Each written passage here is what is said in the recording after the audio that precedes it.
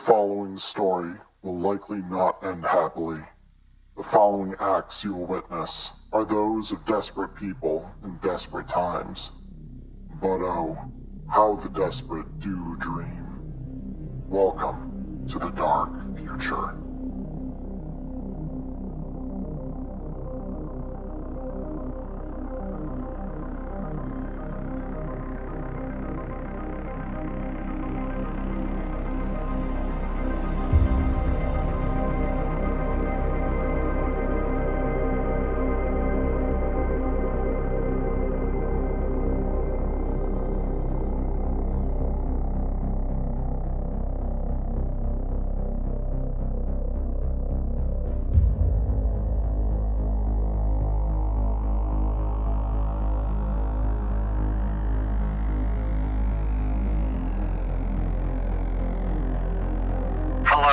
This is David Johannesson for N54 News. The last few days have brought several gangs to heel within the combat zones, largely in part due to the men and women of the NCPD. Violence is finally starting to decline. In a press statement earlier today, Chief Harold Lejeune made a statement stating, quote, "We have made a breakthrough these last few days and have sent a message to the combat zone gangs of the city. Anarchy will not rule this city. Law and order will. Any further violence will be met in kind, as we've entered into an agreement with Kakukura Security to ensure the continued peace within the combat zones of the city," unquote. Truly, we are lucky to have such stalwart protectors within the city. We will continue to provide updates on the story as we receive them. Stay tuned. Alright, Chumbas, time for today's Body Lotto. These last few days have seen rivers of blood pouring from the combat zones and a few of the rebuilding districts on their perimeter. Bad few days to be a booster. Today's numbers are from those lovely blenders of carnage in the city, the combat zones, as well as the Haywood Industrial Zone. Today's numbers are 87, 11, 83, 75, 76. But look out there, Chews. Stay safe.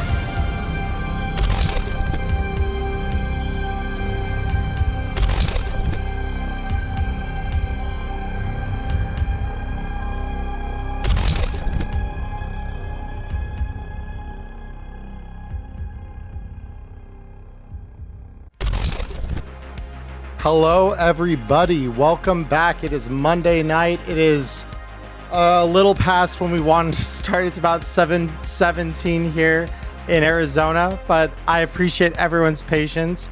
Those of you who are joining us later on YouTube, you don't have to wait to watch us, but you will miss out on the live conversations that we will have here on Twitch. So I would highly encourage you, even with some of our scuffed production that we do have on occasion, that you all do come by, check us out, and join us for those live chats that we do both at our break and at the end of the show with whomever would like to stay and stick around. So without taking too much time here at the start, again, Twitch, we have channel points. You can drop items, name NPCs, drop loot boxes for cheaper than the items. So if you have any of the desire to use any of those loot points, by all means, please do so.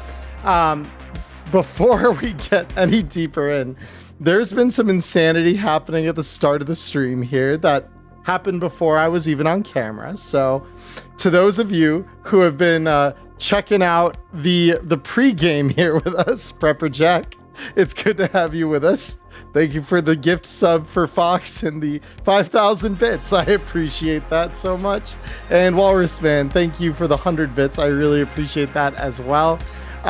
Those of you who maybe were not here last week when I announced it, because Walrus Man just noticed that we have a couple new emotes in the chat here. So if you are a subscriber on Twitch, we do have updated emotes, and we also have moved several of the classic emotes down to the follower tier. So those of you who are followers, if you would like to join in the conversation that we are having, by all means, please feel free to do so. Mock the players, celebrate them. I do both. You should also, honestly. Quick last bit of credits here. So both Ghost Squad 09 and Ghost of the Valley do help me kind of produce things here, make things better. They help show me and the other players some different tools that can be used to kind of make things all the better here in Streamland. So I do want to call them out, and I'm sorry, I'm also trying to set things up here. The one thing is, so Ghost of the Valley, we are thinking has overslept. Apparently, I've been informed he may have deprived himself of sleep over the last several days. And so he might be joining us a little later on in the stream tonight. But we will start with the crew that is here, which is all the other OG members for the first time in about a month, I think. So it's great to have you all with me tonight. It's been a while. It has been a bit, so it's awesome to have you all here. And of course, we're going to break that streak again next week because Ghost Squad 9 is not going to be with us. Yeah, so this week is gonna go great as long as Ghost of the Valley can get here. So without further ado, let's shuffle on over to the game board. So this week we start with I guess we could start with a recap of kind of last week. So last week, for everyone who was here, you might remember that we had a little bit of drama, but a very successful gig in making peace with the Neon Panthers. So you all met with Fridge. You negotiated with Fridge. You got Fridge to stand down after a little scuffle with the NCPD and finding out that he was on some level involved with that little scuffle. So with that said, you guys resolved it with Fridge, but Fridge also warned you that there are some assassins known as the Crimson Barracudas coming for you. They are a deadly Thalas nomad clan that are largely regarded as Raf and Shiv of the high seas. They're not someone that you want to make an enemy of. They're definitely not the kind of people you want coming for you specifically. They're very good at what they do. So with that all said, those of you who were here last week, all of you actually that are here this week, wake up in the edge. So for downtime considerations, you all have, those of you who were here last week, so that'd be Dr. J, Persephone, and would be Way, and I think Zeke, you were here last week as well, weren't you? Yes, I was. You were, okay. I just wanted to clarify. And I'm curious, Erica, why are you running up into the corner there? Why are you running away? Why you want to flee? Planning on dying?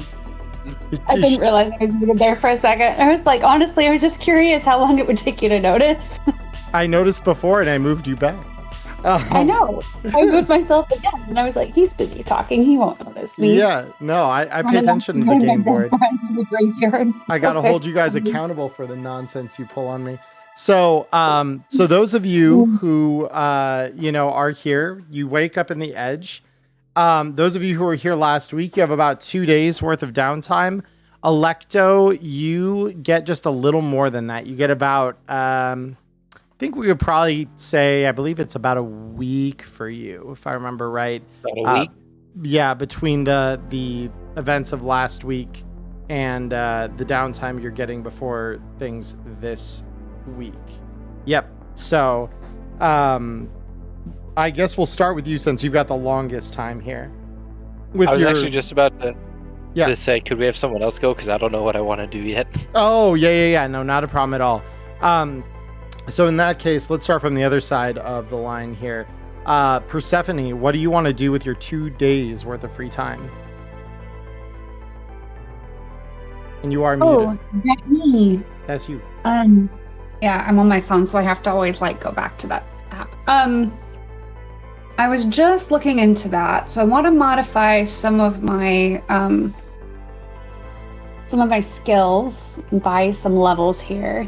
Okay. Which, yes, again, will require you to remind me what the purchase prices are because my brain is Swiss cheese. 20 times the level you're trying to buy for a normal skill, double whatever that number would be for an X2 skill, and 60 times level for a roll ability. Cool. Can only buy one at a time. Yeah. 1 sec.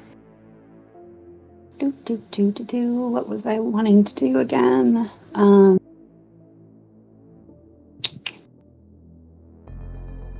Right.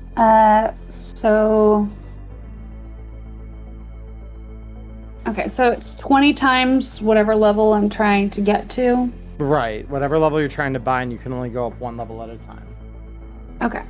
So we're gonna go ahead and go up a level in shoulder arms. Okay. She's been using height enough that it would make sense that she has gotten better. Button, let me do what I want to do.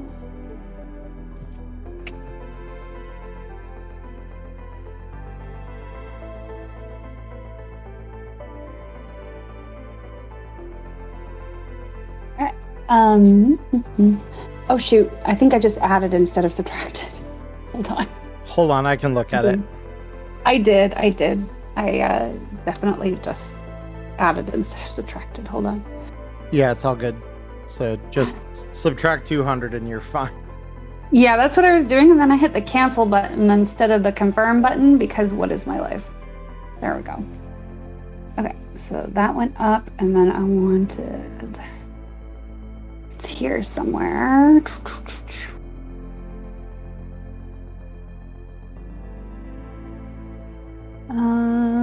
I cannot find... Oh, there it is. Found it. Sorry, everyone. This is genuinely the pace that my brain goes at. It's all good. 8, 160. So I want to go up in evasion. Okay.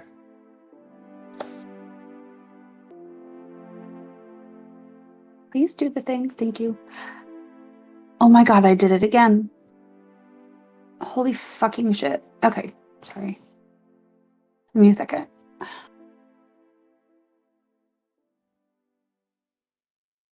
I can make the modification for... Oh, no, you did it. No, I just did it. I was just like, hold on. How many did I add it by? Because I can't freaking figure out what the hell I'm doing. Yeah, you're good. Look, if I were better at math, I would have had a completely different life path. Yeah, should buy some library search for these updates. Mark. Well, if it's... Okay. Yeah. So you want to do that.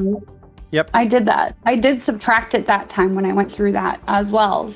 Yep. Which is apparently impressive. Let's see. And she would maybe like to see if she can find some of her friend Tony biotoxin grenades. Okay, those are a little tricky to find. Yeah, she only has really high class friends. So go ahead here. I'm gonna check one thing real quick. But there is a... go ahead and roll me a streetwise check, please. And I will now reveal the game board so that we can see this roll. There we are. Give me a second. I can never find streetwise.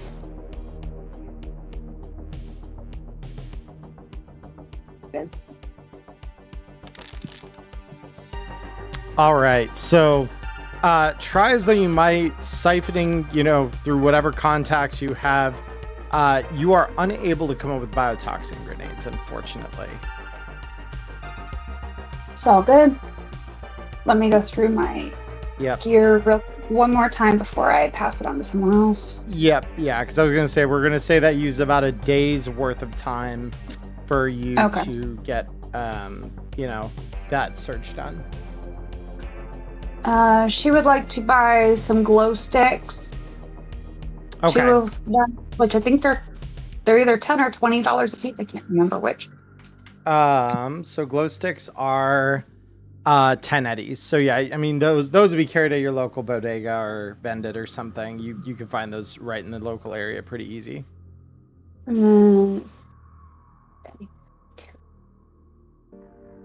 Um,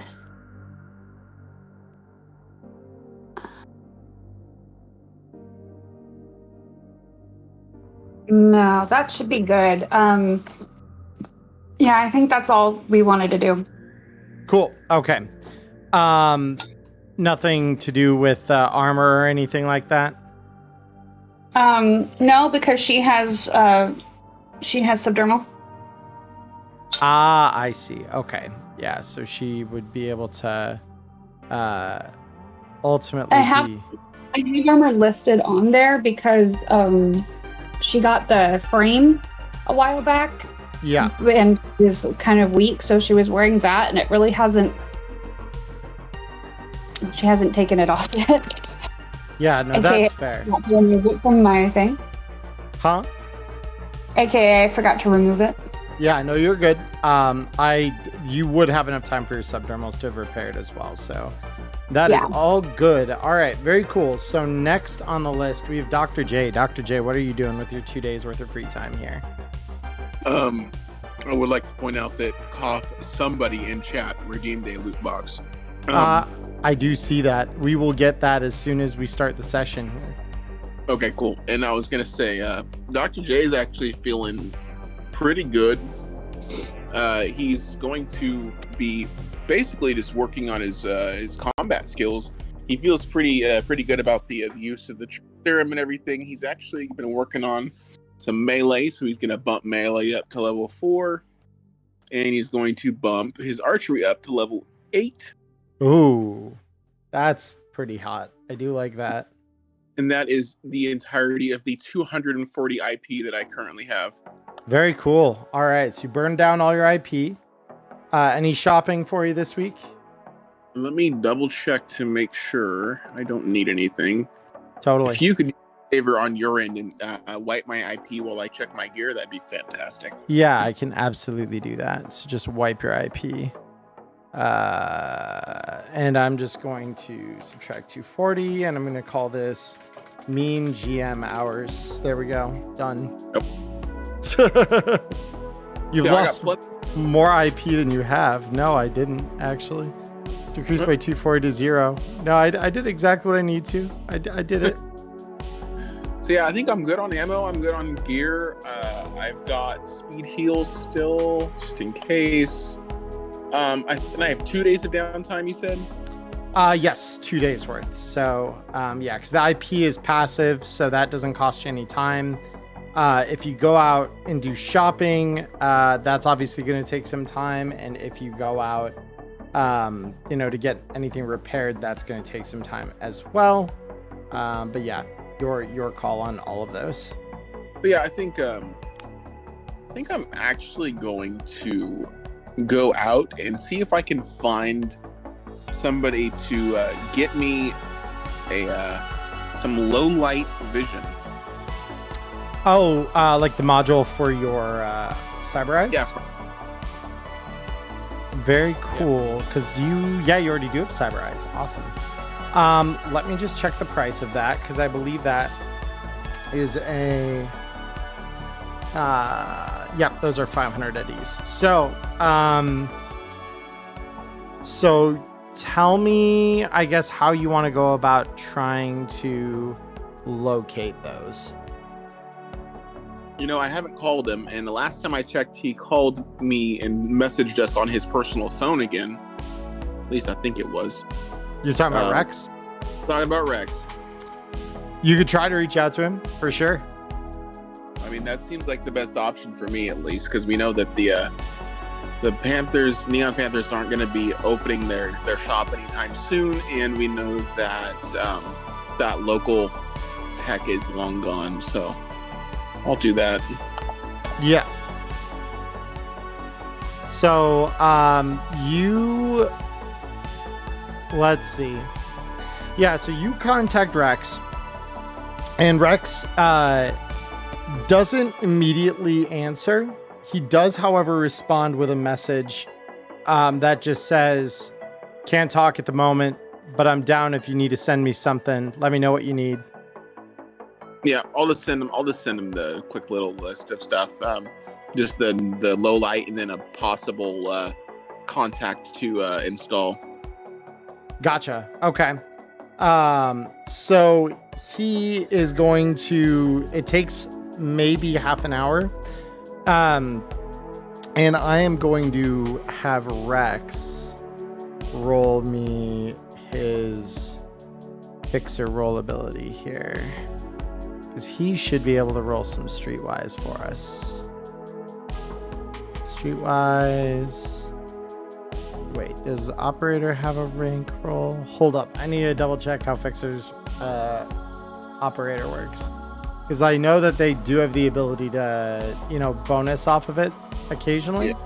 I just need to remember in what cases that is. So 2 seconds here. This should actually be really quick. So you can always source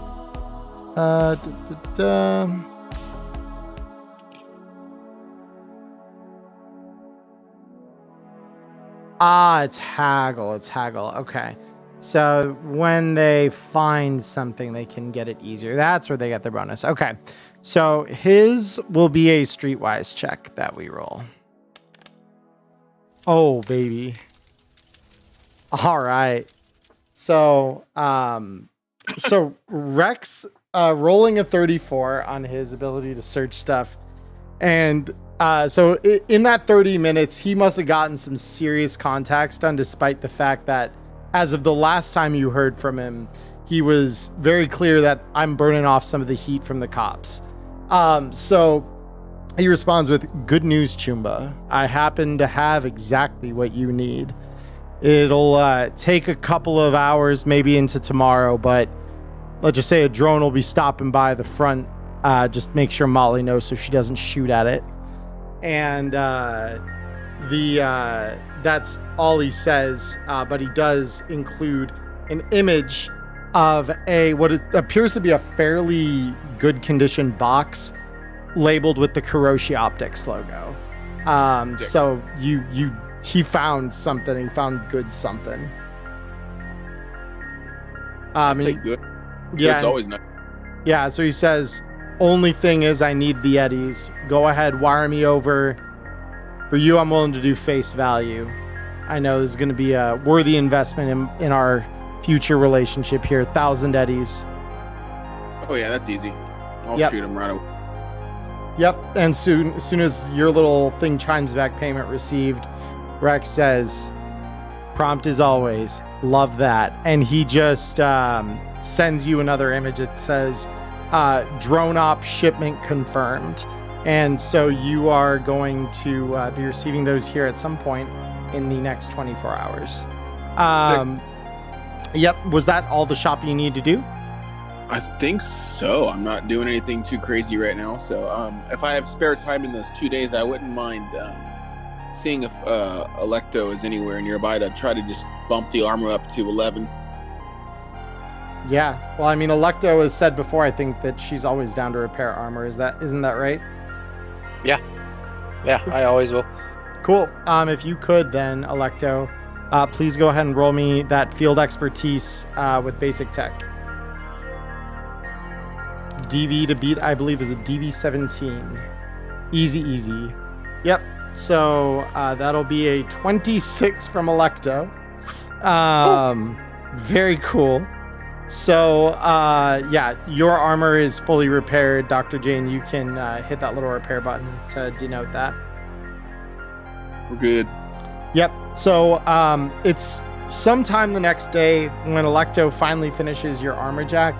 And as if on cue, Molly texts you, says, "Hey, package just arrived for you. Nearly shot the drone, but it looked like it was carrying something pricey." Yeah, I'll head down and go check it out, see what she got for me.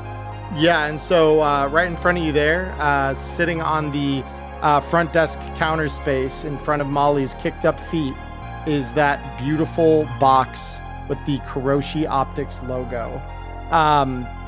Rex texts you as well as you're on your way down to receive it. And he says, I've set up an appointment with you with my personal Ripper Doc Carver. He's got a small temporary space he's set up. Here are the coordinates, and they pinpoint to a place on the South Night City district map that is a small, what appears to be abandoned shack of some kind just down the block a short way. And he says, already arranged payment with Doc Carver, so you don't have to worry about paying him an ed. All right, well, I'll go ahead and I'll just walk there. I don't feel like asking them to borrow a car or anything. Yeah, no, that is perfectly fine. So as you walk out, you do start to notice, it's not 6th Street now, but you're starting to notice as you walk down, you see a couple people almost trying to kind of cover it just enough that they're not super obvious, but you definitely catch glances of some of the Neon Panthers gang colors as you start walking down the street, as they appear to kind of be roving around the neighborhood a little more than they have been. So yeah, you make your way to Doc Carver's shop. He, the consummate quiet professional he is, just kind of tells you, all right, we're going to sleep now, taps you on the side of the neck with sedative. And when you wake up, your eyes are seeing in 4K high definition. So you may go ahead and install low light IRUV. If you've not already added it to your character sheet, I can for you. But go ahead. What do I need to roll? Humanity loss. You will, yeah, but you'll need him on your sheet to do that. I can let you do that on the sheet. I forgot. Yeah, I'll do that. Do you want me to run the install as well for you? Yeah, sure, that's fine. Okay, cool. So we're going to install the first one, rolling a 2 on humanity loss for it, and then we roll on the second one, rolling a 4 on the humanity loss. That is not bad at all. That is below average. Good job. Pretty good. Pretty good, yeah. So you can now see through smoke in the dark. Very, very cool. Never worry about darkness. Never, ever again. Unless those things get shot out like Wade did last week. So don't bring that juju on me. I don't need that. Well, the death card isn't coming back up for a while, so hopefully we're good. So with that out of the way, that does pretty much take the remainder of your time, unless there's any very small last minute things you want to accomplish. Nah, I'm just gonna be chilling. Very cool. All right, on to Zeke then. Zeke, what are you doing with your spare 2 days of time? So this first, because I want to add some like flavor, because there's really not much I want to do. So I was gonna rule that for the first day, I say maybe he sets either finds some place secluded or finds a range that he can go to burn through the remaining heavy pistol basic ammo and just increase his handgun skill by 1 point up to level 6. Sure. Yeah, I mean, you wouldn't really have to get rid of the ammo you have. I was saying it as flavor text because I plan on upgrading to armor piercing. Yeah, totally. I'm just saying you don't have to take it off your sheet because the range does provide ammo. So the local bodega conveniently next door, mostly because of a lawsuit from several people against Gunmart. Gunmart sponsors a range just next door because, you know, they basically are like, well, if you want to test the quality of our guns, we've got a place to do it right next to the bodega where you can buy them. So they've got a range there sponsored by Gunmart. And you can go there, use their ammo, which is not good ammo, but it'll fire and it won't fuck your gun up. So yeah, you get to the point where you can just, increase that handgun. Go ahead. Yep. And then you said you wanted to get armor piercing rounds? Yes, so I'd like to buy 40 units of armor piercing. I believe last time you said it's 100 eddies per 10. Exactly. For armor piercing. Yep, so it'll be 400 eddies and the bodega carries those, so you can definitely do that.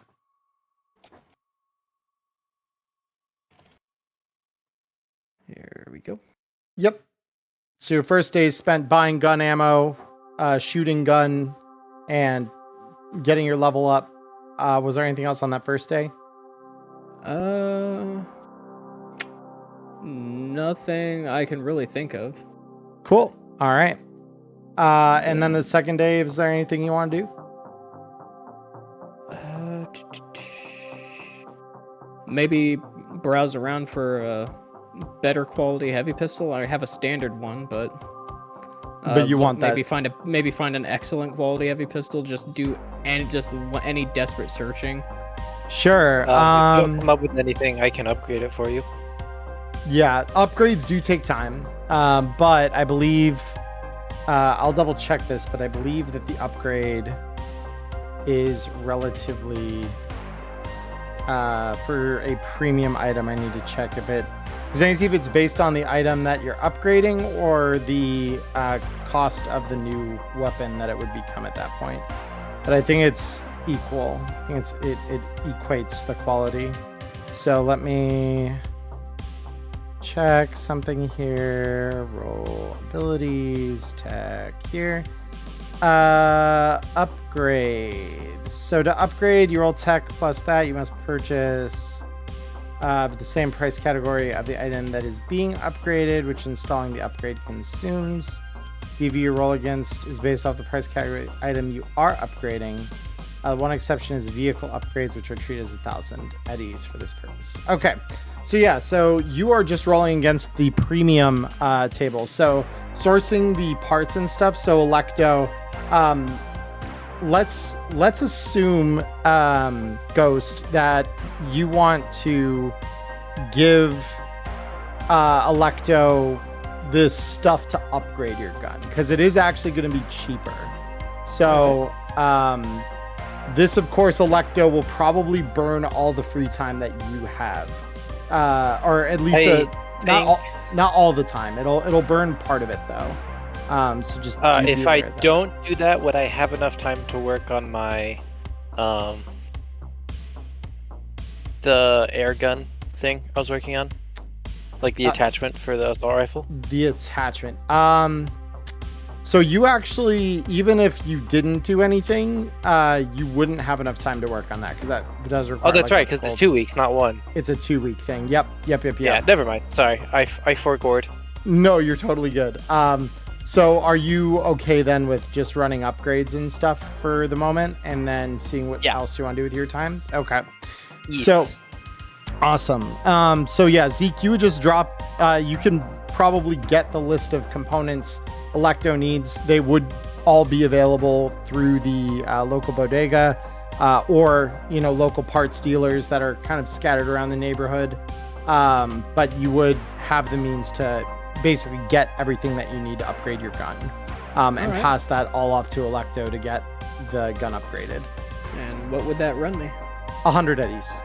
100 eddies? Ooh, that's dirt cheap. Yeah, we're having a tech in the party that can upgrade. Your shit is overpowered sometimes, because they only pay the price category of the item they're upgrading, not the one that it's becoming. Eddies subtracted. Yep. So, Electo, if you could go ahead and roll me upgrade expertise with weapons tech. Yes. And again, DV to beat is 17, and she will take convincingly 30. We take these. What the? Do you think I did it? You think I passed? I think you might have. Why did you hand me a railgun? I am shook at how high that roll was. What the fuck? Okay. Well, my brother in Christ, I wanted a heavy pistol, not a heavy railgun. Railgun. It really is a heavy rail this time. Yeah, so literally you walk in, bring her the parts, and she says, no, hold on, I'll be just a sec. And she literally runs the couple of things she needs to through her porta printer to get the last couple of small joiners and things like that she needs for the gun, the different little screws and posts that kind of fit into things, and just basically disassembles and reassembles your gun all in the space of about an hour. And you just kind of watch with awe as she literally just makes this thing look better than new. And yeah, we are able to now replace your existing heavy pistol, which I will do for you here. I'll go ahead and unload the heavy pistol so we can just... Yeah, so I will simply remove this from your sheet. And because, yeah, you don't have any attachments on this thing. And then I will give you a heavy pistol excellence. So just bear in mind that that is the one upgrade that weapon can now receive. So you will not be able to upgrade this further, but you now do have that. Alrighty. That's all I was looking for it. Very cool. And then, so that would be all of your time having gone out and shopped and upgraded and everything. So that finally brings us to Electo. So Electo, you've got the days that the rest of the crew was busy doing shit last week. You probably would have been harassed slightly by the NCPD, but they wouldn't have taken anything from you. Yeah, they would have died if they tried. Yeah, well, they very nearly did. As a matter of fact, I think probably the reason they didn't go into your room is because they were so busy getting killed by everyone else in your group. So hell yeah. So with that said, you've got 5 days of more or less free time here. So what would you like to do with those? What I'm gonna do, I'm going to upgrade shoulder arms from 1 to 2. Okay. How many IP is that? I forget. From 1 to 2 is just 40 IP. 40? Okay. Yep. 20 times the level you're buying. You say that every time, and I'm always like, I'm gonna remember it this time, and then I never do. Yep. Okay, so I got shoulder arms 2, and then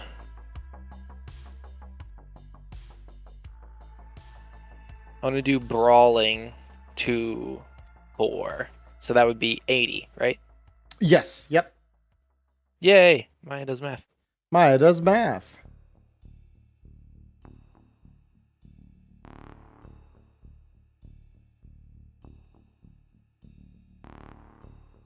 Okay, and then would it be possible to find somebody to give me 1 grafted muscle and bone lace? Ooh, I don't know about give. That's a strong word when we're talking about like, Borgware. Yeah, but... I mean install. Yeah, I mean you'll I'll need. pay for it. Do you have the muscle bone lace, or do you need to find it? I both. So I need to find it, and then I want someone to install it too. I don't have it, but cool. I want one. So how do you want to go about? I also want to get an assault rifle. Gotcha. That is okay. what I have wanting to do for the rest of the days.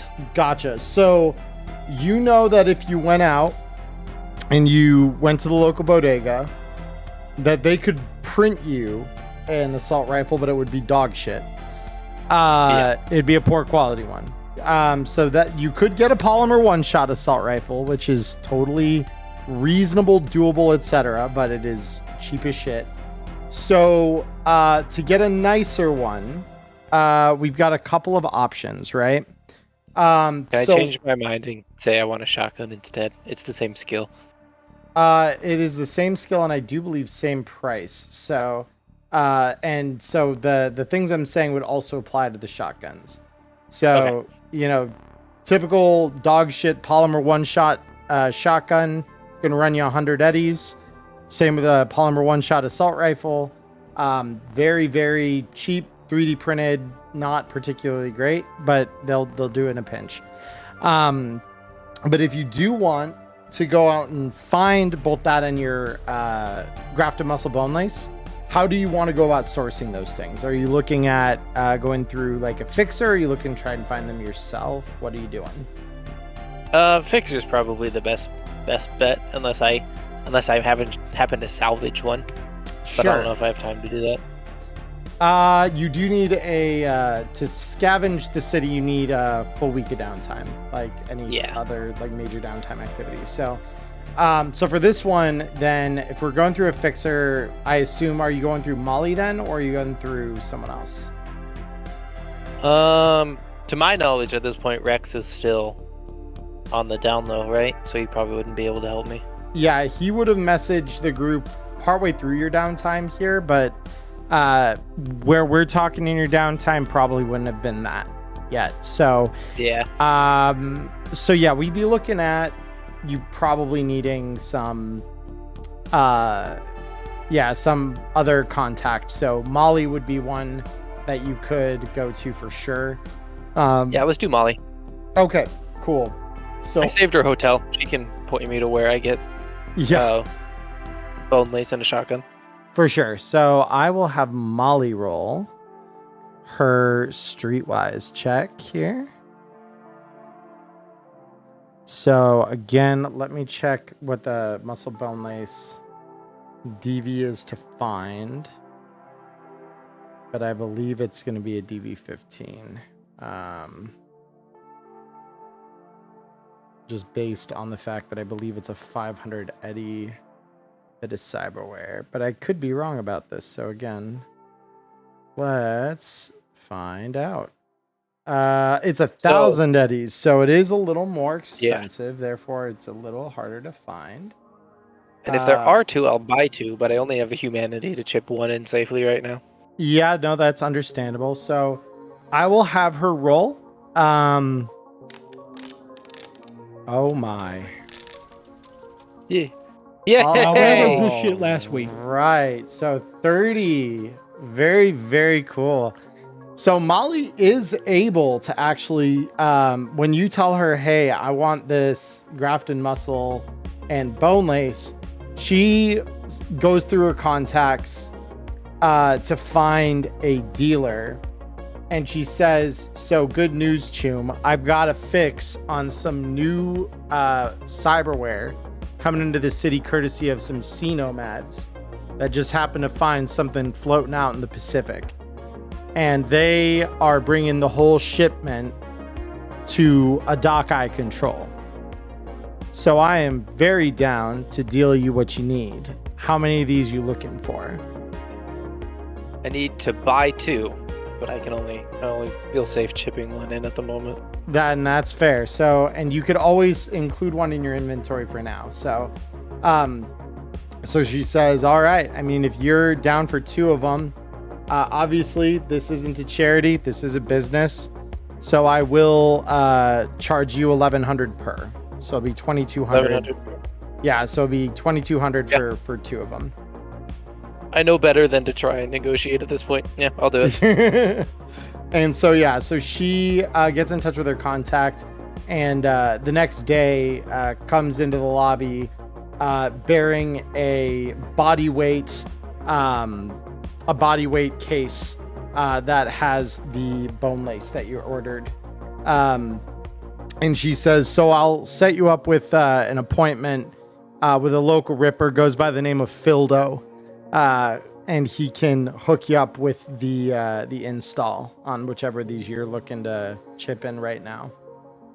Hell yeah. Yep. Be careful. Be careful visiting Fildo.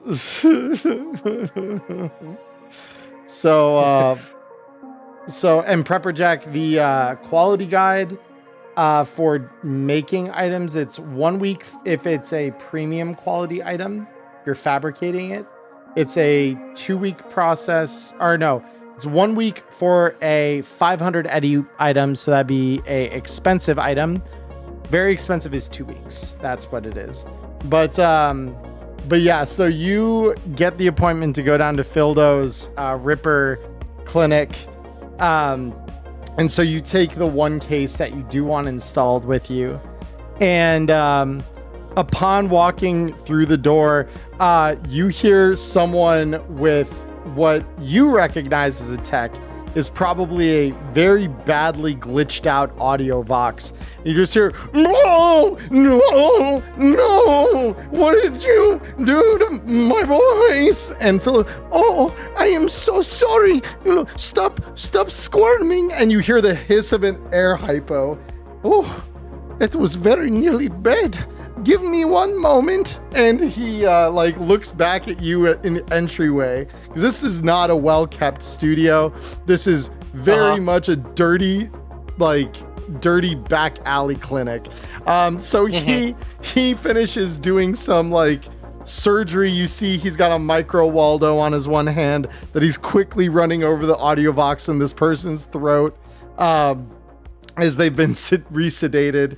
And he taps a couple keys on a nearby computer, and you can hear a couple of very clear tones play through the speaker on the audio box. And he says, "Oh, crisis averted.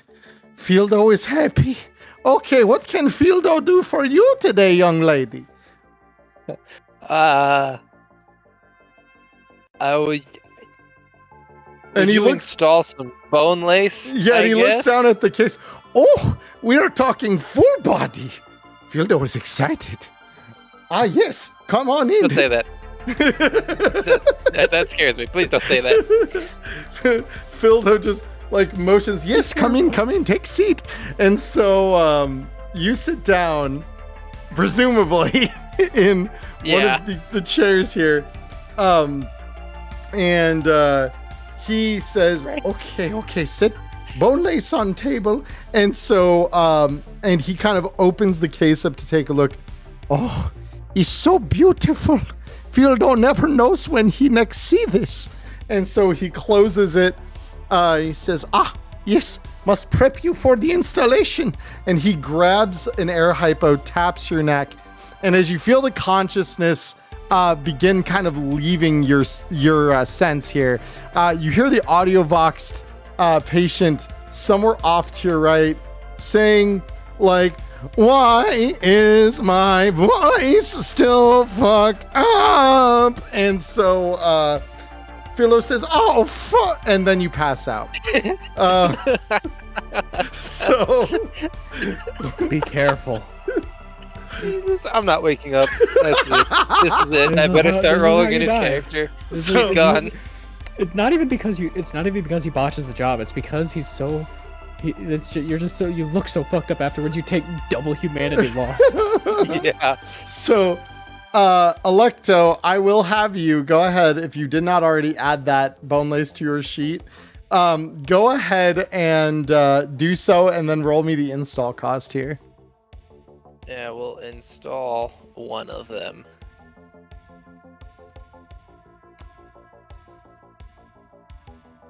Yep, here we go. Here we go. That's not that's bad less at than average, all. though. Yeah, that's lower than the average. We will take that. So yeah, you successfully install that cyberware, and Right, I'm going insane though. I'm at 16 humanity.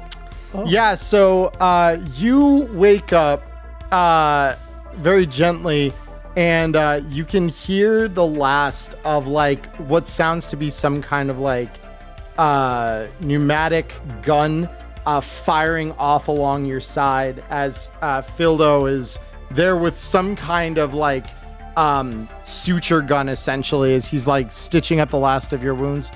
And presumably he hears or sees you kind of beginning to move and make those like subconscious waking up kind of motions and sounds. And he looks at you. "Oh, good, you are awake." And he basically looks at the biomonitor he has plugged in. "Oh, good, stable, very, very strong vital signs, better than my last installation. Fieldo is very proud of this one."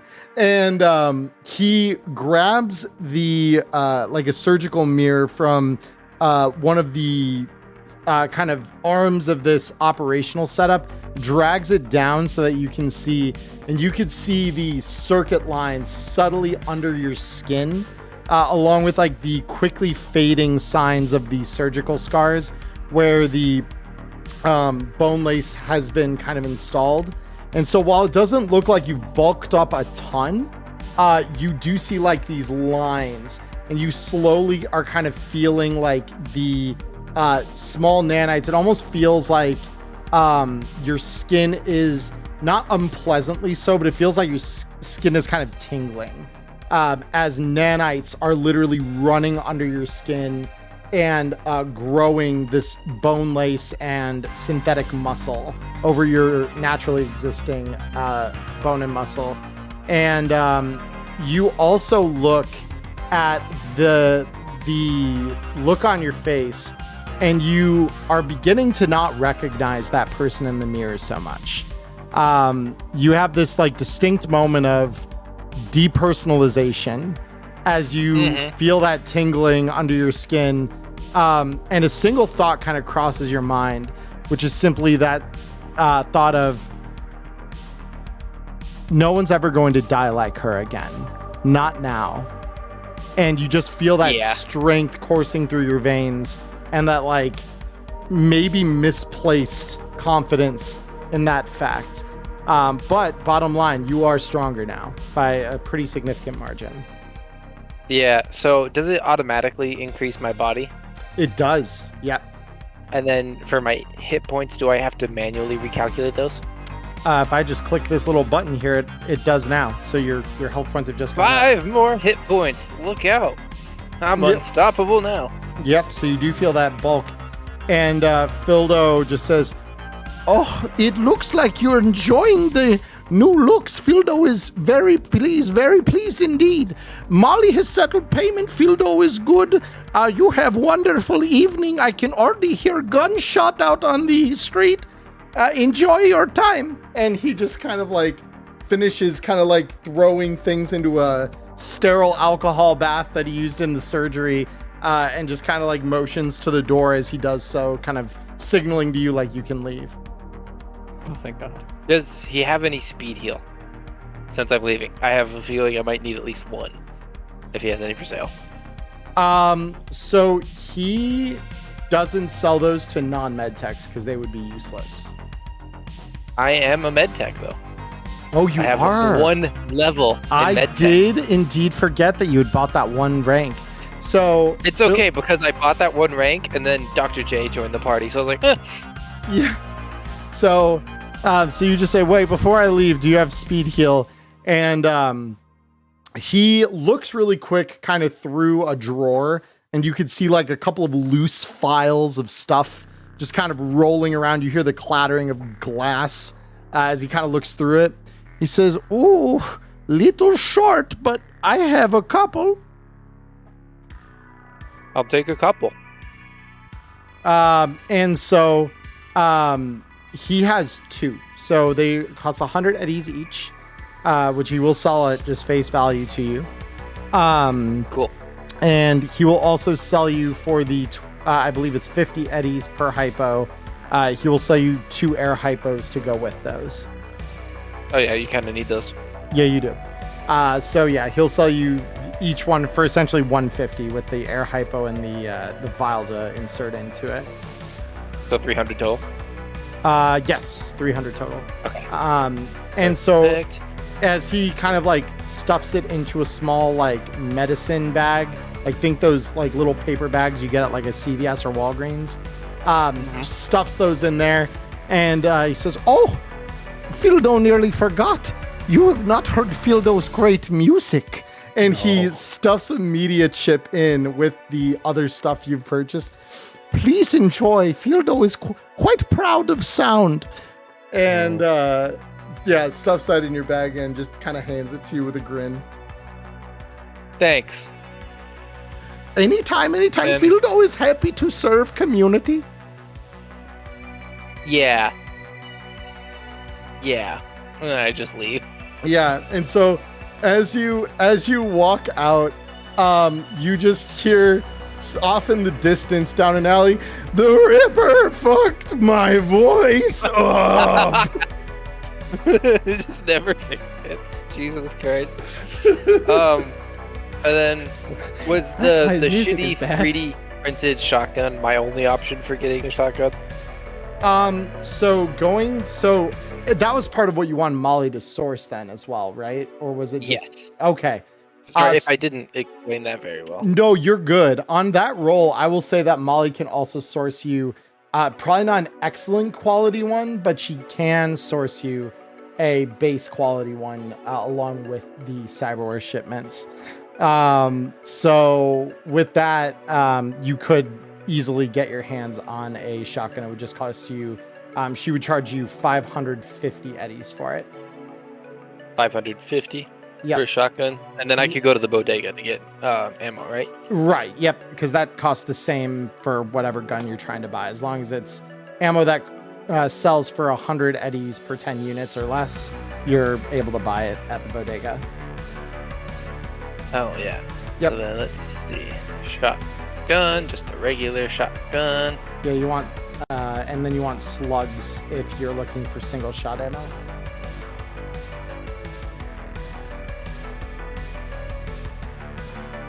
It was slugs, and then what other kinds of ammo would they have at the store? Well, I mean, you have the option for shells. Oh, they're all slugs. Oh, I'm sorry. Yeah, so there are two kinds of ammo that fit into shotguns. So you have slugs and shells. Shells fire conically in a 3x3 grid right in front of your character. And instead of dealing normal damage, which would be 5d6 for a slug shot, it deals 3d6 damage to everyone that you hit in that area. So they can all take a chance to dodge it, but as long as you beat a DV13 shoulder arms check, all of them have to either evade that or take 3d6 damage. So it's another way to like deal damage to a large group of enemies in front of you. Okay. So at this bodega, would I be able to get slugs, shells, and then for no reason in particular, incendiary versions of both? I have no idea why you would want incendiary versions of those. No reason I want an incendiary shotgun at all. No reason at all. Cough, cough. Anyone in chat who has not seen John Wick 4, please see it.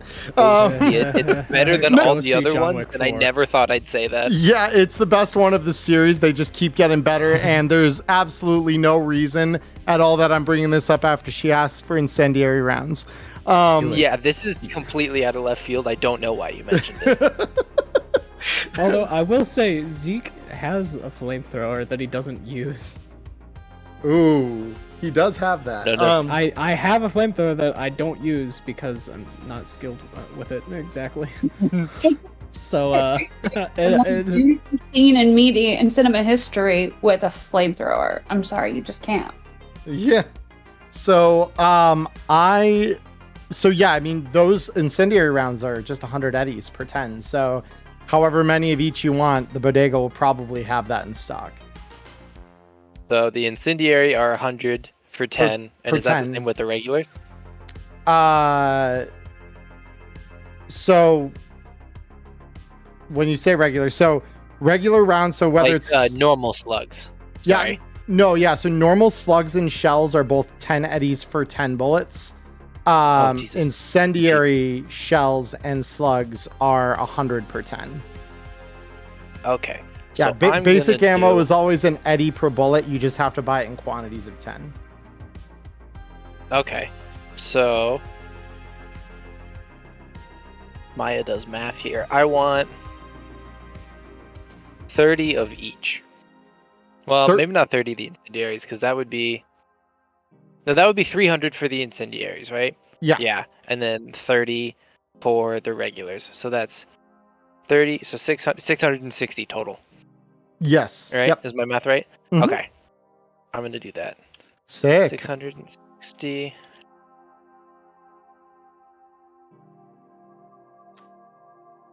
And then while you wrap that up, because will that be all of your downtime then? Or are you using any more downtime? I see a shotgun slug expansive. What is that? I don't think I want it. Well, actually, I don't know Expansive, if I want it. basically, if it deals the foreign object critical injury when you roll on the critical injuries table on your target, you deal a second critical injury as well. That's right. Oh. You here to watch me get fucked up by expansive ammo. Yeah. It's You kind did. of scary. It is when kind the of thing spooky. happens. If you get lucky enough to roll that for an object, it is like actually devastatingly powerful. It is debilitating to say the least. Damn. Okay. Oh, because that would deal an extra damage, wouldn't it? It does. Yep.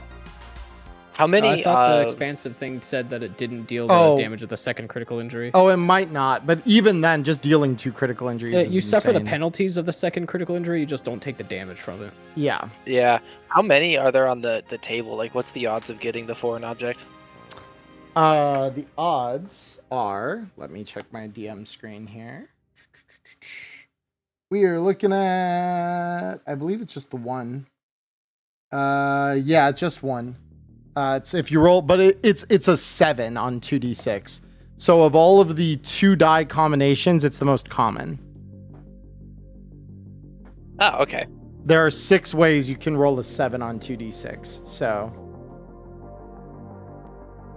Neat. All right. I don't feel the particular need to get that at the moment. I am happy. yeah, no, I would definitely be happy with that. So, so anything else with your free time?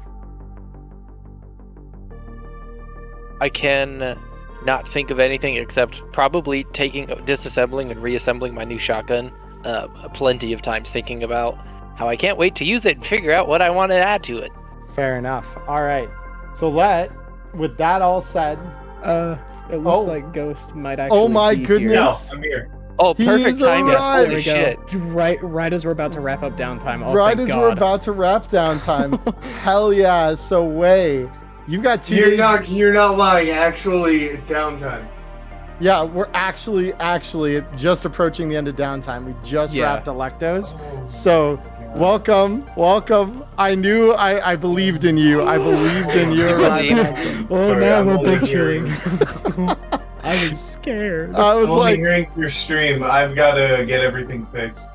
oh, you're good. You're totally good. I was just gonna say you've got 2 days of downtime from the end of the last session to now. Is there anything in particular that you wanted to do at that time? Or did he may have walked away for a minute? That's okay. I will. No. Oh, I'm there here. you I'm are. here. Sorry, Oh, you- I just muted. I was getting things set up because for whatever reason, Discord had stopped recognizing my headset as a thing and was trying to play. Yeah, I was trying to play Discord out of my actual desktop. Oh, that's But fun. This clean. Oh, All good. It's all good. Scuffy streams. That's what we do here. Welcome to Neon Inferno, everybody.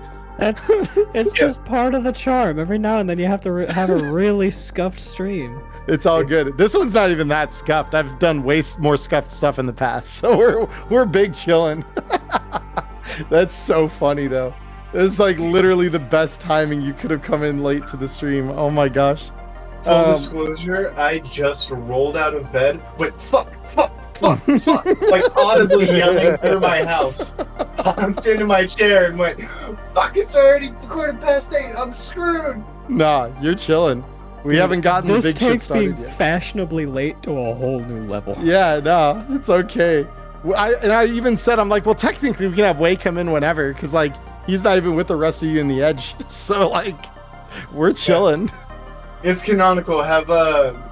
Way is just basically skating around in the place that he's staying at, and whenever it seems fitting, have him have slept in and had to skate to the location, so he also ends up like just as the briefing starts. Right. Yep. So, so the downtime, you're just basically spending time at. Refresh armor jack because it's probably blown up, and the Huh? usual in You're- betweens. But Your armor jack is chill. Actually, it's 11:11. okay, I just remembered that I need to actually link into things. That this was the fastest rush together I think I've ever hopped out of bed. No, you're good, I'm dude. at like energy level 11. You're good. That just means you'll stick around for the after game chat today. Oh, 100%. It's all good. So let me go ahead while you kind of get things set up here. I will at the very least kind of, because the place we're starting from today is not nearly so like jump into things. So let me roll our weather for the week really quick here. So today in Night City, It is a cold day and night city, around 40 degrees Fahrenheit. The weather is light rain. So I will, of course, bring that up as a sound effect here. I'm sorry. What is the what is title? the what? That's where the title for this week's episode. Oh, this week's title. Yeah, those of you who did not see the opening, it is The Gathering Storm. So light rain is a appropriate title or appropriate weather for us. I'm scared now. Yep. So we do have that rain going in the background there. So with that said, you all get up on this rainy, cool morning of the edge being where it is. Molly has given you guys a very basic goal in Electo. You kind of get filled in from the crew here. And the one notable thing for all of you as you kind of get up that day after the last gig is you notice Wei isn't there. He is apparently left, and not even Molly knows where to. Molly has, however, notably kind of been working angles to try and get as much detail as she can on the 6th Street negotiation that essentially you guys are being asked to go attend. Being that you're the ones who've sweet-talked the Neon Panthers into cooperating, and she's confident that you could do the same with the 6th Street. So Wendy Thomas, the local kind of commander of the 6th Street in the area, has basically delivered an ultimatum. It's like, we can meet over the negotiating table or we can meet over the battlefield. The choice is yours. So Molly, on the dawn of this second rainy day, calls you all down and says, all right, Chooms, you heard what she said. What's it going to be? We negotiating or we going to war?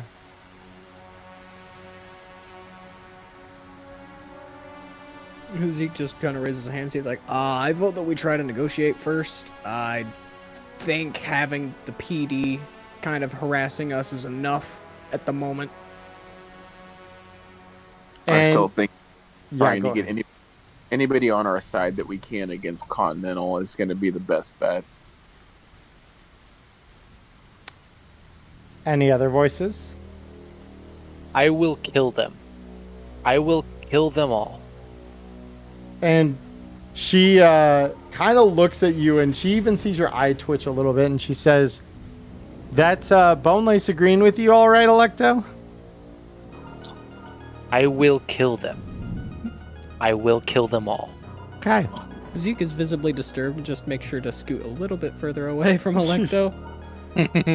So the thing she tells the group, she says, well, so far I'm hearing 2 votes for negotiation and 1 vote for war. And she looks at you, she says, she looks at you, Persephone, and just says, so Rocker Girl, what are you thinking? Daddy always said that negotiation is for the weak. But, like, my dad is also an asshat, and, like, we're not talking right now, so, like, I guess talking might be fine, too.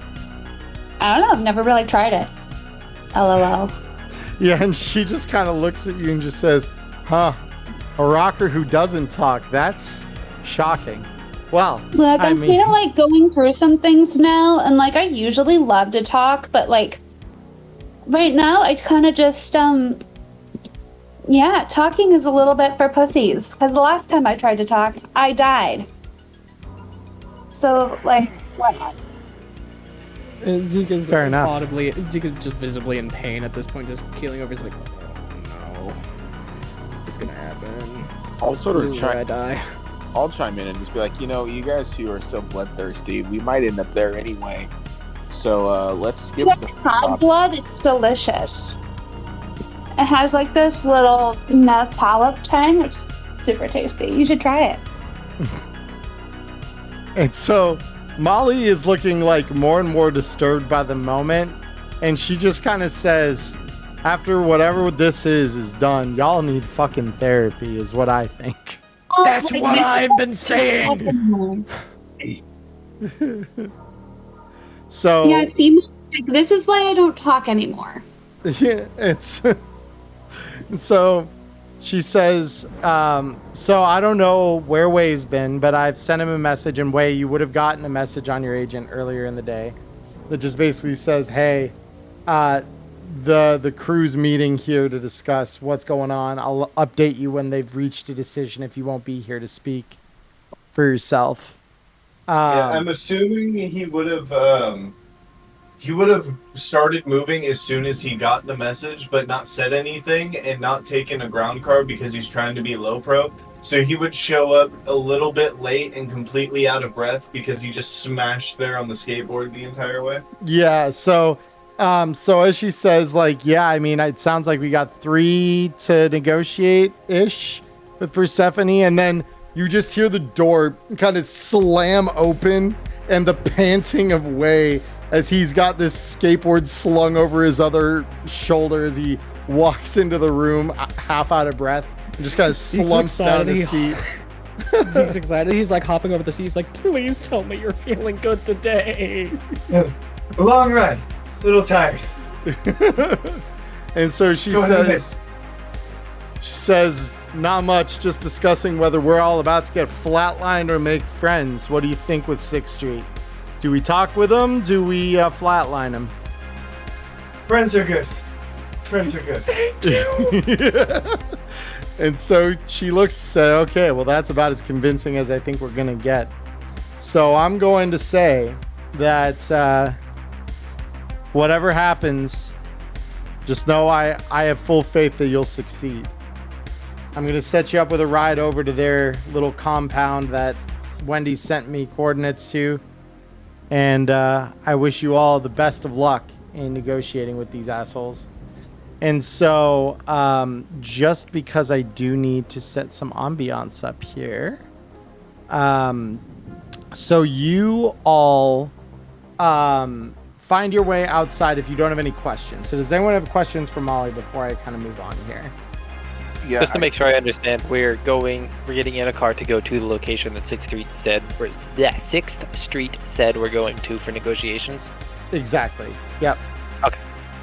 So I was gonna sit down and actually ask Molly what all she knows about this Wendy, because if she has any inside knowledge of things that we don't know that we can use against her or to sway her in our favor. I want to know. Sure. Go ahead and roll me a conversation check here, and I'll re-reveal the board here. And I will have her roll it as well. Okay. So yeah, whenever you are able to roll that conversation, she rolled a 6.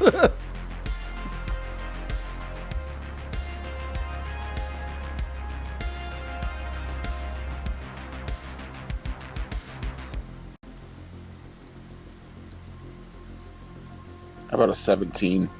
17 ain't bad. So you just ask her, like, what do you know about these guys? What are we walking into? I want to know specifically about Wendy. If she's been feuding with her for a long time, if there's any information I can use to sway her, like if she has lost anybody to like gang wars or anything like that, basically. Sure. So she just kind of says, well, Wendy was already the bitch in charge when I moved into the district at Rex's kind of behest. And she kind of rolls her eyes as she says that, like not too happy with having to kind of rehash that. And she just says, the situation is simply this. From what I've heard, Wendy moved in and took over leadership when the guy before her got flatlined in another gang war. Something at the time, I think, was Maelstrom, and it was much closer to the last corporate war. And I think it was during a large part of the inner city exodus when everyone was running like hell from the center of the city. Maelstrom tangled up in their territory. They killed the Maelstrom back quite a bit. They, pushed them more toward the hot zone. But in the crossfire, their old leader died. So she took over. She's got a partner. Dude goes by the name of the Bat. I don't know where the fuck this guy comes from. I don't know why the fuck he calls himself Bat. that. But all I know is this dude's decked out most of the time in thick ass armor, and he doesn't talk much. He just pummels things into the ground, kind of like you, big guy. And she looks over at Wei. But Wendy herself, I mean, she just kind of always wanted the whole district for herself. She wanted to make sure that, you know, like when you all moved in here, you saw her people around every corner. Trust me, I'm willing to take them in, just not when they're trying to take me out and take me over. But they've wanted to control the blocks I have here for as long as I can really remember. Probably 3 months into when I moved in over here, she was already pounding on my door, demanding I give her shit that she didn't earn. So, I don't know. Bottom line, she doesn't have a whole lot of weaknesses. She picks her friends very, very carefully. And she owns a lot of the southern part of the district. And I'm sure the Inquisitor haunt that we helped topple, she moved right in after. I am almost positive.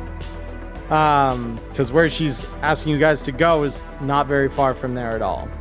So she's trying to consolidate her power, I think. Just making sure that whatever hold she has over the district, it's more or less absolute.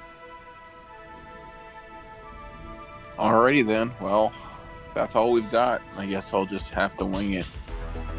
Yeah, I would, however, recommend maybe one course of action to you. Remind them that you were able to disarm the explosives that they brought to the party here last time. Remind them that whatever little tricks they've got up their sleeve, if this does come to blows, that we are more than prepared to hold them off a second time. Doesn't need to be a threat, but it is a fact.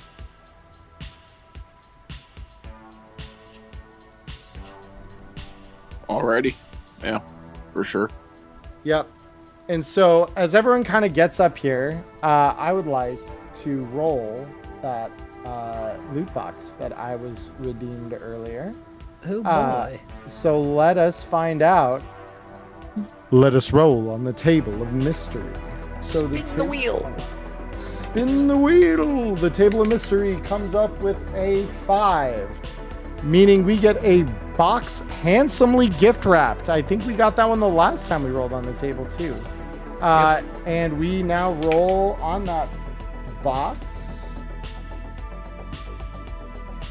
We get a... So you hear a soft little pop. And just behind Zeke this time, you see a ribbon covered gift box with black, like sleek matted black wrapping paper. Pick it up and put an ear to it and make sure he doesn't hear ticking. You don't. Yeah, no, you don't hear anything that sounds suspicious. Okay. Gonna slowly open it up. Yeah, and inside you find yourself a video camera with a built-in memory chip. Another one. Another one. I literally I'm rolled the pocketing exact this. same dice. I am pocketing this and then not telling anyone else about it. Yeah, that's fair. So with that, you all get up and head out to meet the Anderson driver who is waiting to take you to the meeting here. So with that, I would like to go ahead and toggle us over to a slightly different playlist here. Oh boy. So I will be sending us over to a new map here in just a second. I just need to load you all in. So as you guys drive through the city, ultimately, you pull up and you could start seeing a thickening presence of the 6th Street. And as you pull up to very near the ruins of the Holy Hands of the Redeemer Church, the driver stops just a few blocks away and parks in front of an alley that seems to connect to an old factory block. and you can see several 6th Street guards standing by the one gated entrance to this alley. And he just looks at all of you in the car and just says, all right, chooms, this is where the ride stops. Good luck. And scream if you need help. I can't promise much, but we'll do what we can. And so, so as you guys get out here, let me drag y'all onto the page here. So, and as soon as we step out, I would like to immediately do a perception check to see any signs that this is a trap. Certainly. Go ahead. Go ahead and roll that for me. When I equip my shotgun, it says I'm using more hands than I have. It's probably because you've got a lot of items in your hands right now. You've got... Oh, that's true. Yeah, you got an air pistol, you've got a drone rail, you've got light rail, and you've got your shotgun. And you don't got... I didn't really consider that having them equipped meant they were in my hands. That's fair. Yeah, that's what it's talking about. So decide as you get out, like which one or ones you want to be carrying, because the shotgun obviously takes 2 hands. Yeah, I'm gonna be having that shotgun. Very cool. So let me go ahead here. What's your marching orders? You kind of walk toward the fence here. Zeke wouldn't mind being up at the front since he seemed to be one of the strongest advocates for diplomacy. Yeah, I can. Zeke and I can take the front. That's fine. I'll stand at the back where I can watch everybody. Cool. I'm Fine. just kind of filtering and looking around. Yeah, no, that gives me a basic marching order. Super interested, so she's just kind of like here. Yeah, fair enough. I will activate the facility here. So let me reveal this. Side note, while we wait on the loaders, I did send you a DM about something that I missed in the pregame. Just the specifics are there. No problem. And another correction that I want to make because I was in a rush and forgot to do it at the start. As we're going to get out of the car, Way is going to take his normal, patched in leather that he's wearing, tuck it into his carry-all, and because he's got everything packed on him, he's going to slip on just his regular leather. It's basically the same leather, but it doesn't have any of the patches on it because it's backup. Gotcha. Yeah. And regarding your DM, everything's good there, Ghost. So you're chilling, man. Cool. Yep. So with that, said, we now go to you all kind of approaching this chain link fence. And Maya, if you would like to roll me that check, the perception check that you were telling me you wanted to roll. Yes. Very cool. So you look around. These guys are armed, but they're holding all their guns at low ready. They don't appear, as you all walk up, they don't appear to draw them. They just kind of appraise you. And you even hear one, not trying to even conceal that he's talking. You recognize, you're listening closely, but you're hearing nothing behind this. So he puts his finger up to his ear to a radio communicator there. Just says, "Boss, looks like the Edge Runners decided to show. Molly's people are here." And you all, as you kind of walk up, he says, "Yeah, absolutely. Boss is ready to see you. Go ahead walk on in." And as you all walk through the chain link fence entrance, you end up where you are on the board. So you walk up into this, what appears to be an old alleyway behind a factory. And it has been seemingly converted into some kind of fighting pit. You could see bullet holes in several of the walls surrounding the outside of the arena, blood stains on the concrete and metal along the flooring, essentially, of the place. And above all of it, you see Wendy and her bodyguard up here. And so in the room, you notice there are quite a few regular 6th Street rank and file, all of which look to you as you kind of enter the area here. And so as you all walk in, you hear Wendy say, well, it's good to see that common sense is not dead in South Night City. Let's get to talking, Chooms. I've got a perfect little spot over here that we can negotiate. And she hops down, and her bodyguard follows her over to this little fenced off area here where she's got like a small room prepared. Note not pictured on the screen. So are we all looking? Yeah, everyone, if you want, I'm just gonna waltz on over. Go ahead and move your token. Courteously passing by everyone, just whipping out the nicest language he knows, just like, pardon me. And these guys aren't looking threateningly, but they've all got that cold, like, trained look on their faces that says, like, they're ready for whatever's going to happen next. Like, they are not... Yeah, he's keeping his hands, like, up in his jacket pockets rather than down near his waist in his gun. Yep. As I'm walking through, I would be actively looking to make sure there's no more... Like, I can't see any explosives. Yeah, and I will let you use that perception skill of yours, and you see none of them. Like, this place does not appear to be built for an ambush or an assault on you of any kind, other than maybe giving them a choke point near the alleyway that they can, go at you from. But that's it.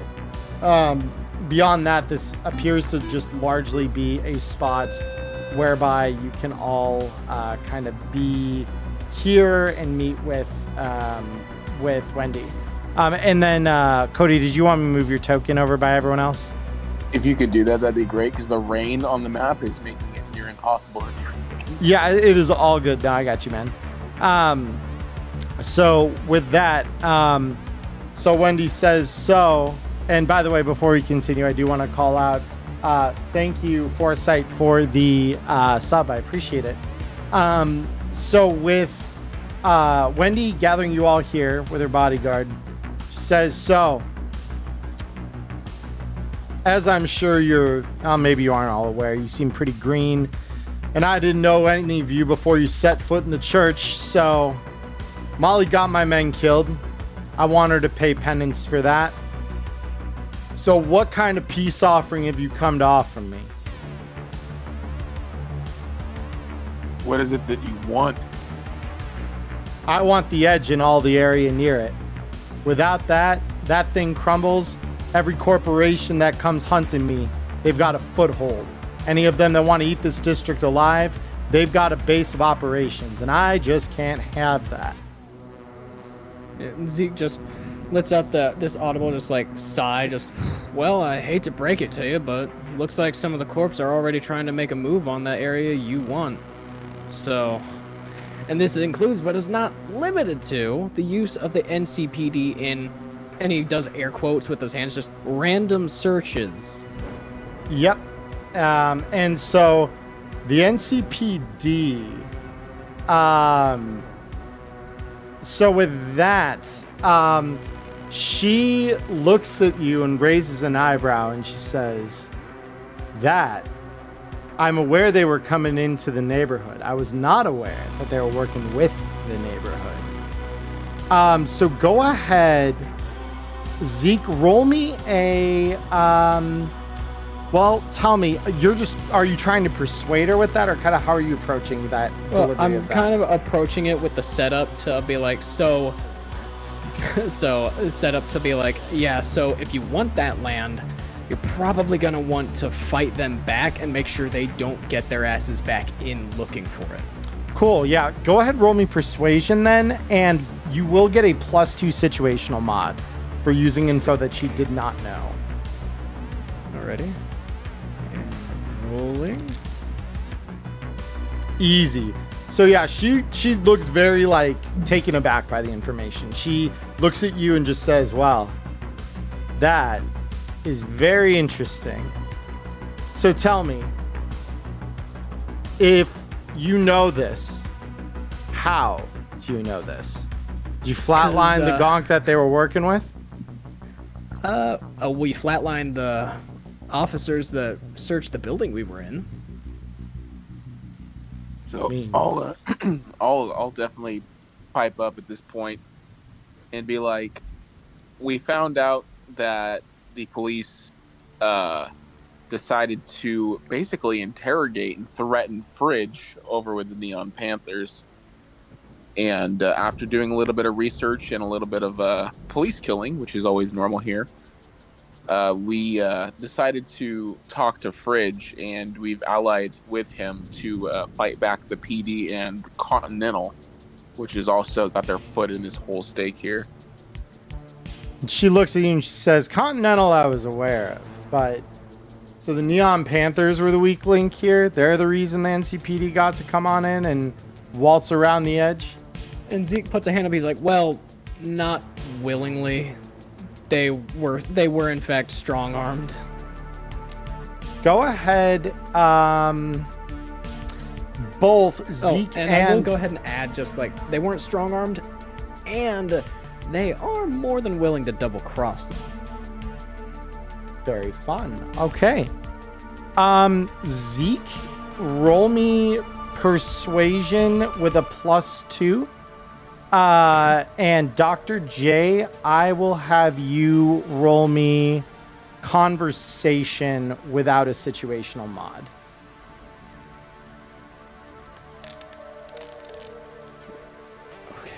Okay. Pretty good. And then I'm just waiting for Dr. J's check as well. I'm using 2 luck. You got it. 14. All right. So, Dr. J, you kind of say your piece at first, and she's not looking terribly impressed. And then Zeke adds the little bit about them being willing to double cross. And she kind of looks at that and says, so you brought him back to the light. Okay. And he's shining brighter than ever. That just might work. Okay. So tell me then. What are you all bringing to the table here then? Because I've heard that we're all working on the same team and, you know, singing fucking kumbaya here, but I still don't get to see, other than a slightly safer position over at the edge, it's still a weak link. So what are you going to do about that part of it? What changed? You say we're here. You know, I was going to say, we're definitely not a weak link. And we are working with Molly. Not only that, but Zeke's going to chime in and he says, well, I wasn't around at the time, but I also hear they held your assault off pretty strongly. That doesn't sound like a weak link to me. Explosives. Yeah. And like hearing the tech say this, her eyes just kind of snap to you, Electo, as you haven't said anything. And she says, okay. And as she did that, I would probably like start, I don't know, spinning on my fingers or something. The drone rail, the gun I invented to do that. Persephone's gonna start adjusting her bra, and like a grenade is just gonna kind of peek out a little bit, and then she'll shove it back in. Just be like, yeah, explosives. Yeah, and so Wendy is kind of looking at you all and is kind of frowning a little bit as you kind of all bring up the fact that, like, hey, we're not weak. We held your guys off. We did disable your bombs, etc. So everyone who just chimed in, which I believe was a combination for the most part of Zeke, Electo, Persephone. Yeah, everyone except for Way, basically. Yeah, Way is just kind of standing at the corner with his back to everybody watching. He's still kind of got an ear out, but he's mainly been watching for any movement among the goons that have just been kind of standing around the corners. Yeah, Zeke's was more of just a passive of like, I wasn't around, but I heard they held you off pretty handily. Yeah, and so go ahead.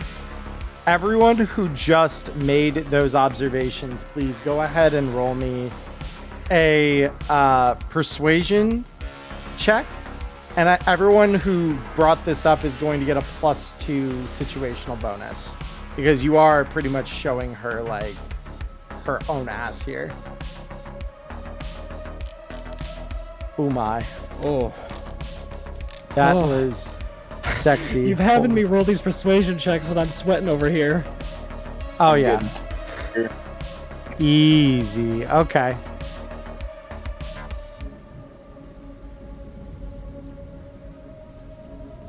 Okay. 1, 2, 3, 4. Yep. Okay, that's everyone. That's not Wei. Okay. So she looks at the argument that you've all made, and she just kind of scowls for a moment, and she just kind of like looks down at the ground for a minute and says, "Fine. I made a miscalculation. I decided to pair up with Continental because I thought if we get to take that district back, that part of the district back, at least it wouldn't be owned by a corporation. But I can see I made some errors, and I can see you've all handled them well enough. So fine. For now, I will leave Molly and the Edge alone.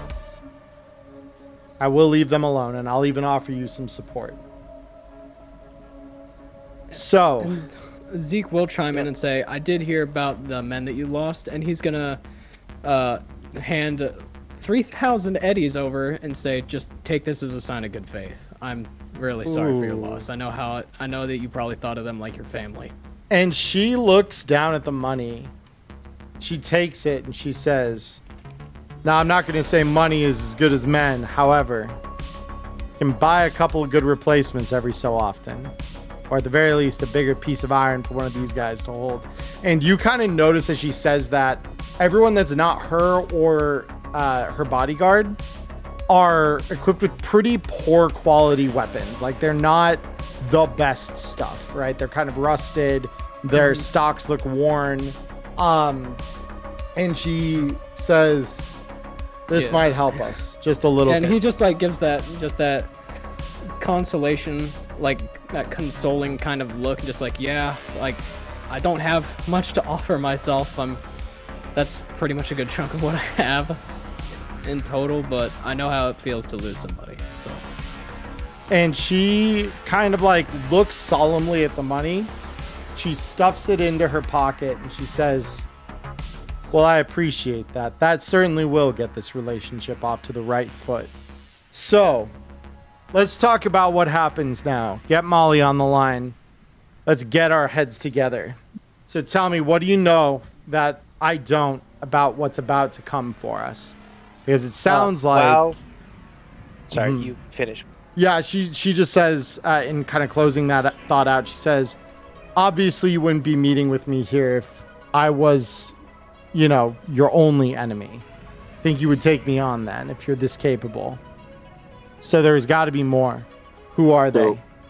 I'll flash the data that I got from Fridge and to show her the video and all that stuff. And at the same time, I'll let one of you guys dial up Molly. And while she's talking about loss, you would just see Electo just fuming in the background. Not doing anything, but she's just very obviously very, very extremely angry. Got it. And so, so you pull the data up from Fridge, and Molly looks at it, or not Molly, Wendy looks at it, and she's reviewing it, and she says, "Oh, they called in the fucking fish. God damn it. Okay, well, I kind of understand why you decided to parlay and not go to open war. That does change things. Got the big shit involved. Okay. Very good. Any of you got experience with Kahukura? Any INS contacts that we might be able to leverage?" Oh, I know a bit about Kahukura. I'm a little tiny bit of an expert. Okay. So if you were in their shoes, you know them so well. Say a crew of edge runners gets together, they're on some corpse shit hit list, and they decide, "Hey, we're gonna flatline these assholes using some of the toughest fucking mercs around." What gets them to back off? Violence or otherwise, what do we do to make these guys turn tail and run back to their fucking boats? You just hear Way Butter under his breath in the back of the back, still kind of looking out to the crowd. Not a fucking thing. Because he knows who you're dealing with. Yeah, I know. And so Wendy kind of glances in Way's direction hearing that and just kind of nods very slowly and just kind of looks back at Persephone and she says, "Is there anything?" I mean, not much, except the best way to do it with this guy is to hit him first and to hit him where it hurts. He has a dear, sweet love for his fleets and some of his buildings. And unfortunately, you can't mobilize an army if the army can't be mobilized.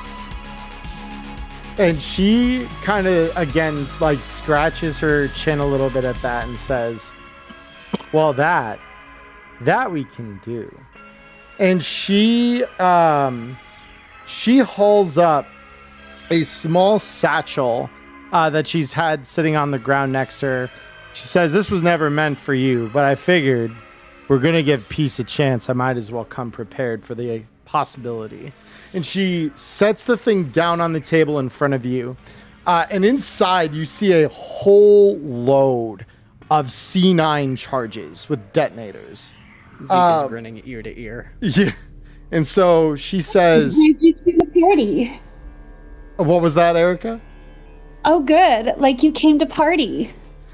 She says, "I always come prepared to light up the sky with a couple more fireworks, or in this case, probably the bay. But last I heard..." These ones work.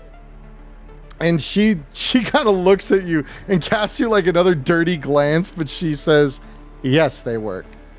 The ones that I packed for your building would have worked too if you hadn't shot them with an EMP." I'm just staring at her. Yeah, and so... Again, Zeke just kind of shuffles further away from the lecto. So she says there should be about half a dozen in there, each with their own independent detonator. Your tech back there can take a look over them if she wants to. Bottom line, you can wire them all up to one detonator. You can keep them independent.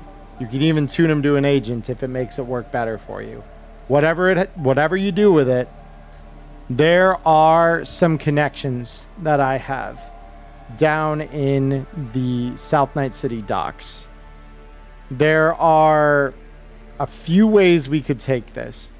And whoever's gotten Molly on their agent, Molly's been kind of quietly listening in as she picked up and realized that the conversation was already kind of ongoing. But she's heard pretty much the entirety of what you've all said as you kind of passed the point of negotiation into this discussion of like what comes next. And she pipes up now to say, "So I don't know what kind of contact you got, Wendy, but I do know a guy named Sven, works out of the docks, one of the dock masters there. Should be, as a matter of fact, on shift right about now. He tells me where the good shit comes in and when it's available for purchase. So if you needed a guy who knows the people to lay a bomb on the boats of, well, Sven's probably it." And Wendy counters saying, "So Sven, not a bad lead. I've got one even better. I know an underhanded asshole who, let's just say, is a bit of a mover and a shaker in the nomad world. Dude goes by the name Davey. Runs a bar by the same fucking gonk-ass name. Not far from the docks, maybe 2 blocks. But all the nomads like to hang out there. And while Davey, he likes them well enough for their cash, but I don't think he's any fan of nomad mercs." And she kind of like, again, looks down. "Let's just say some of these fish that are coming for you found his daughter and wife a couple years back. And while he was spared, they weren't so lucky. So I think he heard what you guys were after and what you were looking to get done. I'm sure he could find his way to planting these in the right places for you. But I'll leave it up to you." Why not both? Why don't we use both? So Wendy kind of like thinks about that for a minute, and she says, "So the only problem I can see is this. If indeed The Barracudas are in the city. You've got a limited amount of time. So you probably only got enough time before realistically they find you, if they haven't already, to work with one of these guys. Sven is probably the more direct approach. You go to the docks, they could be roaming around there. You go to the bar, it might be a little less direct. There aren't any Barracudas there. Sven... Oh, I'm sorry. You can finish. Yeah, no, she says if you do find Barracudas in the bar, they'll probably be drunk off their asses and probably not very lethal. So... I'm assuming Sven would have been the guy that I didn't get the link. I didn't meet up with him, but I'm assuming he's the guy who would have told Molly where I got my, where to get my cyberware from. Right? Probably. Yeah, I mean, you could infer that because she said it just so happened to come into a dock that I control, and so Sven was probably the contact she got for that. Cool. Yeah. Why don't we just call Sven and have him meet us at the damn bar? And with that, you know, Molly and Wendy kind of both give a kind of an affirmation of that and say, well, you know, Sven's working. He's a busy guy. But I'm sure if you schedule the meeting for later, he might be able to meet you after work. Talk with both of them at the same time. That could be a way to do it. That doesn't sound like a bad idea. I still say we take priority with the man who would love probably to enact revenge on the people that are trying to kill us all. But plus, if we kill some of them in the bar, I can scrape their agents. I have other methods of obtaining information. And so Wendy says, so I assume then I should get in touch with Davey and let him know to reserve a booth. Sounds like a plan. Yeah. Yep. And so she says, all right, Molly, hopefully your crew's as good as they claim they are. This is not going to be easy. And Molly kind of gives your this explosives if I'm as good as I say I am. Yeah, and the dead men. Yeah, and so Molly hears you and just gives this knowing look to Wendy. They're just as good, if not better, than I've said they are. And she closes the connection with that. And so with that, you guys get the bag of C9 charges, and Wendy simply says to you all right, well, happy hunting, don't die. And, you know, kind of looks at two of her men that are standing back this way, and basically has them escort you back to the car. So unless anyone has any further questions for Wendy here, I will take us back to our splash. We're going to go back to Splash. I would like to say, though, on the way back in the car, I'd like to message Fridge and let him know how the whole meeting went. Just to let him know that for now we can sort of partially rely on 6th Street. Sure.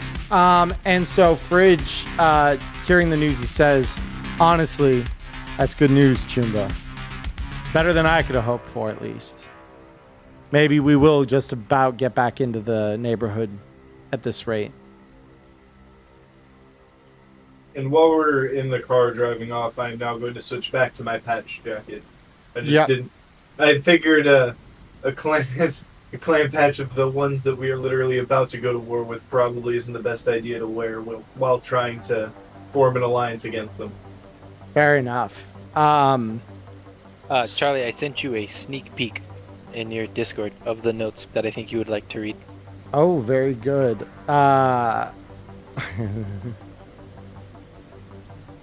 Ooh, shit. Yeah, I do like that. Okay. I will read that on the break for everyone in chat. So, because that's very, very good. I do like it. So, with that said, we just hit our 2-hour mark on stream. I know that the first 15 or so minutes were a little scuffed. We got way in here. But you all head back to the edge to prepare for your meeting with both Sven and Davey at the bar. So it's at this point, though, that I would like to take our break. So everyone on the stream here, we will be right back. I will be back to talk with you all one-on-one in just a moment. But until then, just stay put. Don't go away. We will be right back. Hey everyone, it's Emmerron here. I just want to thank you for watching the show here on YouTube. Like and subscribe. And go follow us over on Twitch, you gonk. We do a live show over there. We even chat with you after it's done. So come and join us Mondays, 7 p.m. Arizona time. See you there in the dark future, tunes. And we are back with Erica sneezing. Welcome everybody to the second half of the show. So thank you for letting us all take a break. For everyone during the break who donated bits, subs, all of that, I love all of you very much. Thank you for all of that support. That means the world to me as a smaller content creator. Thank you so much. So with that out of the way, let's move on to, so you guys get back to the edge, and Molly is there kind of already brokering the meeting with Sven, and basically telling him, like, I've got a group of edge runners, they're going to meet you. And then she hears you all kind of come through the door. She says, as a matter of fact, I think I got him here now. And so you all walk in, and she's got Sven up on hollow view on her agent. And she says, so Sven just wanted to make sure that y'all weren't going to jump him, rob him, violence upon him, kind of bullshit.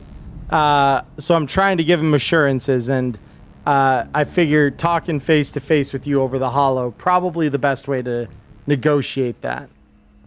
Do I look like the kind of person who's going to call you before I come kill you? And he looks at that and he says, fair point. And he kind of like eyes the cyber arms that you've got, and like the very large gun you have strung over your shoulder. It's fair point. And she kind of eyes over the crew.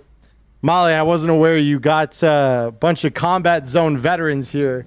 It's kind of impressive. I haven't heard more about this crew of yours. He just laughs. He's like, I am not a veteran of the combat zone. Yeah, only thing I'm a veteran of is the operating table. And like I just don't like having more than the PD on my ass. Like, I screw up in a star scraper, but I really love fire. And he kind of eyes over the crew. He says, yeah, Molly, you got a wild crew here. So fine, I'll agree to the meeting. I'll see you all there in a couple hours. Don't be late. And he cuts the call. So Molly just looks at all of you and says, see, I told you you'd come around. So let's talk strategy. What exactly is the plan now from here? Now we talked, lay a bunch of explosives. Have you guys got any kind of additional thoughts about this before we dive into a dive bar?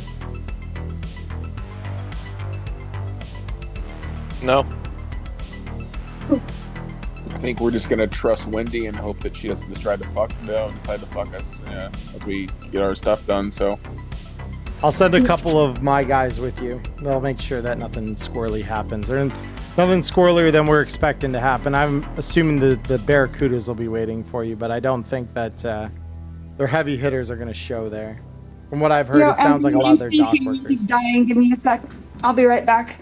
Oh, yeah, no, it's all good. Way's gonna kind of perk up at that. Say, just because they're workers, don't assume they're gonna be lightweights. Just by being on the roster, expect them to be able to stand toe to toe.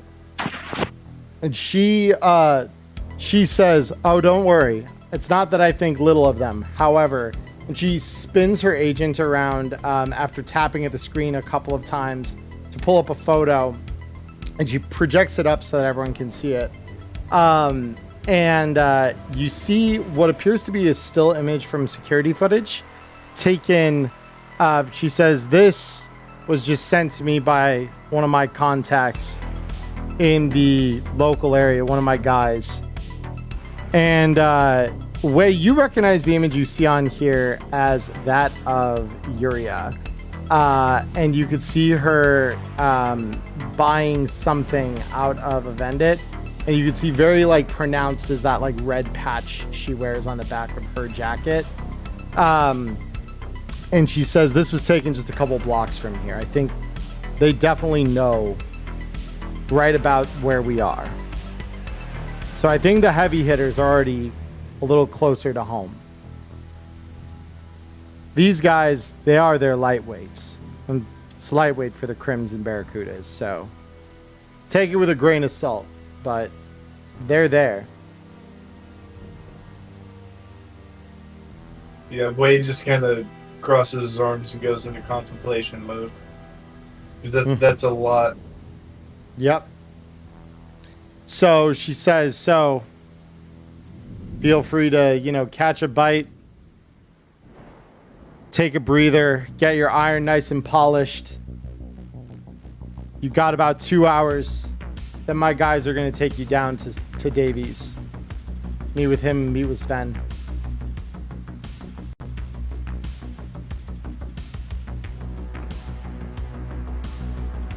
I got nothing else to do. I'll wait it out. Yep. Yeah, so we'll see. Cool. So you all kind of spend the next little bit of time. Wei, you obviously still have your key to the room here, even if you've by and large kind of like run off. So you do have access to a room to kind of like chill and collect your thoughts. But yeah, so does anyone have any kind of like thoughts or investigation they're doing prior to this meeting with the couple hours you have available? Yeah. First thing that I want to do is going up to my room. I'm assuming the window is openable.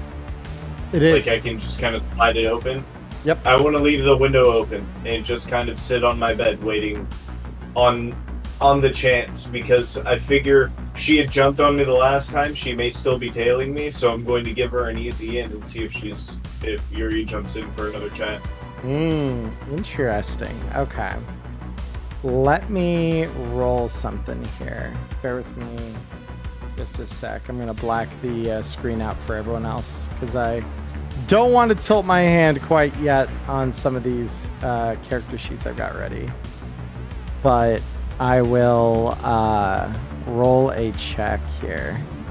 Charlie prepping Sven's character sheet, so he thinks we're going to jump him. No, I'm not that kind of an asshole. Not completely. Yeah, you know what? We'll roll on this.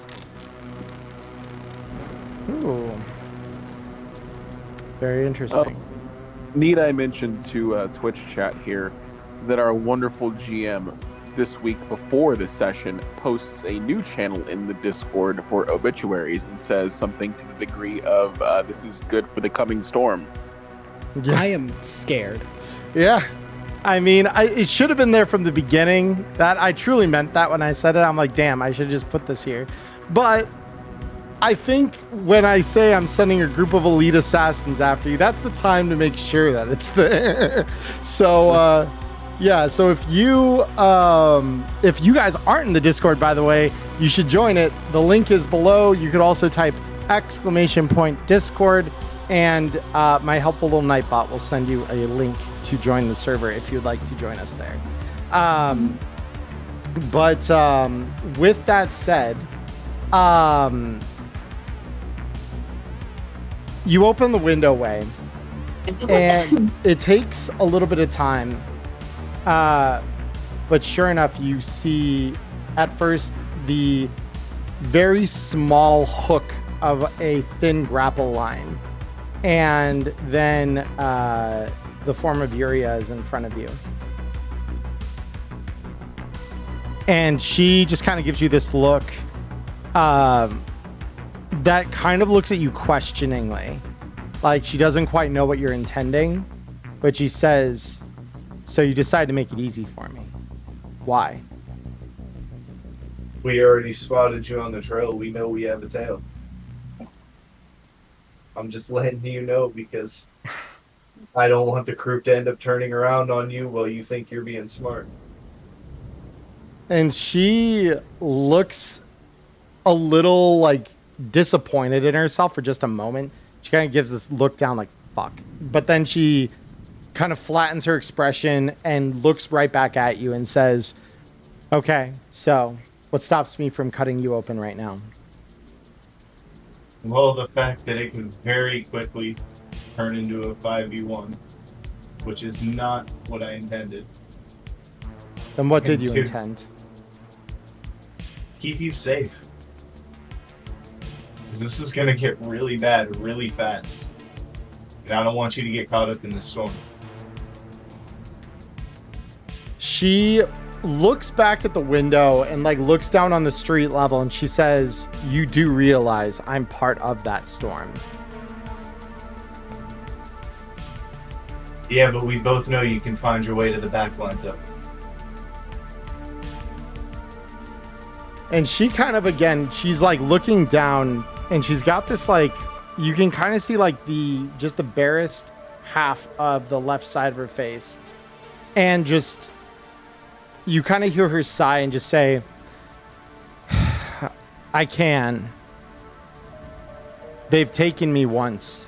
What's to stop them from finding me and doing it all over again?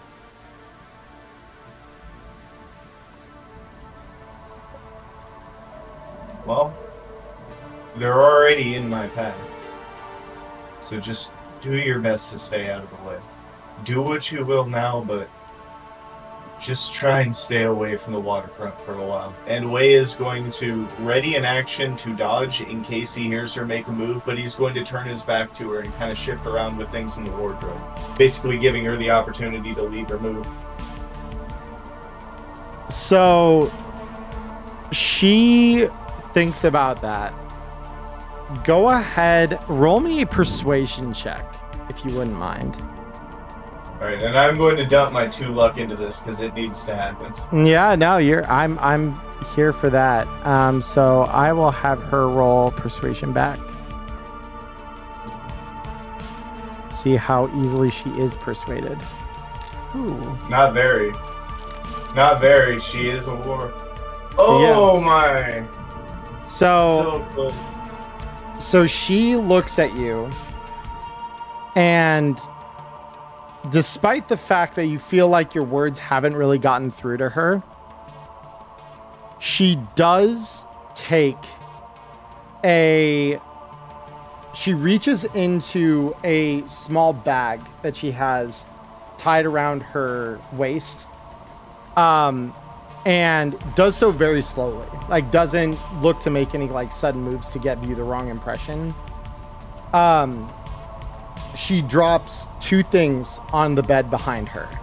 She drops both a ring, and she drops a ticket. And from where you're standing, you aren't quite able to read what the ticket says. She says, I'll stay away. Just promise me you won't let any of them stay breathing. You know how it ends up when I go in somewhere. There won't be anything left to follow. And she, for the first time in this like little discussion you're having with her, she gives you this half grin, says, that I do. And with that, she goes out the window, fixes her grapple hook again. She says, good luck. Don't let them kill you. And she dives down her line. And just a moment later, you hear the small pneumatic pop of the grapple hook retracting. And she is gone back into the raining streets of the city. Wei breathes a sigh of relief and flops down onto his bed with his legs hanging onto the floor and kind of pulls the ticket over his face so he can read it. Yeah.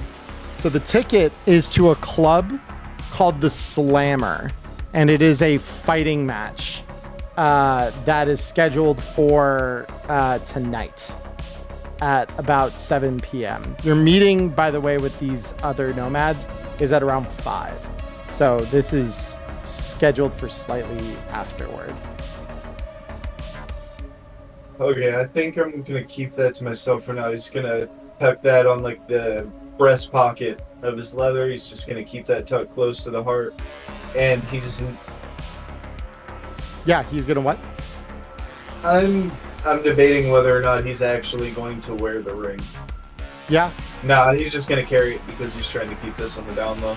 fair. He would keep it like front pocket, like readily available, and probably fumble with it in his pocket every now and then, like he wants to wear it, but he's not actually going to put it on just yet. Mm-hmm. Okay. So with that out of the way, does anyone else have anything they're doing with the couple hours of downtime that we have?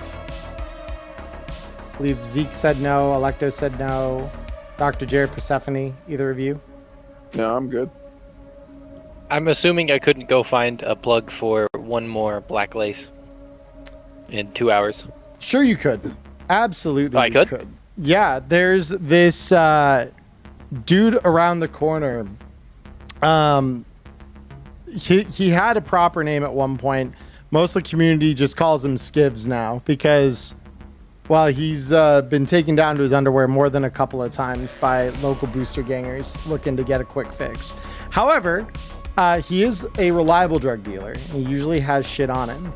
So yeah, you could indeed pick up some black lace from him if you felt so inclined. Okay, so I would walk up to him and I'd be like, Berserker, black lace, synth coke. Berserker, black lace, and synth coke. So I'm assuming Berserker. That's from Hornets Pharmacy. I was just looking at it. I do not have that coded. I will have to do so. He says, how many? 2 each. Okay. So bear with me just a brief moment while I pull the Berserker up here. You can go right ahead. I did spring this on you last minute, so you're allowed to take your time. Yeah, you're all good. I was just thinking, like, drugs. Maybe I should do drugs about this. Could be important. Drugs. Could be important. So let's see. Berserker. Okay, it's 100 eddies, last 10 minutes. When they suffer critical injury, they don't take bonus damage. Oh, that's fun. Duration of the primary effect, any penalties. To be seriously mortally wounded when states are halved. Okay. Any penalties used to service actions due to losing a face down are halved. Highly aggressive due to your best roleplay. Okay, very cool. So 2 of each. So I will. I don't know that I've actually got a good way to implement Berserker's effects, but I can program the drug in without any effects so you can stock it. So if you just bear with me a brief moment here, I will have that for you.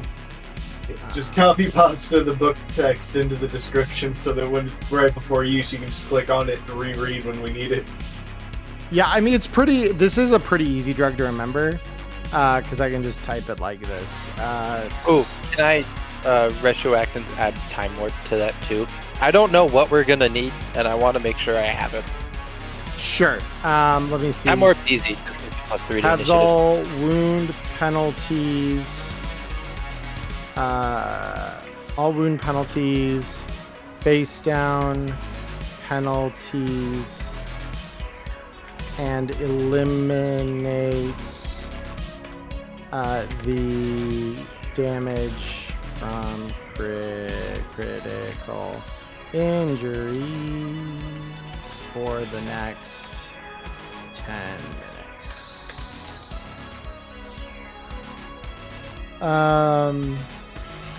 And then the secondary effects,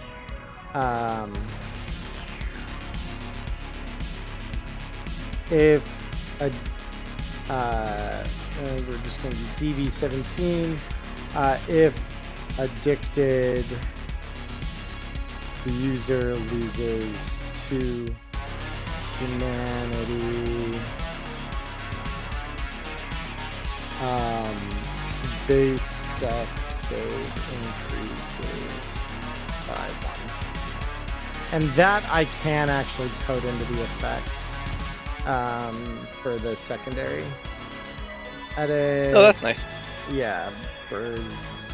Berserker. Secondary. 17. Effects. Create mod. And then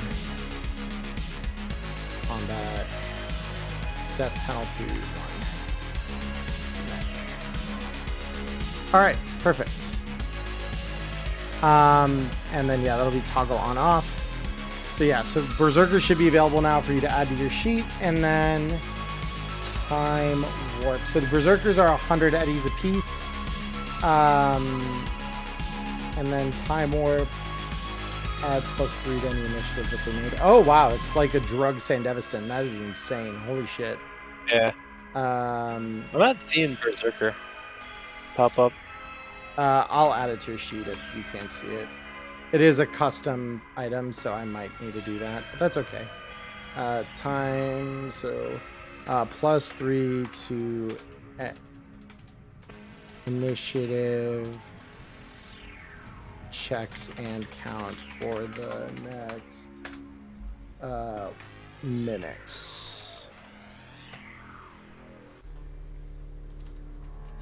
Let's see, secondary DV 17 -2 to all initiative checks made unless under the effect of time warp. Save that, go to effects, create 2 effects. This one is going to be time warp primary. Thank you, audience, for your patience while I literally code in drugs. So this is going to be combat initiative 3. Submit, and then time warp secondary DV 17.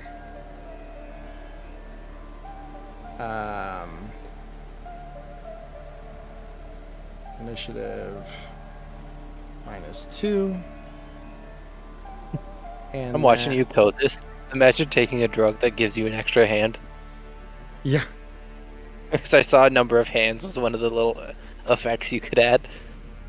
Yeah. Like, So then, take a drug, get hands. and then we're gonna do addicted time warp primary because this will override the. This will become 5. All right, submit that. Cool. And then everything else is there. Okay, awesome. So let me just add. Pull up your sheet. Berserker time warp. So yeah, those should both be on your sheet now, and then yeah, you can just duplicate 2 of each because I believe that's what you ordered, and then just deduct the appropriate number of eddies. So it'd be 400 for the time warp and Berserker, and then Black Lace is 50, so that'll be another 100, so that's 500 total, and then Synth Coke is 20, so it should be 540 total that you're deducting out of your eddies. Black Lace, time warp, and Berserker. Prehensile. I've got throat. Jesus. I'm at. So I right now have 2 Berserker, 3 Black Lace, 2 Speed Heal, 3 Synth Coke, and 2 Time Warp. I feel like I could get hit with intent to distribute at this point. Good news, you're in a combat zone in the NCP. Don't fuck around with it too often. So It's true. So yeah, so you buy your drugs and you get back just enough time to kind of like prep everything before you would need to get going for the gig. And then Persephone, anything from you that you want to do? No, not really. Cool. So you all gear up. You all head to the bar. And we will move you all to Davies now. So allow me to go ahead and add you all onto the scene here. So we've got Electo, Dr. J, Persephone, Zeke, and Way. There you are. All right. So you all arrive here, and I will add one additional guy here. So bear with me 2 seconds. This is Davey. And then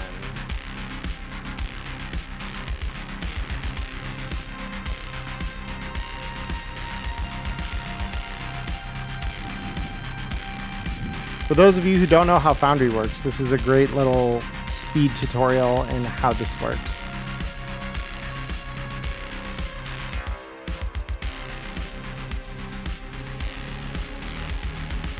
All right, this is all right. Cool. So with that out of the way, so you've all arrived on the scene now. So you walk in and you see two guys talking at the bar right over here. Seeing you walk in, the guy behind the bar motions up to you to come further into the room up to the bar itself. Say less. Yep. And then did I? Can I roll a perception check to try and figure out, or if which one of these would be the Barracuda people, if any of them are? Absolutely. Let me pull my notes up here. She may not know because she wasn't here when it was first called out, but you can add Way having a giant backers patch on the back of his leathers to the notes. Yeah, so the one thing you do notice is that the one thing is that Wade does have a Barracuda's patch on the back of his jacket. So you know what to look for. But yeah, go ahead and roll me that perception check, please.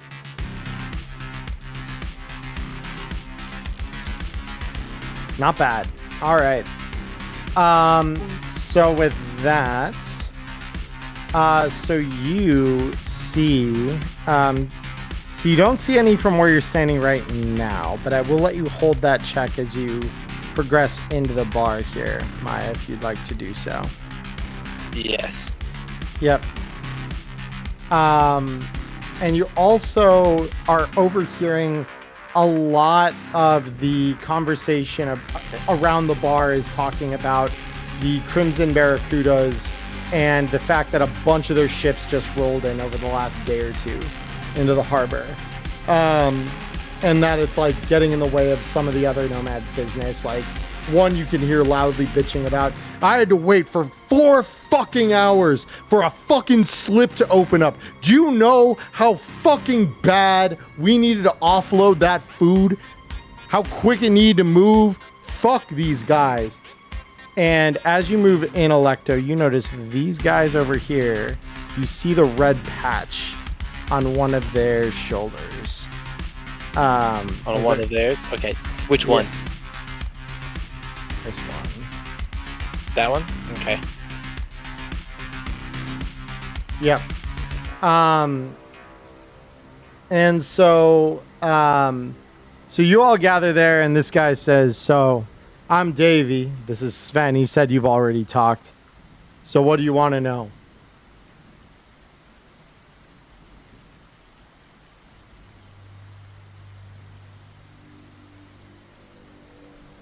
This is Sven. This is Sven. Yep. So I'll be. I didn't even realize I went to go stand right next to him. Yep.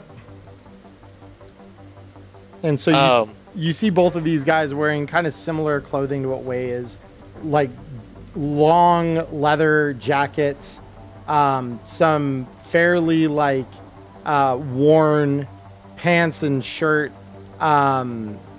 that is definitely like salt stained. But yeah, go ahead, Maya. What were you gonna say? I was just going to position myself so that, like, if Sven wasn't paying attention, it would probably look like I'm staring right into his ear, but I'm looking over his shoulder to over here. Mm-hmm. And I want to prepare an action that if any of these people start to cause trouble, I'm going to run and hide right here so I can shoot them. That's fair. Yeah, so I'll let you prepare the run as your action. Yeah, that part, not the shooting. Yep. Awesome.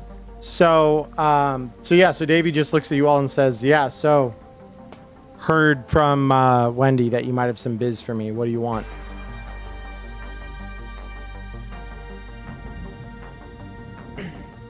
I heard that there's a specific group of people here that may be causing some issues, and we have some issues with them. Is that so? What am I going to do about it? Last I checked, possibly get some revenge. And so he kind of like glances around a little bit, and his eyes do kind of hold over here at the group at that table, and he says, I'd recommend speaking very carefully and quietly, but I am interested. I'll just look at it. Hey, don't worry, I know not to mention specifics. I've been around. Do you have a particular method that this might happen? I heard that sometimes fire is okay in water. And he kind of grins at that and he says, so, was there something more you wanted to discuss on that front?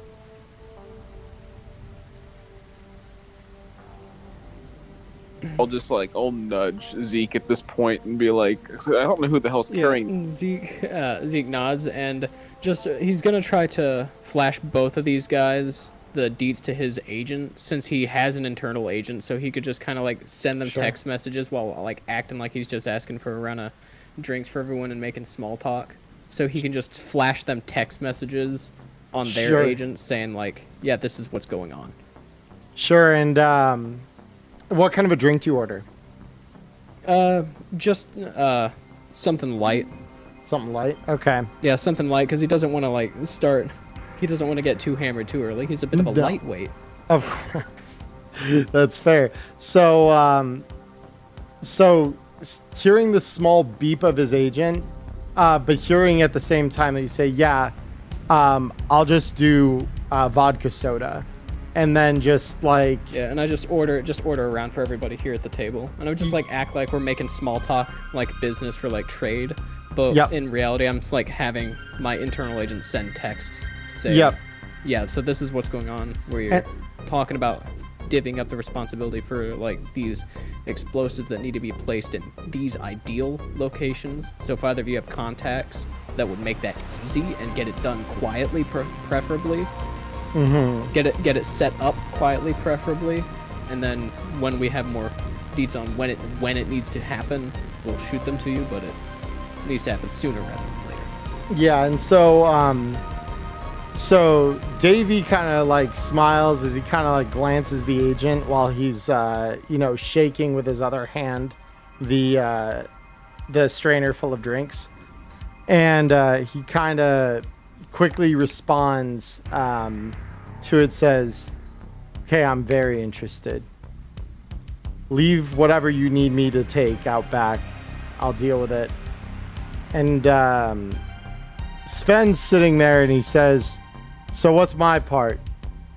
What do you need to know from me?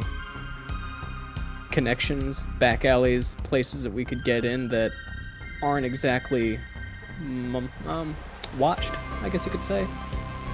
And that's just all through the agent again. Fair, yeah. And so with that, go ahead, actually. This will be one of the first times I think I found a good use for this role, but I think it's an appropriate one. Go ahead, Zeke.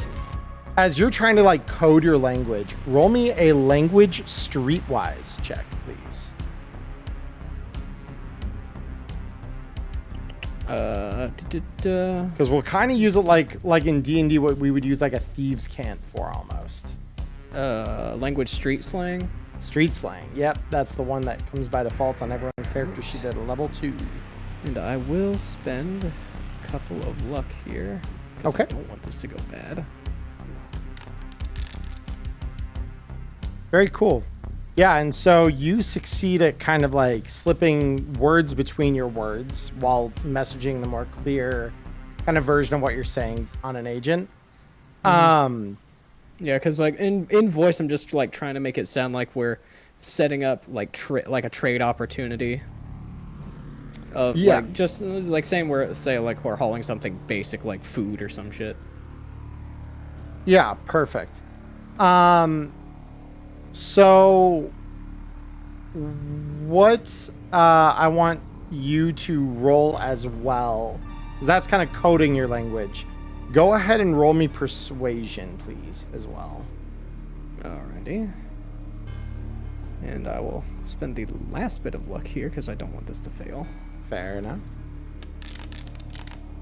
And there it is. And there it is. And there it is. I spend the last couple of luck, but yeah. So Sven looks at you.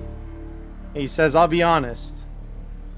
Not sure I'm convinced that you've got this worked out exactly as deep as you need it." So Persephone's gonna lean in, seeing Zeke wailing, and be like, "Oh, actually, we really have thought this out, like, quite a bit, and, hold on, I'm trying to think of what I can use to convince him." No, you're good. Yeah, take your time. Was there something that not Molly, Wanda said that might, I can't remember exactly what she told us, that might be used as leverage? So Wendy told you that Davy, not Sven, but Davy had his wife and daughter killed by Crimson Barracudas at one point in the past. So like he's got no love for them. So like he was spared, but his family wasn't. Right. Yeah, sorry, my brain's not working super great tonight. Yeah, I'm not entirely sure what she can say to convince him, but she needs to get in there. Who's saying that we don't have it all together quite yet? Sven. Yeah, which one is it? It was Sven that said that because Zeke was basically saying that he wanted to know like back alleys, ways into the docks that like would be unmonitored or, you know, less likely to get you all found out. And Sven isn't really giving up that information as readily. He's not convinced you guys have what it takes to pull this off. All right. Man. So. Oh, okay. What? What was? Don't worry. Don't mind me. I'm sorry. Did you have a plot yet? Anybody have a plot yet? I mean, I was gonna chat with Sven for a sec, I but was about to say something too, but I mean, I have the higher persuasion, but you go for it. I don't care. I was gonna tell Sven that, you know, we've got the manpower, we just need the method to get in, and he is the dockmaster after all. And go ahead and roll me persuasion on that, actually, Cody. Sure. If I can get the feet.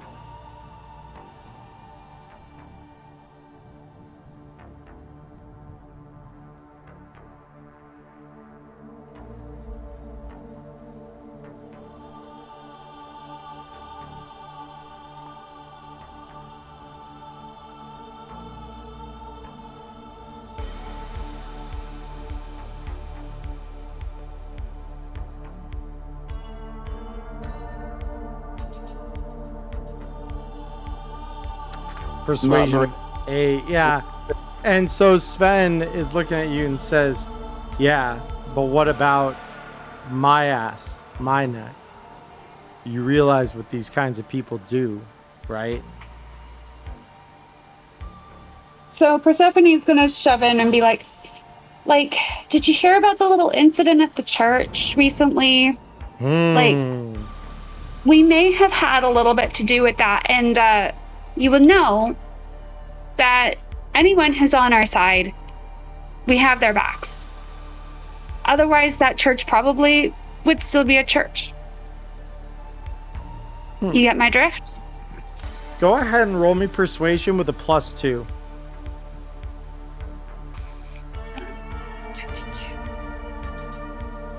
Let me find it. There it is.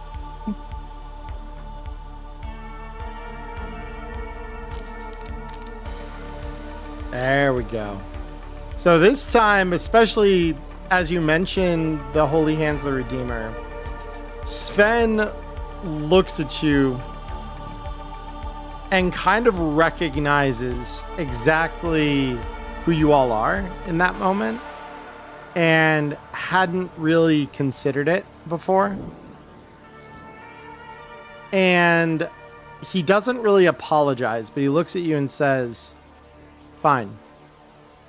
And he looks at you, Zeke, and with a couple quick taps on his agent, he throws you a couple of geotags, like coordinate flags that say, and he just says simply with them, "These aren't watched," and this is in the agent message, "These aren't watched, tread lightly, move quickly."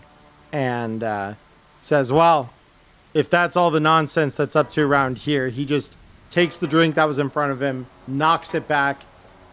"I've got a bed to get home to and some bad fucking pop media to go watch." And he heads out the door. And yeah, Zeke will go ahead and throw his back and just mutter just that pleasure doing business with you. Just to try and really sell that they were just having a casual business meeting. Yeah, exactly. And so it's at this point that two of these guys start walking over. And Davey looks kind of up at these guys. He says, "Chooms, you remember the spot. I've got to go check stock. It looks like you might have some friends." And he walks back behind the bars. These guys are kind of walking up. And so these guys come up and looking directly at Way, one of them says, "Hey, Choom, that's a pretty fucking cool jacket. Neat fucking patch you got there. Where'd you get that?" Had it for a long time. Why? "I don't know. I just think our sense of style is kind of the same." And he rolls up his one sleeve, and you see a tattoo matching the patch. He says, "Think we just might be in the city looking for a couple assholes like you." Is it too late to prepare an action to shoot if they make a move, since I already moved? Not at all, actually. Okay, because I saw them coming and I was like, I'm gonna move anyways. Yeah, Zeke will also prep an action to draw, but he's not gonna make any physical moves to his firearm. Yeah. Relax. He's just like he finished his drink. He's spinning around. But I was gonna be like, "Damn, that is preem, Choom. How about a round for you and your table? I think you got another batch of Chooms you're looking for." I got another fucking idea. And with that, he draws up his pistol. Anyone who has prepped actions to fire may do so, after which we are going to roll initiative.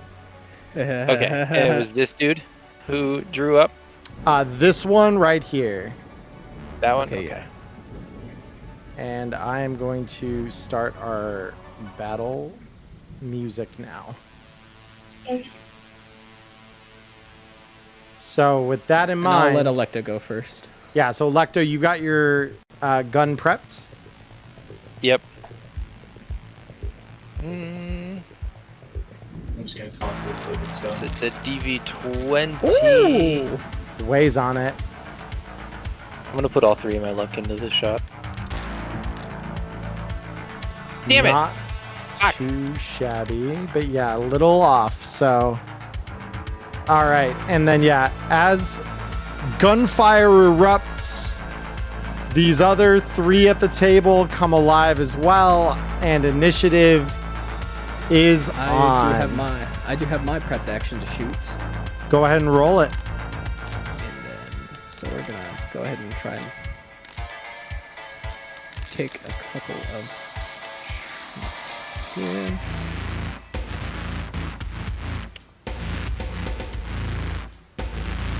There we go. That's a 23 for my attack. 23 from that distance is absolutely going to hit. Go ahead and roll me the damage. Not bad at all. Okay. So with that, yep, you will do a little bit of damage to this guy. Go ahead and roll me the second shot that I know you're just dying to make. Ooh. 17. From that distance is a hit. Go ahead and roll me damage. Sick. Oh, yeah, that's good. Okay. Hell yeah. So this guy's already... So this guy grabs at his gun. Electo and Zeke both spin around and just like lay into him. Electo missing her slug shot, distracting this guy just long enough for Zeke to find purchase with both handgun rounds. With that, the initiative round starts officially. We begin combat with Wei. All right, so you already know how it is. He's gonna 1, 2, and then we're gonna try and hit this dude right here with the 1, 2. All right. And so as he sees you walking up, he says, "Chumba, what the fuck you gonna do to me?" And then, thank goodness I have crit fails off. Yeah. Oh.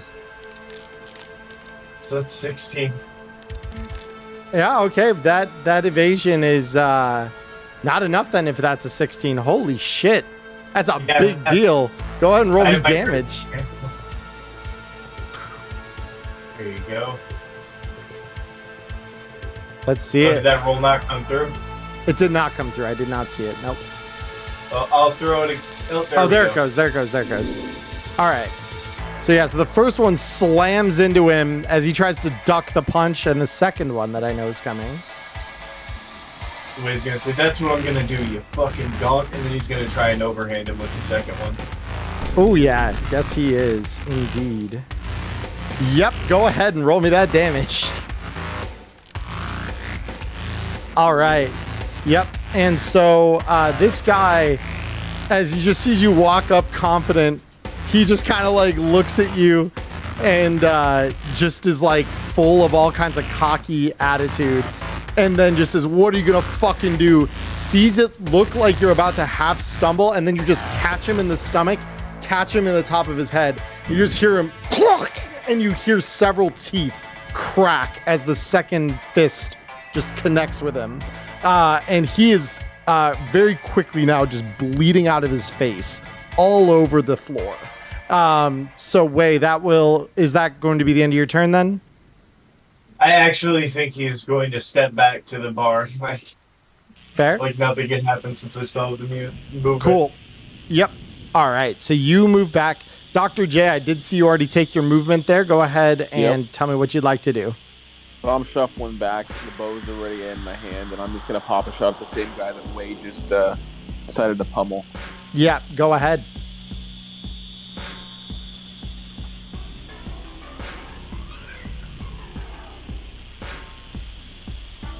Show me the strength of this crazy ass roll. Ooh, that's not so good. Yeah, that is going to miss, obviously. And a small fire starts just behind him here. As the incendiary arrow lands into the wood. So yeah, with that out of the way, Dr. J, is that the end of your turn? That's it. Electo, we're on to you. Is it an action to switch to my pistols? Because at this range, I'm not gonna hit with the shotgun. I'm not gonna hit with the shotgun.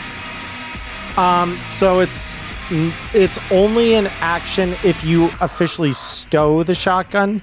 If you drop it and just draw your gun up, it is not an action. You can drop and draw for nothing. Yeah, then I would do that. I would just drop it. Drop it, draw the pistol, and then all of a sudden bullets are about to fly out of light rail. Yeah, pretty much. Very cool. So from this distance, I believe you're still looking at a DV20 on your pistol, if I'm not mistaken. Yes, but it's a lot easier for me to hit a 20 on the pistol than it is a 20 on a shotgun. It's very fair. Yep. Go ahead and roll it.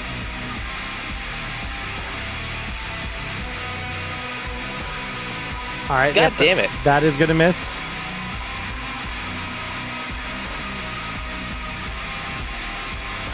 That will hit, That's a little bit better. Go ahead and roll me damage.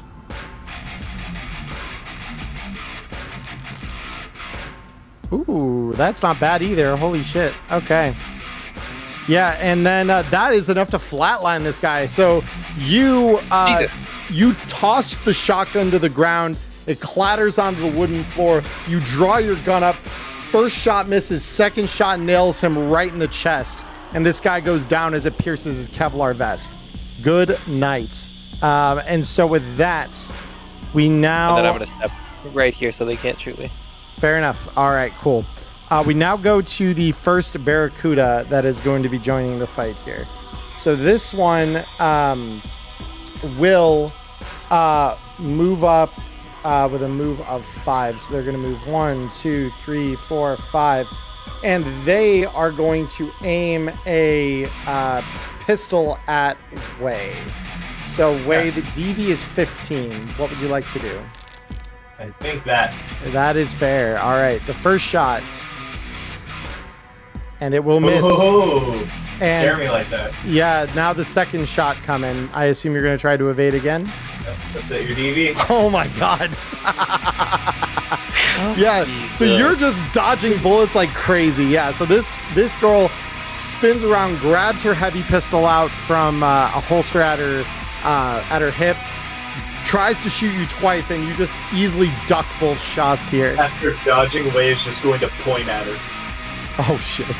No. Real quick, I am going to do something, but it's just me aligning correctly to the grid. Yeah, you're totally good. Zeke, it is on you. All right, so I'm going to go a 1, a 2, and then I'm going to take a couple of shots at this gonk right here. Yeah, fair enough. So the first shot coming out. Is a hit? Alrighty. Not bad. Okay. That one may be just a little... Yeah, so that one does get caught by this guy's armor. And then the second one is also a hit. That's a little better. That one does look a little better. So this one, you do see this punch a hole through the dude's Kevlar vest. So with that, is that the end of your turn, Zeke? Yep. So this guy will similarly, instead of drawing a gun though, this guy's actually going to draw a machete from around his waist and walk up to you and swing the machete at you. Hello there. Yep. So go ahead and roll evasion. The evade is a 16. Well, and that ain't happening. So this first damage is 9, and it halves. Ooh, I did not, in fact, deploy my shield. Oh, let me reverse that. And then deal the damage again, this time not interposing shields. There we go. So that's the first damage. Now the second attack is coming for that 2 rate of fire. So the machete comes down and will be dealing you damage. Not interposing shields. Go. Yep, so you are cut twice by this rusty machete that this guy is swinging around. Persephone, we now come to you. Cool. So she's gonna drop hide, and she's got the strap, so he's not going anywhere. Yep. And then we will fire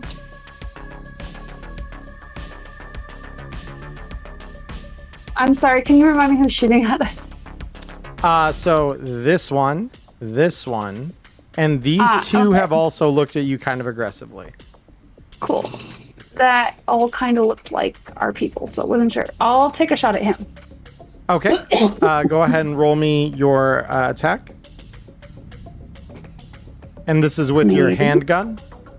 This is with my excellent heavy pistol. Yep, perfect. Okay, that is a hit. Go ahead and roll me damage. Oh, that's pretty good. So, yeah, that guy is hurting. That's a hit as well. Roll me damage. All right, yep. Persephone does not like these guys. So, yeah, this guy is still not quite severely wounded, but you're definitely seeing a myriad of holes now in his armor jacket. Are you done with your turn, Persephone? Or are you moving?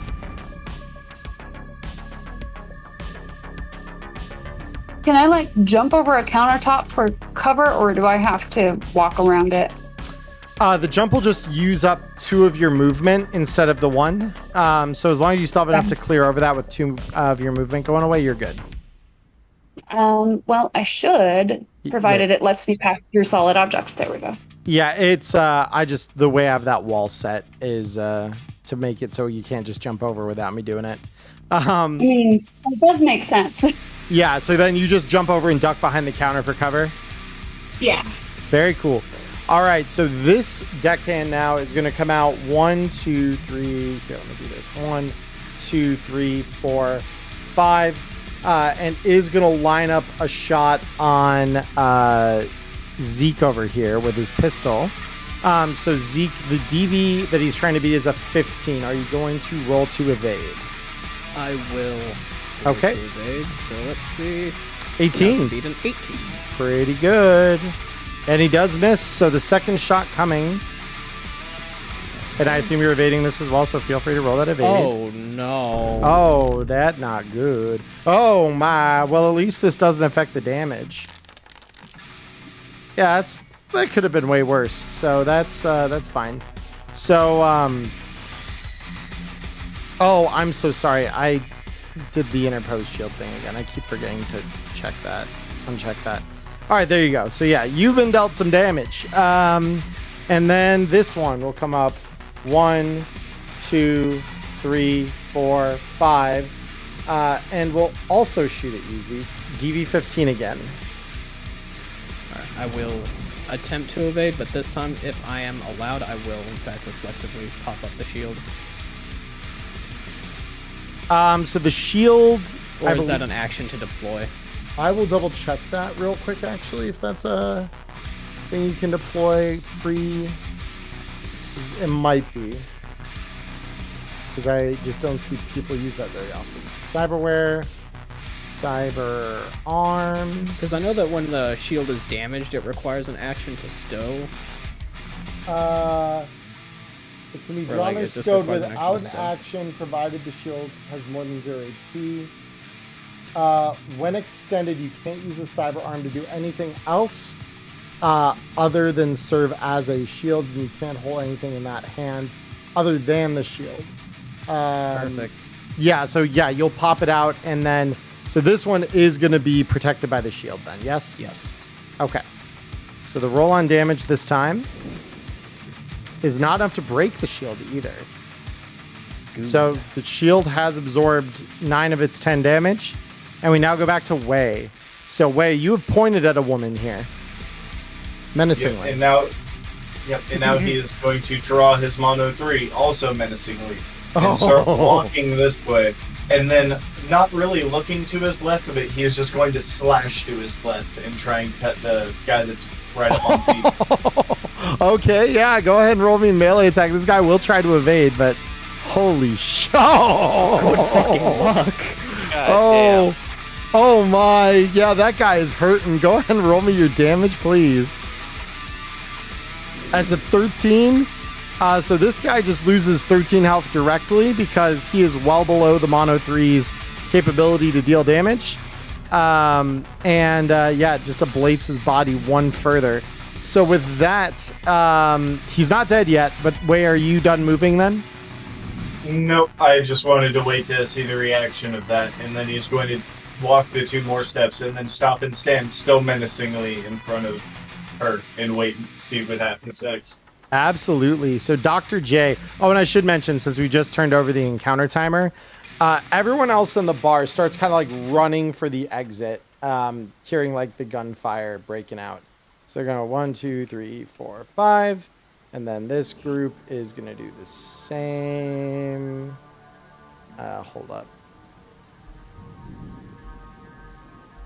I need to select. Can I select? There we go. 1, 2, 3, 4, 5. And they're just all kind of running for the exit. So Dr. J, we're on to you now. I backed up a little bit here, and I'm going to pop a shot at the guy that's trying to slash up Zeke. Okay. DV at that range for you is 15. Okay, not bad. And that's a hit. Roll me damage. Cool. Let's do it. Oh, yeah. No, that's enough to just straight flatline this guy. So you line up your arrow as this guy's like cutting into Zeke with his rusty machete, and you land one just straight into his chest where the armor has already been weakened quite a bit. And you just hear this sound of, and he just kind of stumbles backward, rusty machete clattering to the ground, and he is dead. So with that, we now come to Electo.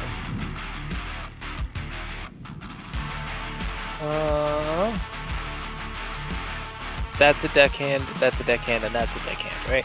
Yep. These 3 right here. Yep.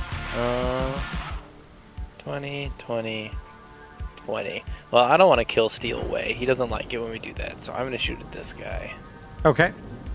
But I appreciate that. Yeah, I got you. So we're going to shoot that one. And that is a hit. Go ahead and roll me damage. Not bad. All right. So with that, this guy has now been damaged. Very cool. Electo, are you just going to, shuffle backwards? Or oh, no, you got another shot. I forgot. And that's a hit too. Yes, I do. Yeah, go ahead and roll me damage on that. Very, very cool. So that one, I don't know if it'll pierce. Yeah, that one just gets caught by his armor jack, unfortunately. That one's got armor jack on. Nice. Okay. And then, yep, right back here.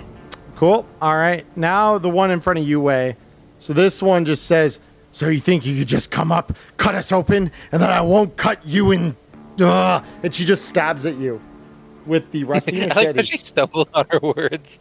You're good one. You also scream when frustrated and can't find words, so that makes sense. So She can stab me. We'll see how bad it goes. It's just a knife. Always had a few of those stuck in them. Yep, and then she's gonna swing again. Okay. Let's see what the TV for that. Stop it. We can't do this tonight. No? Oh. No, we're we not doing can't. this tonight. Let's have a fight between the Barracudas, shall we? Yeah, let's go. Oh! Oh no. Oh my. No. So with that way, your critical Why is that injury. not being ablated. I have an armor jack on. It was ablated. That's the thing. She rolled an 18, and your armor's only half effective against melee. And so as she cuts at you, she actually crushes the fingers on one of your hands, forcing you to lose grip of your mono 3 with that hand, and rendering it a little bit less useful. So you take a -4 if you use that hand for any actions. All right. Well, it looks like I'm not doing anything with the sword for a minute. She actually just made a play. I'm gonna nod to her and say, "Good hit. You made it not so easy." Yeah, Zeke. I'm going to step forward once and then take a couple of shots at this deckhand here. Oh, you're underneath this guy. I see now. Yeah, I just stepped forward one. Yep, totally. So yeah, you step over the body of the fallen guy that just got cut down in front of you with an arrow. Go ahead and roll me the damage, or the roll me the shot here. Attack. Oh no. Oh no. That is still enough to hit. Good. This is why I wanted the excellent and the improvement to my skill. That is just enough to hit. Oh, that's not probably going to be enough to pierce. Yeah, no, that is not. Let's try this again, shall we? Part 2, Electric Boogaloo. There That's it a hit, is. yep. Oh, there it is. There it is. All right, so this one takes 11 damage, is not severely injured yet. Oh, you crush her fingers right back. So she, Like, bitch. you shoot her, and the hand that's extended out holding the heavy pistol, you hear an audible snap as her hand is wrenched by the force of your shot, and you just hear, "Oh, fuck!" And you can see that one of the fingers has just been bent all the way back 180 degrees from where it should be. Around the gun. Feeling? Fuck you, kid! And with that, Persephone, we're up to you. I'm gonna pop up from where I'm hiding behind the counter, and I'm gonna shoot the one screaming about her crushed fingers. That's her, right? This one. This one. Oh, that one. Yep. My bad. Yep. You're good. Do.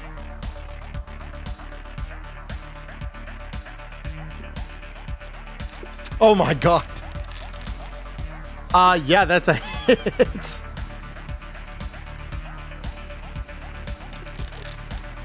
Oh my. Okay, well, that's pretty good. Yeah, so that will wound her. It's not enough to seriously wound her yet, but that is also a hit. Go ahead and roll me the damage on that. All right, let's see. Is that enough to penetrate? I believe it should be. Yeah, it is. All right, so she is hurting. Not maybe quite as bad as some of her friends are, but she's hurting. Okay, I'm gonna duck back down behind the counter. Fair. All right. So we're up to this one now. And this guy is going to go 1, 2, and draw his machete with his offhand and is going to start swinging at you, Zeke. He just says, "You're going to bleed, kid." I already am. I'm actually sure. I think you'll find I am already suffering heavy lacerations. Well.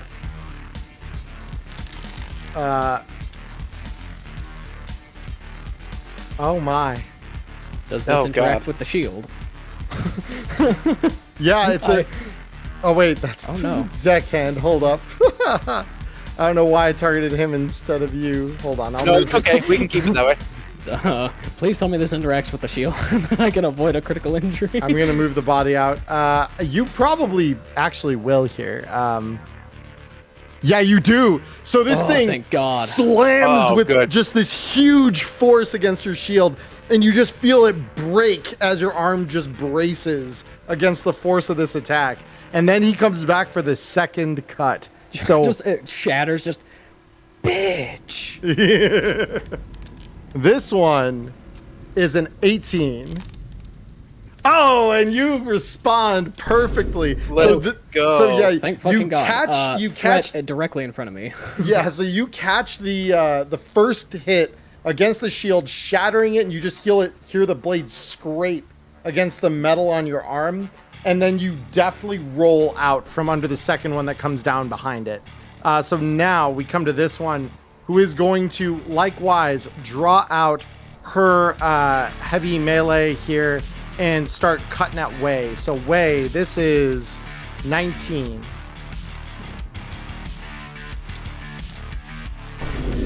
Uh-oh. So Wei. What is actually happening?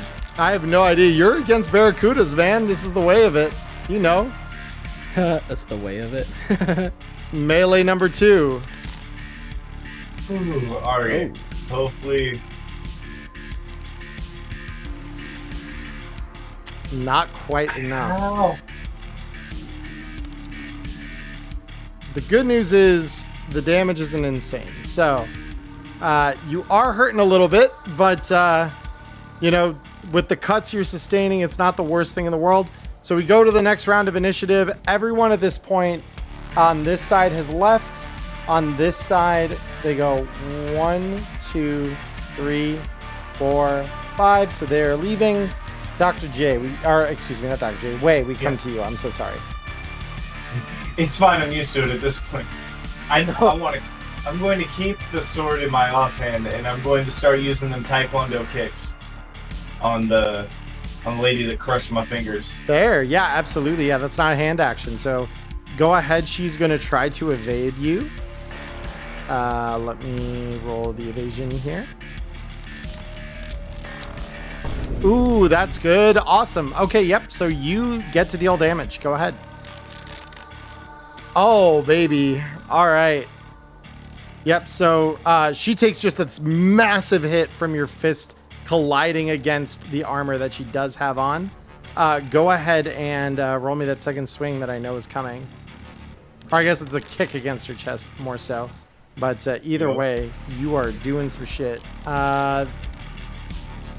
And she just barely ducks the other one. So with that way, do you want to stand your ground or move? Nope, I'm going to use my movement to try and get back to the dock and start screaming for a shot because right about now is about the time that I want to get re-up. So 1, 2, 3, 4, 5, 6, 7, 8. Cool. Dr. J, we're on to you. So I've noticed that Zeke once again is getting hacked at, and I'm going to follow suit with the same action as the last round. Okay. Save our buddy. And that should be a hit. Yeah, go ahead and roll me the damage.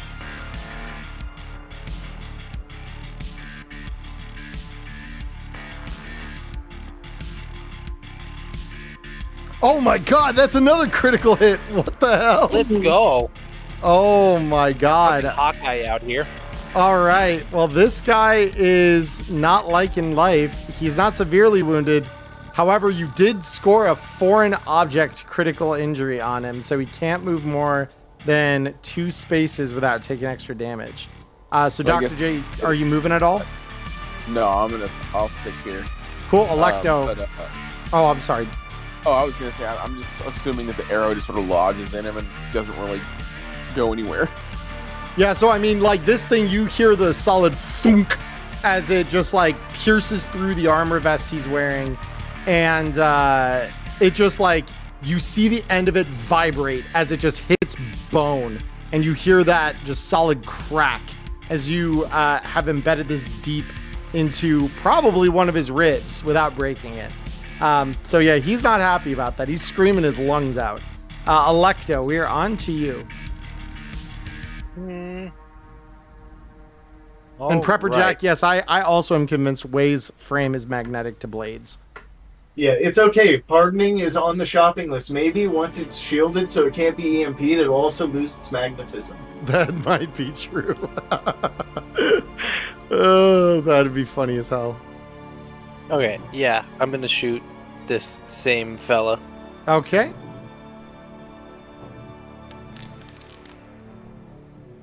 God damn. I believe That that is a miss.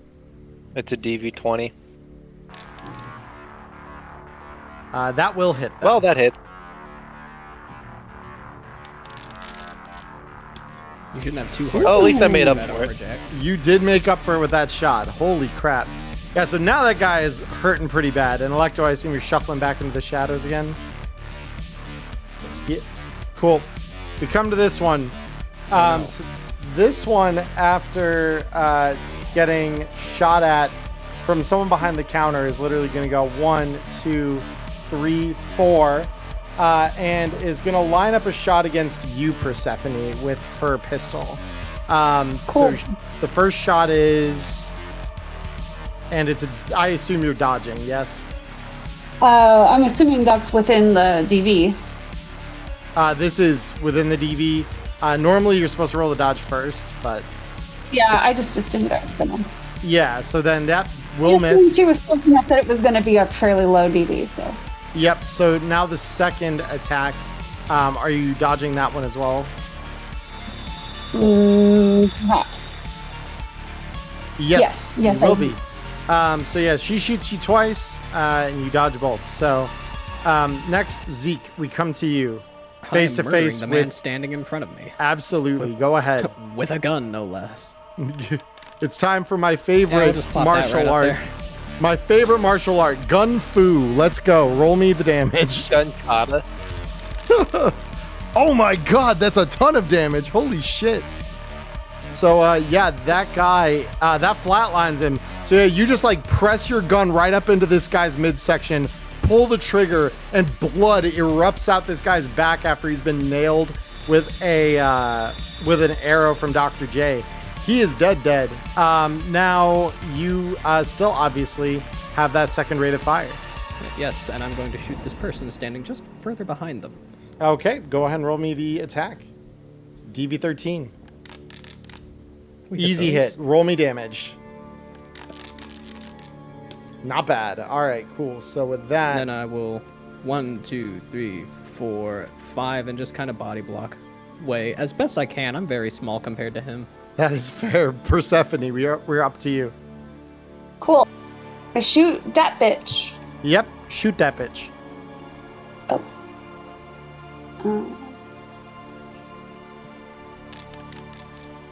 Ooh, that's a big hit. Yeah, go ahead and roll me damage.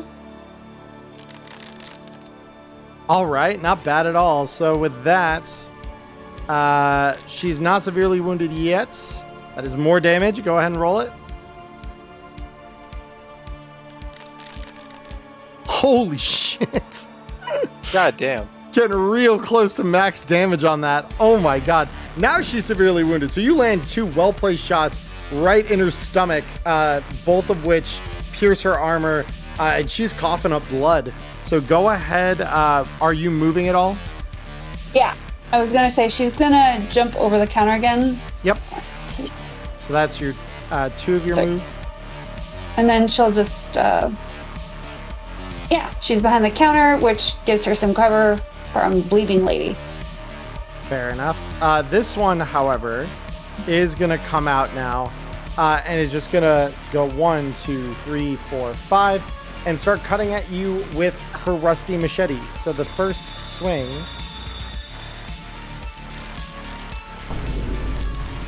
Oh, so you duck out of the way. The machete hits the ground and the blade literally just dislodges itself from the handle to the point that she drops it. And so she just raises her heavy pistol up in her other hand and takes a shot at you. DV13.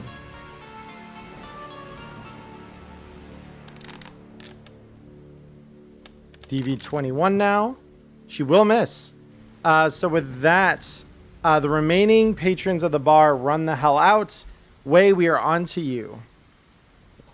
Yeah, I think I have a plot here. So, 1, 2, 3. Well, no. 2, 3, 4, 5. Just so that it's lined up nicely, and I want to try and flying sidekick her into the bar. You got it. You got it. Excuse me. We have a follower. Who is the follower? My eyes are not good. Vontae, thank you so much for the follow. I appreciate it. Yeah, and then Way, go ahead. So there was a specific item drop in the chat. Oh, thank you. Okay. Bet. So she is able to duck you with that hit. So I'll go bam, hit the bar, and stop and turn back on her. Like, what? Yeah. Wait, is that item what I think it is? It is indeed what you think it is. It's so good. I love that one, True Love. Oh, that's so good. All right, with that, we go to Dr. J. Dr. J, what are you doing? Doing what Dr. J does best. First, backing up a little bit because I am too close for my liking. Fair enough. And then doing the same thing I do every night, Pinky, shooting arrows into conks. The same thing I do every night, Pinky. Shooting arrows into gonks. Hell yeah. So save lives during the night. I take them. Yeah, that's fair. That is a fair statement. I just need to be behind that or 2 back. For some reason, my character is not moving. Oh, it's probably because of the stage. I didn't put a barrier around it, so yeah, it's just whatever. Oh, never mind. Okay, I moved it. I moved it 1 more square for you there. Yep. 2 more weeks. All good. Yeah, no, I mean, we're chilling. We are chilling. The fact that you can input half the time is good enough. Better than 0. Yeah, that's a hit. Roll me damage. And I assume you were aiming at this one? Yeah, the one that's just dead ahead of me. Yep, cool. Damage, let's see it. 13, not bad, not bad. Hopefully they'll be dead ahead of me soon. Yeah, that one wounds her pretty badly. That just knocks through into her chest, and she's like bleeding hard now. And with that, Electo, we come to you. Oh, she's close. Oh, she is. That's bad for her and good for me. I've got 2 shots left. Very cool. The first one. That's so unfortunate. That is so unfortunate. That is a miss. The second shot. Well, all you need is can't one. hardly get a worse roll than that. Yeah, There we that go. one's pretty good. Yeah, go ahead and roll me the damage. There we go. Is that enough? It is. So you just... Oh my god, her armor would have been completely ablated then at the end. Holy shit. So, yeah, so you just literally fire once, it misses, you fire the second one, and she is flatlined as her chest explodes. So with that, this deckhand now is out and about. So this is going to go 1, 2, 3, 4, 5. And using her machete, she's going to cut at you, eh? And she misses the second attack. What is your evasion? Higher. Okay, so you dodged twice. You're done with these bitches. Zeke. 1, 2, 3, 4, 5, and I'm drawing my Mana Wakizashi. Oh, baby. The glow sword comes out. The glow stick of destiny. I swing it once. And she's going to try to evade Pray to this. God that she does not evade. She does not. Go ahead and roll me the damage. Good. And that goes straight to her hits, instantly flatlining her. So you just carve right through what little is left of her armor with the vibrating blade of your Mana Wakizashi. And you just see a thin red line where it literally just melts through the Kevlar. And her whole upper torso just kind of divides, and she just slumps in 2 parts onto the ground. Game over. Winner, Edge Runners. Zeke's just, I don't love a lot in this world. And he looks at the Wakizashi, but damn do I love this. And so, with that out of the way, you guys have succeeded in flatlining every Crimson Barracuda in this place, with the exception of Wei. What goodies on them? Speaking of Wei, he is going to sheathe his Mono 3, grab his hand and go, and then I believe it's a first aid to just try and reset it myself. I will check that for you. For a quick fix? I will check that for you. Let me take a look. Because crushed fingers. Yep. You do need a paramedic check in order to do that. It's an actual paramedic. So, yeah, so Dr. J, you see Wei looking at his finger where his ring finger on the right hand has just been bent horribly backward under the force of some attack he took in the battle. And you recognize that quick fixing it and setting it in like a splint temporarily would be not too difficult. It's a DV13 paramedic check from you if you'd like to roll that. Oh yeah, I'll walk right on up and be like, let me fix that real quick. And just, love his hand and be like, thank you. Preemptively. I assume he's going to win this. Yeah, so go ahead. Yeah, easily. So he just takes the couple medical supplies he needs out of his bag, splints your finger so that it's no longer bent off at this weird angle, and your crushed finger injury has been quick fixed for the remainder of the day. But after fixing that, though, I'll reach into my bag or my coat or wherever I'm keeping them currently. Literally just hold out a handful of fucking speed heals. of speed heals and be like, anybody need one? Yeah. Yes, please. And at the moment of you saying yes, I'm like, but one of them is a sedative. It's a lie, but it's just like, the fuck would you? I'll roll the dice. Just Well, it's grab one gonna as be well. like, I could go for a nap anyways. My hand still hurts. I'll go ahead and administer it away, and then does anybody else need one? I will raise my I'm hand. fine. While this is all happening, though, I want to grab some of their agents. I want to start cracking them to see what I can find inside. Yeah. I was Bonnie going and to Will, ask right? what munitions they Yeah. had. Yeah, so they've got a lot of heavy pistol rounds, as you might imagine. They were all shooting very regular poor quality heavy pistols. So they've got a bunch of that on them. They've got some rope, they've got some flashlights, and they've got their agents. So they're not holding on to anything fancy. Like Way, they're pretty scantily equipped. I will But- pick up a flashlight. You take a flashlight. How Fair. many of them actually have like patches and little? All of them have some kind of so not all of them have like patches on their clothing. There are 2 of them that have tattoos. The other 3 do have patches of some description on their clothes. Okay, then I'm going to take the patches of the 2 that have patches, and whatever area has the tattoo or whatever of the barracudas, I'm going to stomp it in the bush. Fair. All right. So you're just taking their patches and smashing out the rest. Yeah, I'm gonna remove their markers. I know how these people operate. If they even find out that it was their people that were like there and got ice, I want them to know that they're going to be met with the same level of violence. Right. No, it's very personal. So I know Persephone, you said you wanted a flashlight off of the one guy. Yeah. Oh my goodness. Charged Newt, thank you for the follow. I appreciate it. So I've transferred one of these flashlights onto your sheet. Thank you. Never mind. You already added one? Yeah. Okay, I'll delete the extra. There you go. Sorry. No, you're good. Who else wanted a flashlight? That would be me. That was you. Okay. That one has already had theirs taken. And then Electo to break into their agents is electronic security tech, please. Oh, God. Terrible at this. That joke's never going to get old. It never is. It's 23. It never gets old. Yeah, and just like always, you just grab your tech hand, ram it into the appropriate ports on the agent, and the thing's security's broke in just a couple of seconds.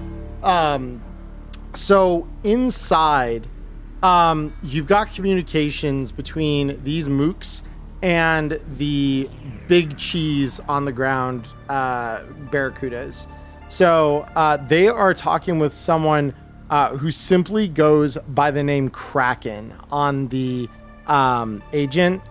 And Kraken has said, yeah, we think we've got him nailed down to a local area. So we're going to take the night and enjoy ourselves. Got a couple matches lined up at the Slammer. Going to make a couple spare heads before we end their miserable fucking lives. And that is the intel you get after hacking this agent, is that there is a group of these guys led by Kraken that are going to be at the Slammer tonight. And do you share that information with the group, Maya? Yeah. Very cool. So Maya... So I would specifically say that, yeah, I would read that to them, just verbatim. Mhm. And then I would ask Wei, do you know who Kraken is? And What I know is, do you part of the? Could I roll like my local knowledge or whatever from my background? roll me deduction, actually, because that's more like your memory skill. It's not going to be a very high roll, but this won't be a particularly hard check either. I have a literal 2, so unless I crit and have like a brain blast. We'll see about that. Yeah. Yeah, so The name does sound familiar, but you're not sure where you've heard it. But it definitely doesn't sound like someone that it doesn't sound like someone that you've never heard of before, right? It's got that ring of familiarity to it. So you can't quite identify who, but it's someone that you think you've heard their name at least before. All I know is he wasn't on my ship. Yeah, or at least you don't remember him if he was. But yeah, That's how I would think of it. Like, if I remember the name somewhere, because usually the in-boat crew, even if he was on my boat and I just don't remember him, I would remember him as like somebody else on the outside because I couldn't remember his face. You know. Fair, yeah. So Even if it's wrong, that's how we would say it. no, fair enough. But Wei, I remind you that one piece of information you do immediately call to mind, even before that deduction, is that the ticket you got from Yuria earlier was for the slammer. Yeah, I did put that together. I am still keeping that kind of close to the chest because I want to see what the scene is like and what the... You know, he's keeping his cards on this really close to his chest. Fair. Yep. No, totally. So with that information all kind of on the table in terms of Slammer, there's going to be this crew with Kraken at the head. What are you guys all looking to do?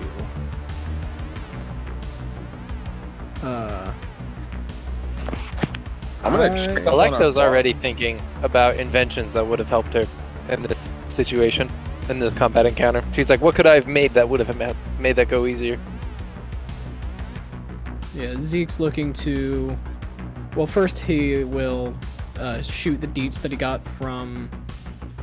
what's-his-face? Over to Molly and say, hey, yeah, we've got this info. This is what we need to be doing right now. Because I believe it was Molly's guy that sent us that info about the docks. At least he sent it to my agent before leaving. Yeah. He sent it to your agent, and so you send that information to Molly. Saying, yeah, this is what the information that he provided to us after our talk. And I also let her know that we were engaged by and dispatched of these fuckwits. Fuckwits. Yeah, the red barracudas that you found here. Yeah. So Molly just, as soon as you get the info over to her, she says, I'll share it with Wendy. We'll light that place on fucking fire. And I also remind you that there's a area that Davey mentioned behind the dumpsters where you can leave the C9 and he'll take care of the rest. Right. Yeah. And I'll shoot that info over to her as well. I like to check on Davey, make sure he's okay. Yeah, I mean, he kind of saw where the writing was. So I did accidentally delete his token from the board, but it's okay. So you would just kind of check behind the bar, and he eventually does kind of come back out from the storeroom, and he just says, I knew you guys had it in you, as he sees the corpses strewn in all kinds of different maimed states on the ground in front of you all. He says, I always had confidence you would do it, but getting shot is really bad for business, especially the kind that we're going to engage in. I'm just gonna walk over to where the fire was and make sure that there's no structural damage. Yeah, it's like a light singe. It looks like a slightly larger than average cigarette burn in the flooring.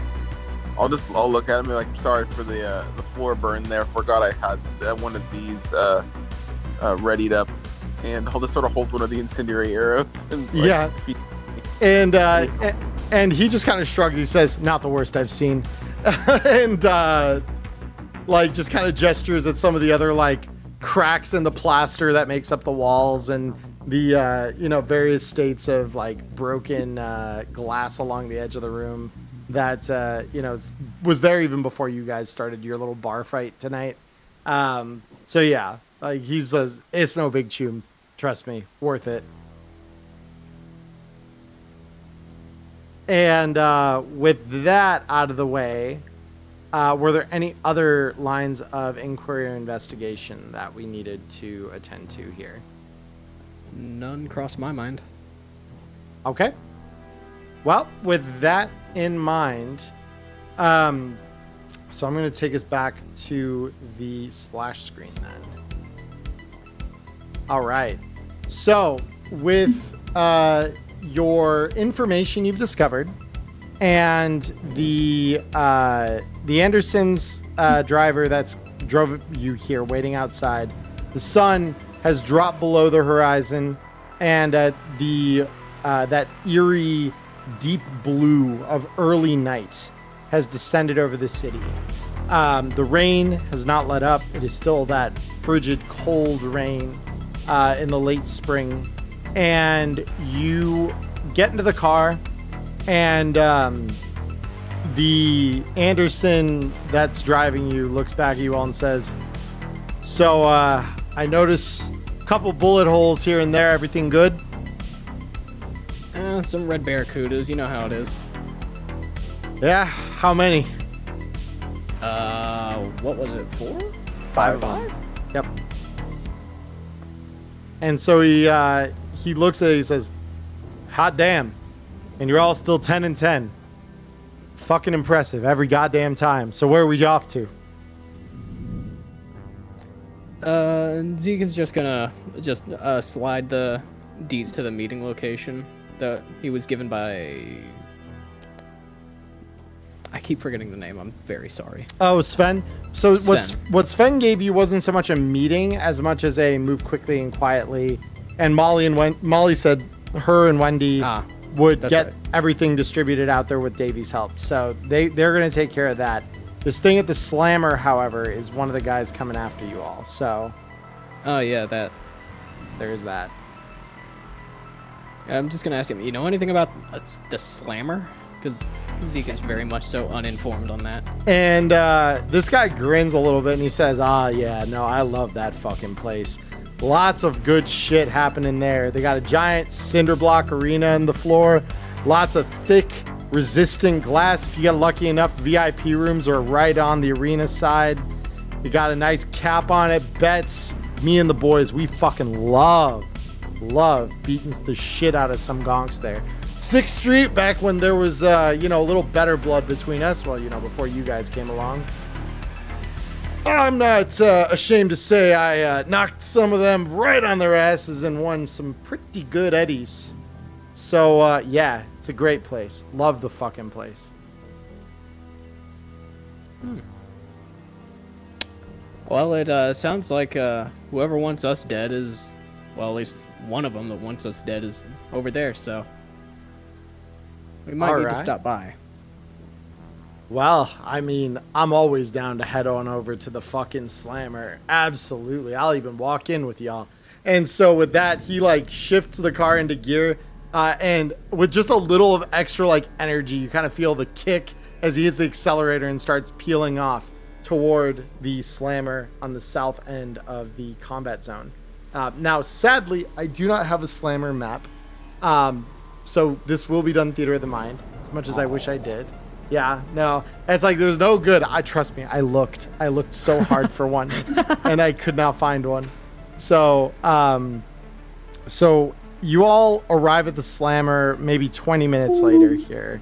And on your way there, you all receive a couple of messages to your agents that simply shows a series of fires scattered along the docks of South Night City, as several ships are shown burning with massive holes in their hulls. So as you all kind of arrive at the Slammer, that is the visual you're greeted with on your agents. The Slammer itself is a fairly unassuming building. It is just a short 1-story little dive bar. Looks like it maybe used to be part of a larger strip mall that has most since been torn out one way or another, either through combat or demolition. But the Slammer stands very menacingly in place of the ruins. It is the one building that is standing well in the area still. So as the Anderson pulls in to what serves as a dirt lot for parking cars just outside of this thing, inside you hear like the rhythmic chanting and like slamming on tables, even through the cinder block exterior of the building. It's very, very loud inside.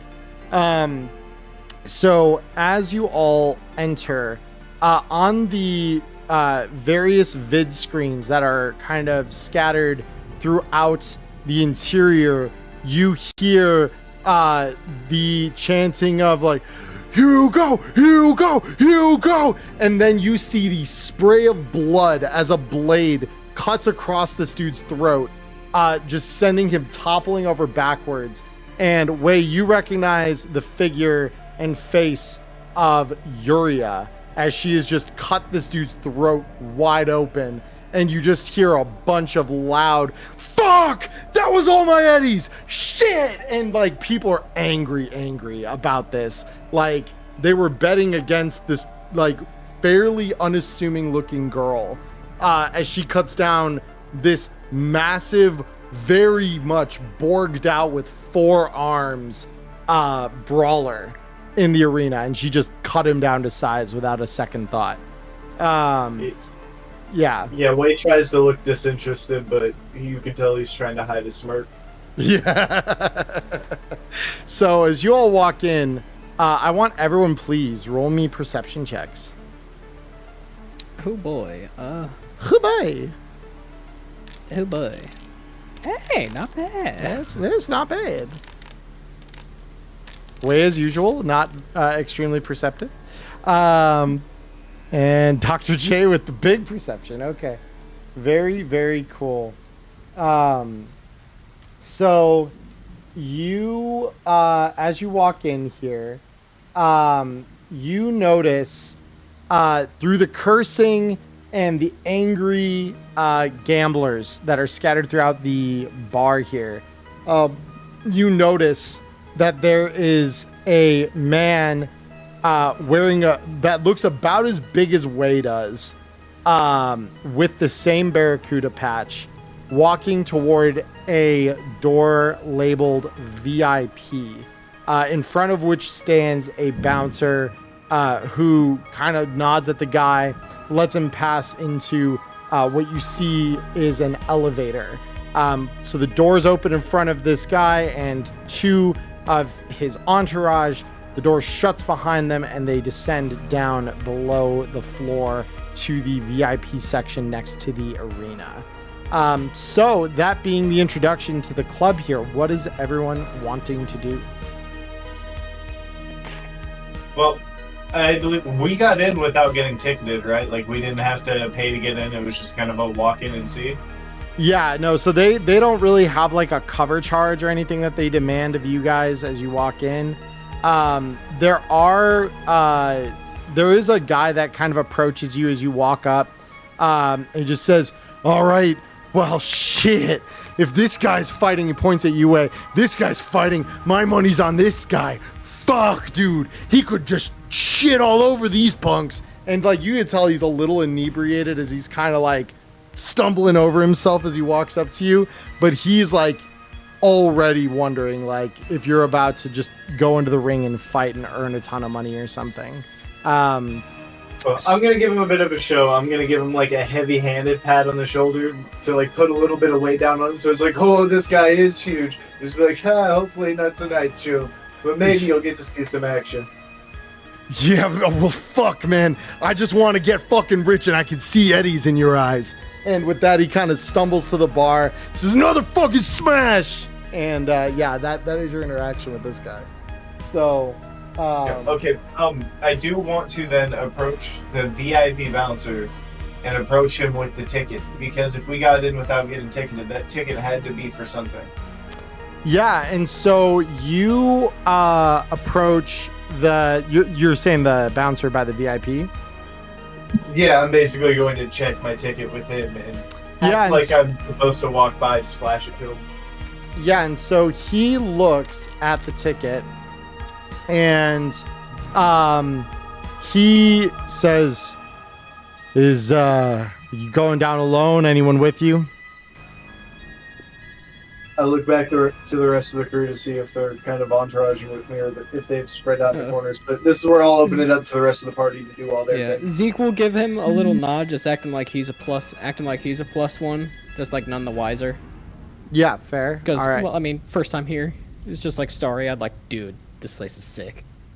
Yeah, and you can even hear as like they clear out Hugo's body from underneath the impact-resistant glass. You can kind of see him like a series of water jets hit the ground to like clear away the blood, and a crew of what appear to be some kind of med techs are hauling this guy's heavy-ass borged-out body off one side of the arena, and you could just hear the pounding of like death metal as this is all kind of happening, as they're kind of waiting for the next fight to line up. So yeah, no, Dr. J will sort of fall away after hearing that. Put well, you know, his hands on his shoulders from behind, and then look at the guy and go, yeah, somebody's got to take care of this guy.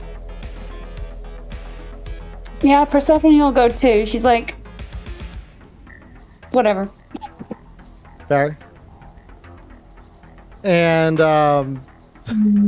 and Chad is talking about Fildo being on the soundtrack here. Not yet. So, and then Electo, are you also following them into the elevator? Yes, but I'm not saying anything. Fair. All right. So you all kind of walk up and he says, so yeah, all of you. Okay. Very cool. So, you know, you want to fight, you fight in the arena. Don't, you know, do anything fucking violent down there. There are defenses. They will shoot at you. That said, enjoy your fucking time. Settle your bets. There's a book down there next to the bar. Enjoy your time. And he just stands aside, opens up the doors, let y'all in. All right, I'm gonna give him the thanks, June, and slip him 1080 tip as we walk in. And he looks at the Eddies and he just nods at you with a quick smile on his face and appreciation. You enter the elevator, which to describe that a little further in terms of how it appears, you walk into that like yellowish orange kind of sodium bulb lighting. And this appears to be what used to be some kind of cargo elevator. It descends down a short distance just below the upper level here. And as you exit out, you enter into something contrasted against the much rougher look of the club above.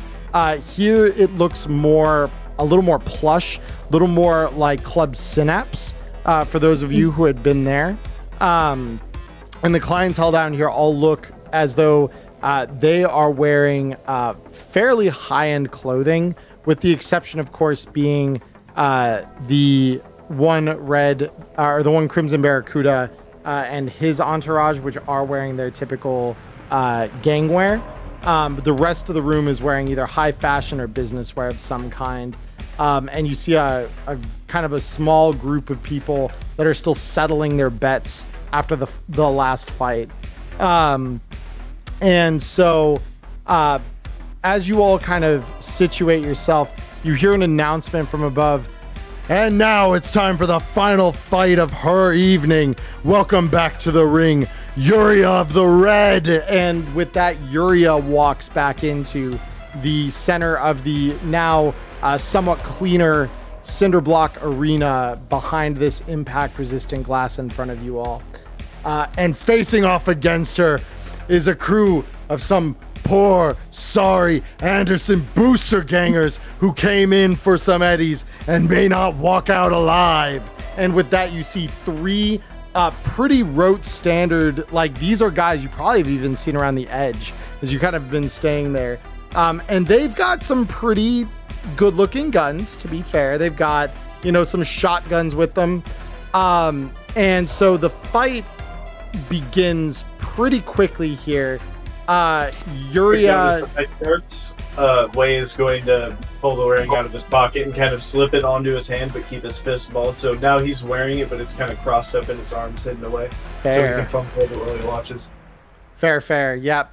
So as this kind of unfolds, is there anything that anyone would like to do as the fight kind of begins on the other side of the glass here? I'm just following Wei's lead.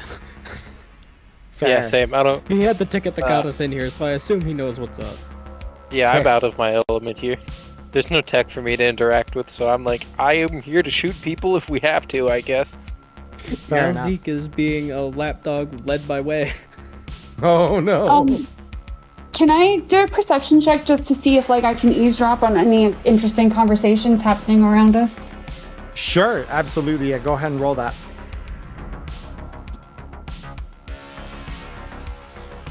Maybe. Yeah, and so you listen up for a moment and try to like pick up the conversations. And between the sounds that are somewhat muffled by the glass of shotgun blasts and Yuri's blades just slicing through the armor jack that these guys have on, you hear some of the more business appearanced people in the room just kind of evaluating blow by blow. And one of them said, "Oh, look how elegantly she just slit that guy's just whole chest open. Have you ever seen something so artful, so masterful?" "No, it's terrible, but beautiful." And as they're saying this, Yuri has literally just cut this dude from the bottom of his neck all the way down to his groin, and you just see guts spill out into the arena as this dude just keels over, as Yuri is just expertly dodging these shotgun blasts and just staying out of the way. And the next thing you hear as well, Persephone, is, "Wow, she fucked that guy up pretty bad. Think he'll even be able to talk?" And this larger dude who looks somewhat like Wei says, "It really doesn't matter. Fucking KP has access to Arasaka, meaning we have access to Soul Killer. If we argue a need, we can use it. One way or another, he'll fucking talk." Oh. Soul Killer. Oh. Does Persephone know what that is? Go ahead and roll me a deduction check. We will see.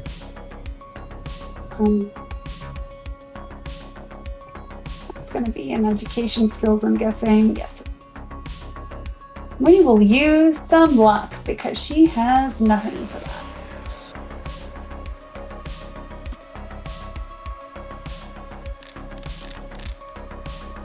All right. So you, because of your corporate background, would actually, yes, you would very well know what Soul Killer is. Mostly because it's something that your father, in all his abusive rage, would never shut up about.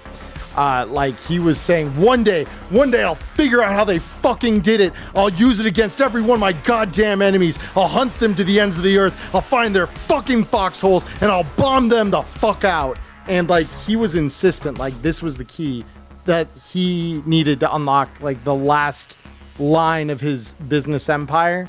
And so you suddenly are kind of putting this together and thinking, KP, probably Kagura protection. And so they're probably talking about that the fact that your dad now has access to Arasaka, as you recall, is their drop troops were the thing that gunned the rest of your crew down when everyone died. So, and you do know what Soul Killer is. It is a very, very powerful thing. Yeah.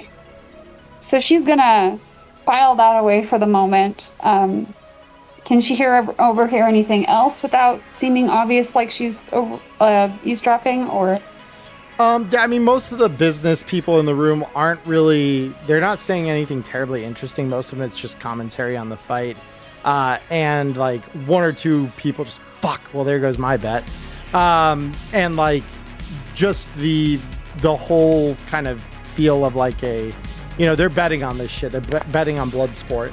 The thing you see, though, that is a little more interesting, is you do notice what you recognize is a security panel on the far end of the room that appears to be just next to one of the bodyguards.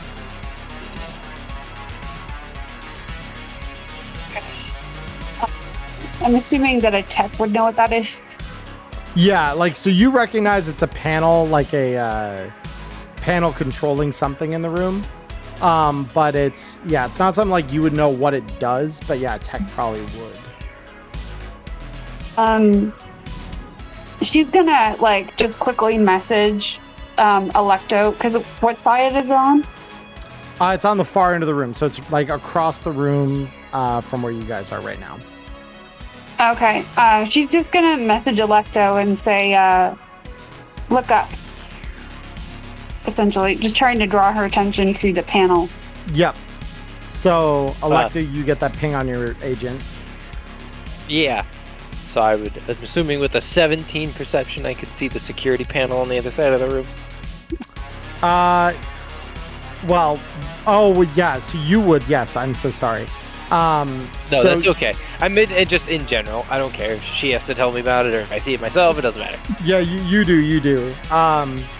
And Dr. J, the added thing that I want to add for you here is you see several what you recognize are ports in the ceiling of this room. You see about 4 ports where turrets are likely embedded. They look very much like auto turrets.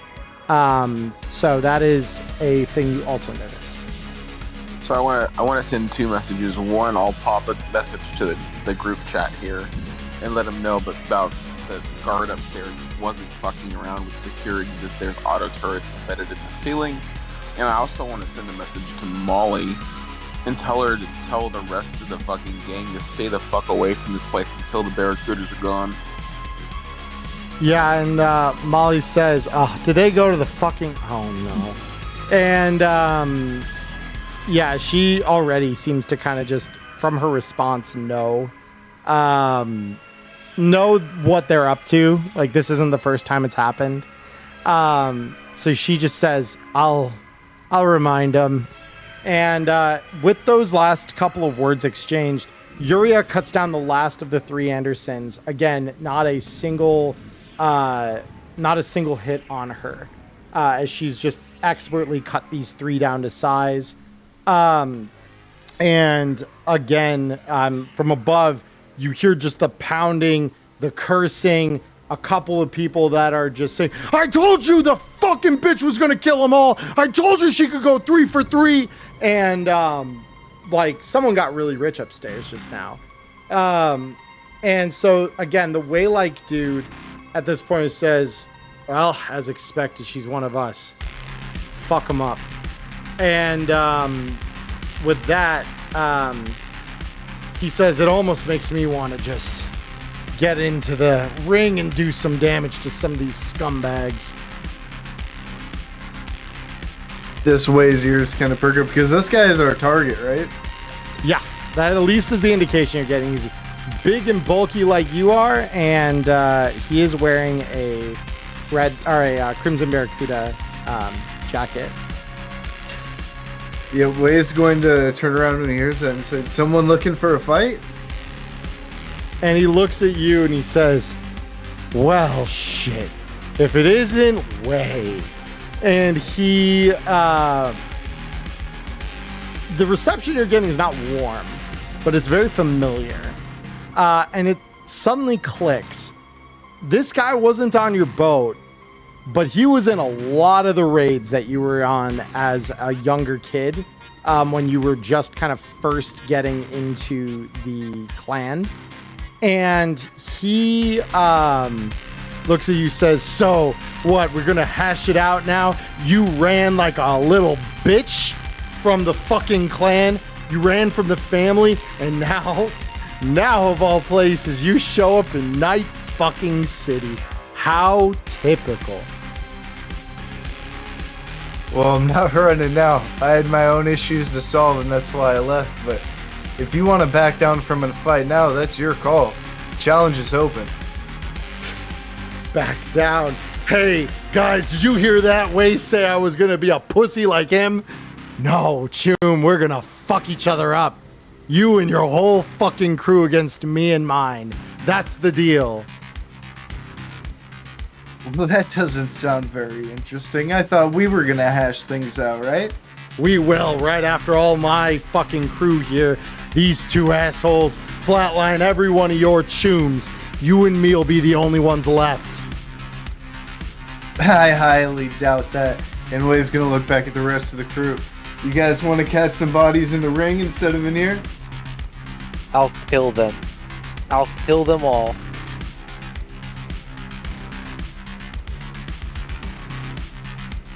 Does anyone else have objection to this?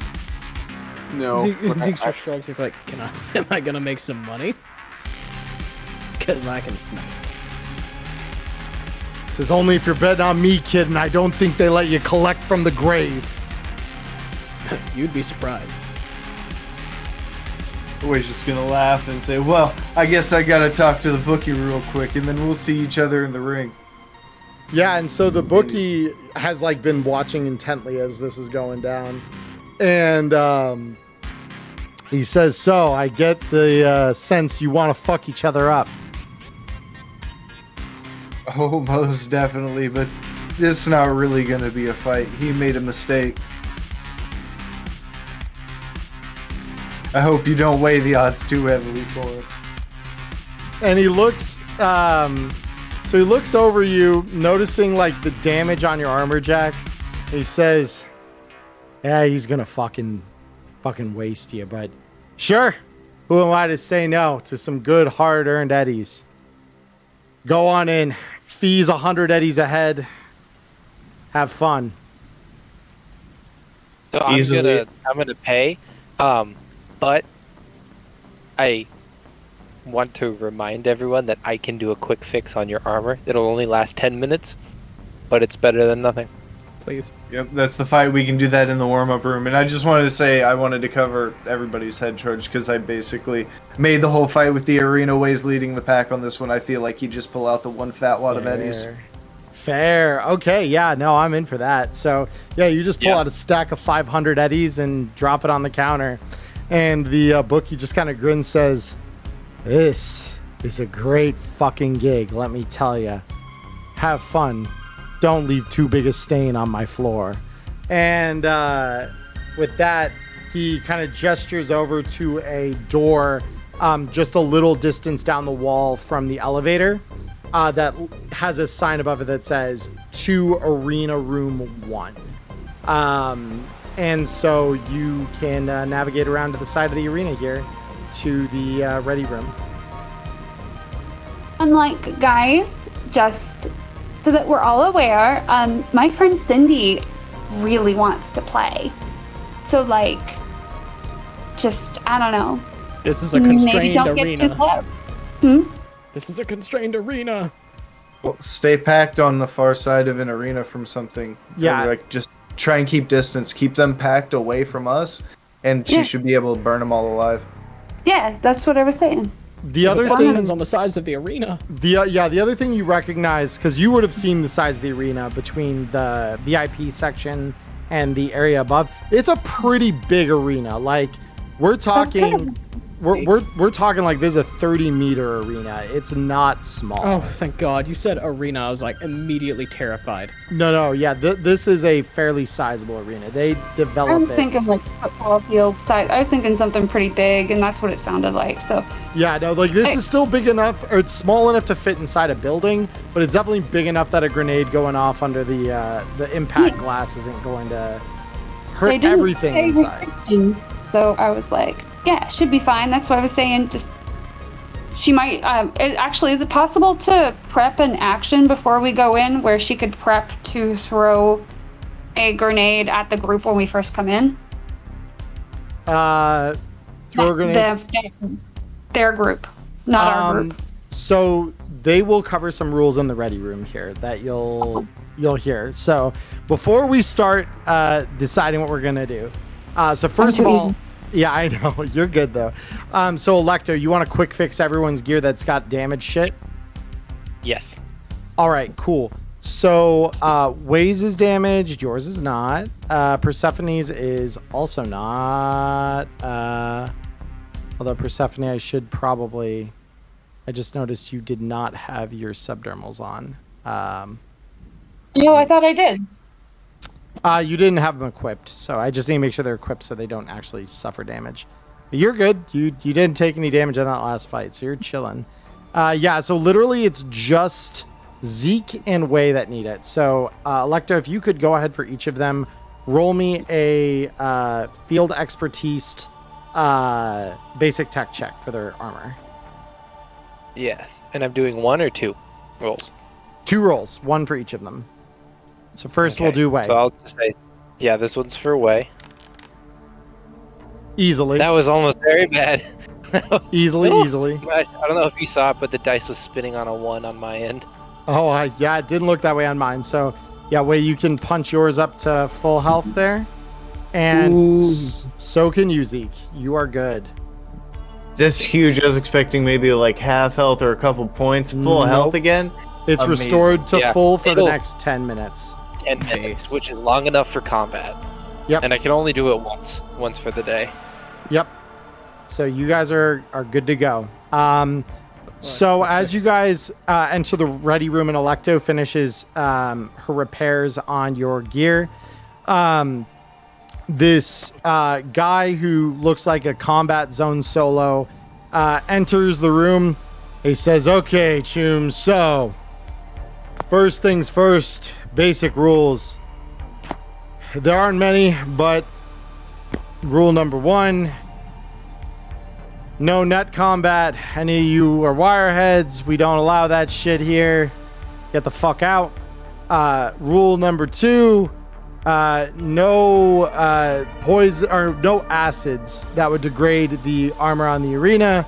We don't want the people paying the eddies above to catch a stray. And other than that, yeah, that's pretty much it. Fuck each other up, kill each other. We don't really care. One last order of business for you all. The bookies set the odds 5-1 against you currently. So yeah, you. If anyone would like to wager money, if you guys win, it's 5-1 odds for you right now. I'll wager all 4,450 eddies that I have. Okay, hold on. I'm gonna start a notepad for this. I am literally psychotic. Like, I am here for that one shit. of them I've been rolling is because it has like the list of them. One of them is a grandois sense of self. Yeah, no, She that's thinks she's that's invincible, great. So of course she's gonna put all of her fucking money. You know She what? could come out with enough heads out after this to buy a goddamn motorcycle. Yeah, I know. So Electo, you said there was how many eddies exactly? 4,450. 4450. Awesome. You know what? Zeke likes this energy. He'll throw all of what's left on him in the pot. That's only 1,200. 1200. Okay, cool. Anyone else? Persephone's just gonna be like, I'll match her. You're I'm not just sure? going to drop in a flat 5K.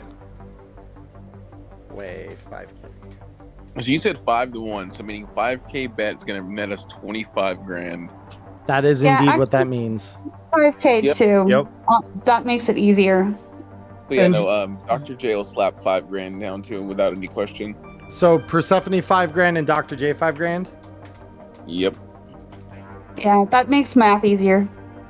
Yeah, and so this guy looks at all your bets and says, "Well, shit, I didn't realize we were dealing with some heavy rollers here. All right, well, best of luck Zeke to you just all." shrugs.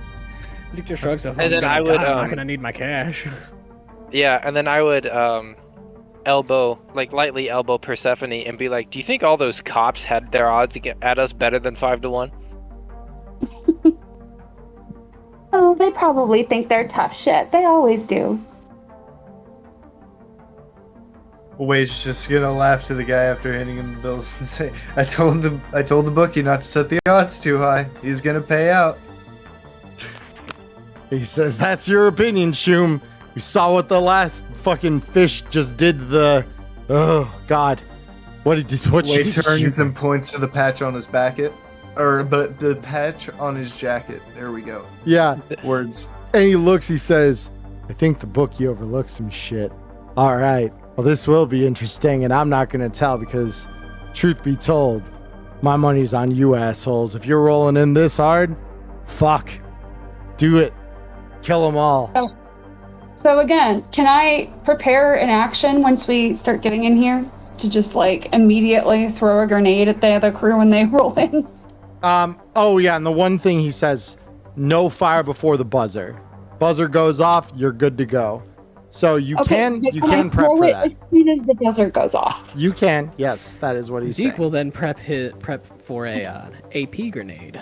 that he has in his I'm gonna pop-up prep launcher. an EMP grenade. Oh my god. Yes. Or actually, I can send a second EMP because it'll just stack on different sets of cyberware, right? So they'll be Yeah. on fire, their armor will be shattered, and their cyberware will be down. I like this. Good. I like this game. Bring the Oh. rain. All right. So, with that said, the solo, after collecting all your money and letting you know one final time, all right, well, have fun in there. Don't lose too many of your limbs. And he hits a button on the wall, and a shutter door in front of you opens up, revealing the inside of an arena. So with that, I would like to welcome you all to our little battle grid here. So let me... And you've marked the size of the arena. I have indeed. So Dr. J, Way, Zeke, Persephone, and Electo. So there we go. So you all enter the arena. And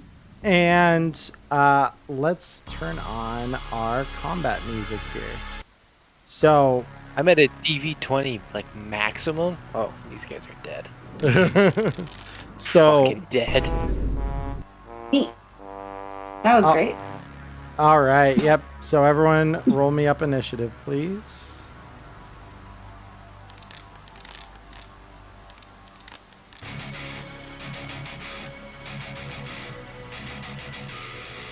Before I roll initiative, I am going to pop some time warp.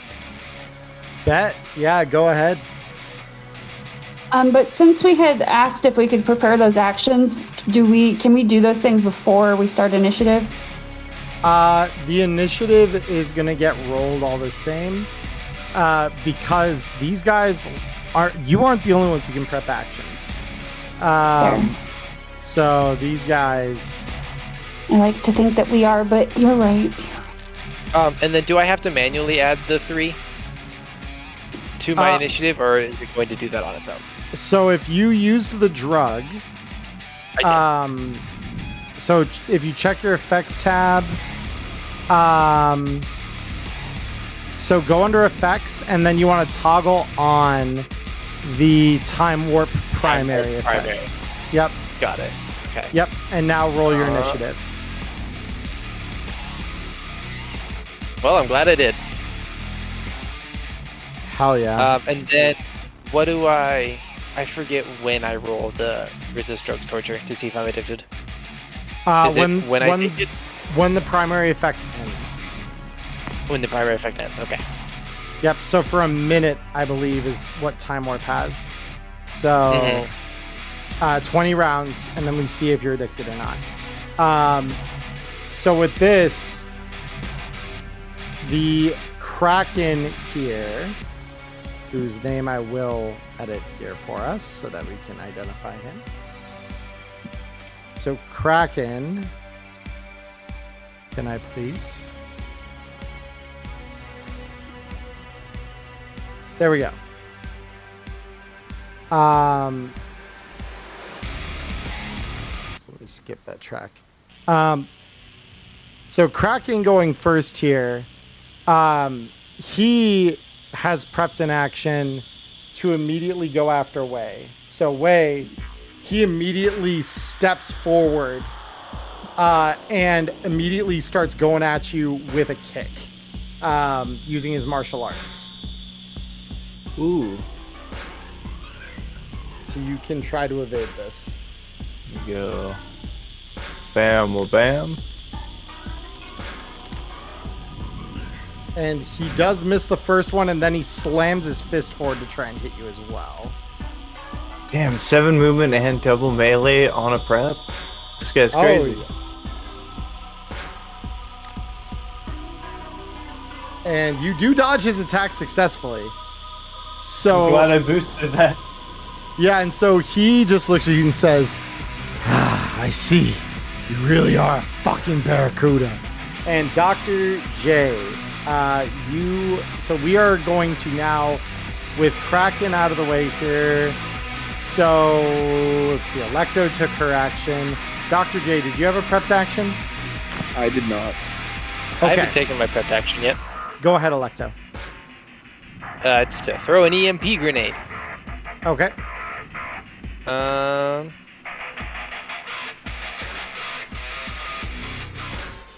Just on a quick glance without a perception check, can I tell how cybered out these people are? So you can recognize that the two here in the back don't look to be terribly cybered. The guy in the front, however, he's got a little bit. You can see eyes glowing with what appear to be some kind of cyber eye mods. And based on the way this guy is moving, he both has, and his size, he probably has a linear frame and he probably has some kind of speedwear. So, yeah, this guy's moving very quick. Okay.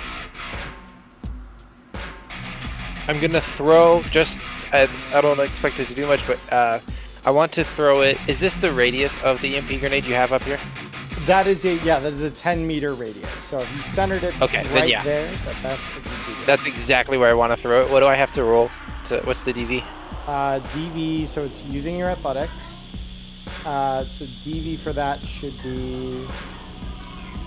Oh, hold on. I did the wrong thing. So we're looking at thrown weapon. DV 15, and you're rolling your essentially your athletics, but you'll use that thrown weapon on your sheet there. Okay. Can I specify that if I feel like I'm going to mess it up, I would rather overshoot, like throw it too far so it doesn't hit us? You don't get to make that call, unfortunately. That's fair. Ooh, you just barely. Okay, so let me roll something.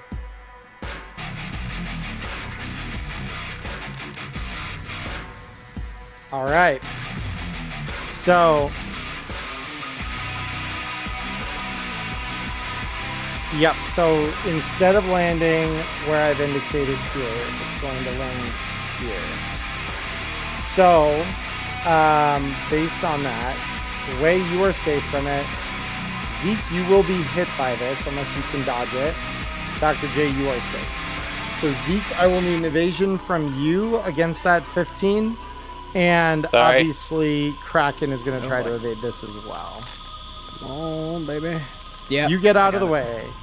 Kraken also gets out of the way. So the EMP goes off. These both do get hit by it. And they each, you see, sparking from the back of their heads as the EMP fries their Neuralinks.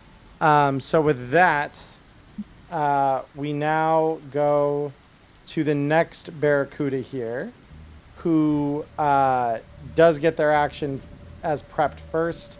So they're going to take a couple steps forward here. There's going to be 1, 2, 3, 4, 5, and they are going to shoot. They're going to shoot at Persephone. So Persephone, this will be a DV 15 that they're going to try and shoot you twice with. So are you evading? What's it with? DV 15. No. What kind of gun?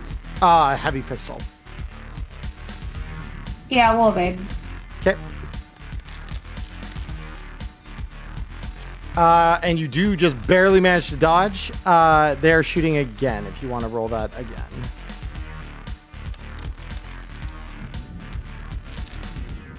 Okay. Yeah, you've succeeded. Very cool. So now we get Zeke and Wei. Both of you get your prepped actions. Let's see, who did it rank higher on the list? Okay, I guess I'll go first then. Is there a good spot for an EMP again?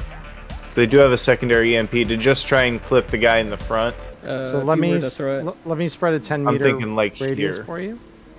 So there's a 10-meter radius. So you're saying you were thinking like here? Yeah. One If you down wanted from to it hit would both of catch them, you him. could probably place it somewhere like, yeah, like there. Yep, because if I tried to move it one right, then it gets too risky. That seems like a good spot. What's my DV for that? DV for that is...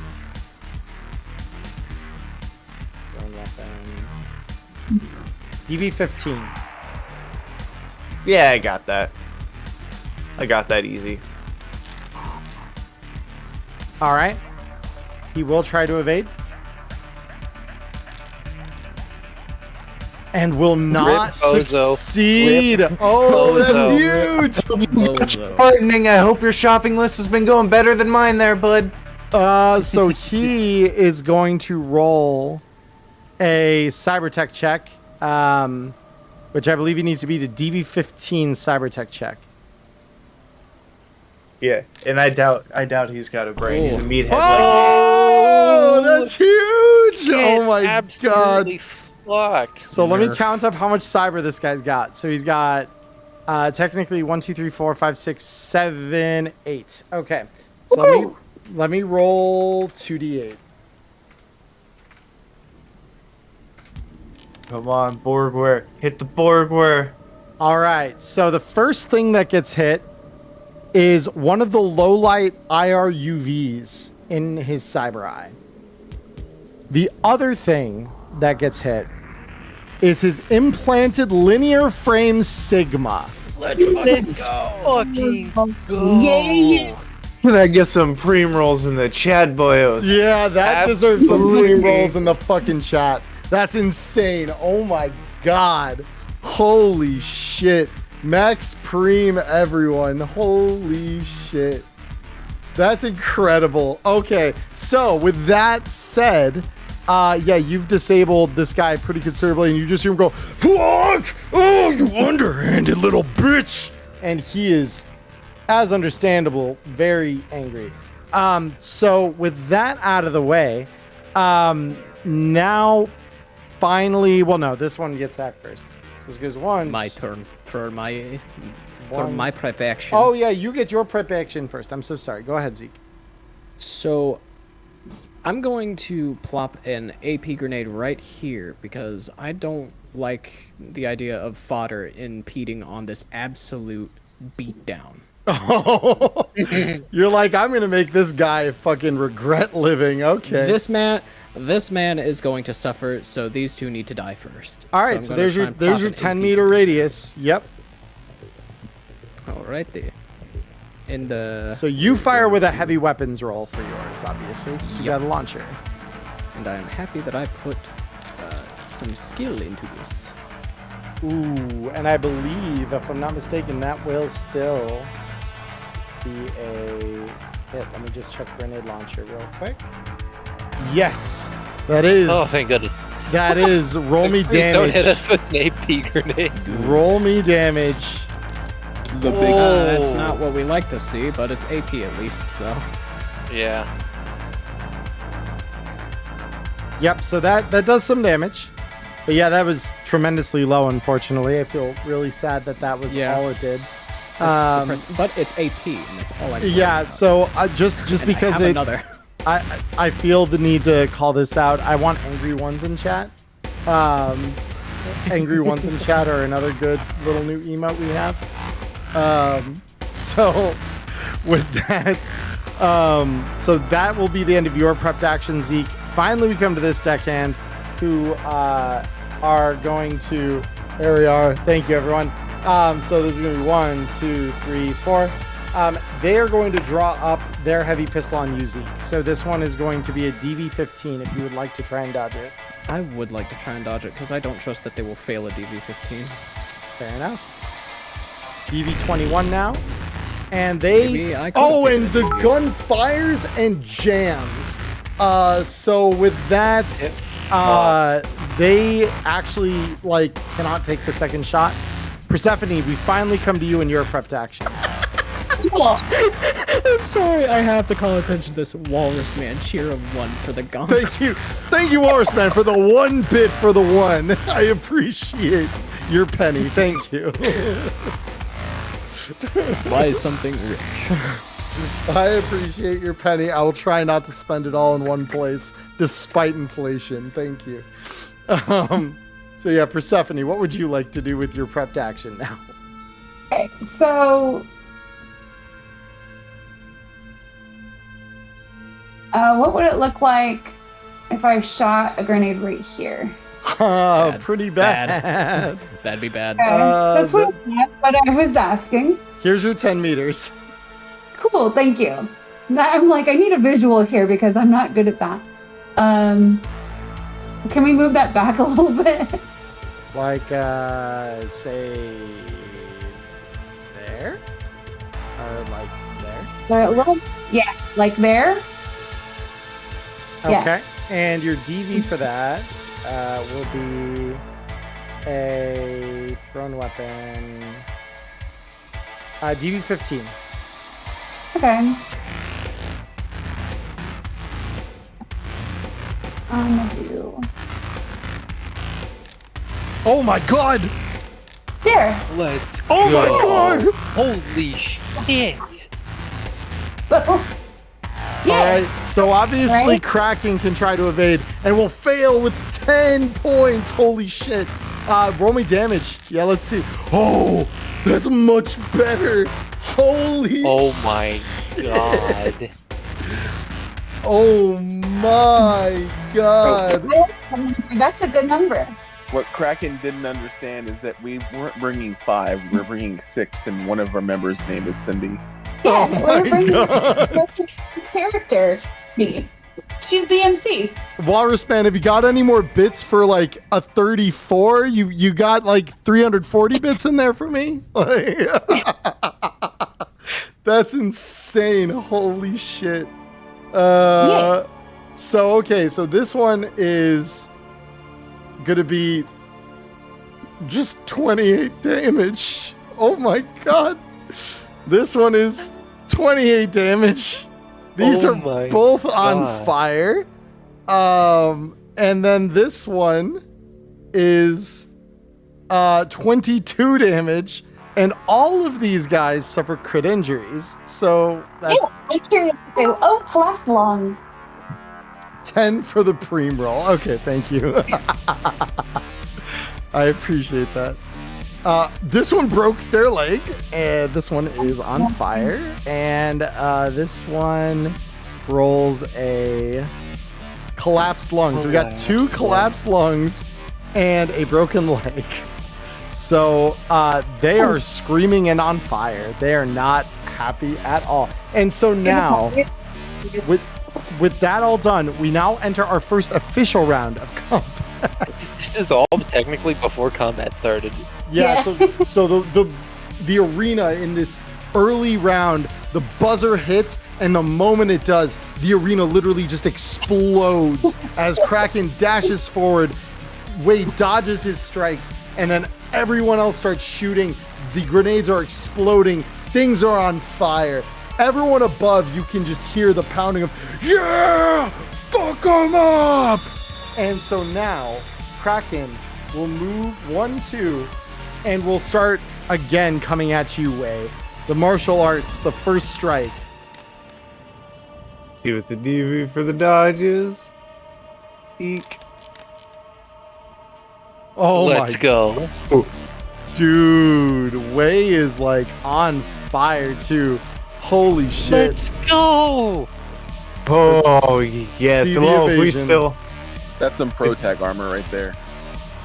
Oh yeah, no, the game wants a way to win this the fight. storyline. This is the way part of the story. I am the protagonist right now. Yeah, no, you take your moment. You take your moment. It's yours. Holy shit, Dr. J, we're on to you. So, this is actually going to be quite funny. And this guy loses 2 health because he's on fire still.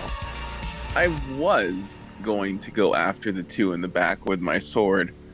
However, I have a much funnier option. Let me check my inventory. Oh no. Oh, Some- wait, no way. I think I know what you're gonna do.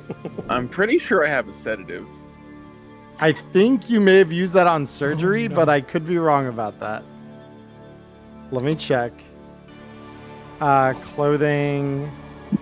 No, you do! You have 1 sedative! So, I don't know what I need to roll for this, but I'm just gonna fucking go for him straight So up. you need to roll a melee weapon attack with your air hypo. Okay, so I'll roll melee weapons. Yeah, so just roll the melee weapon skill. He will roll evasion, countering it. which is scary to think about, but if it hits, it's going to be fucking hilarious. Yeah. So let's do it. It's the reason I put into melee at the beginning of the session.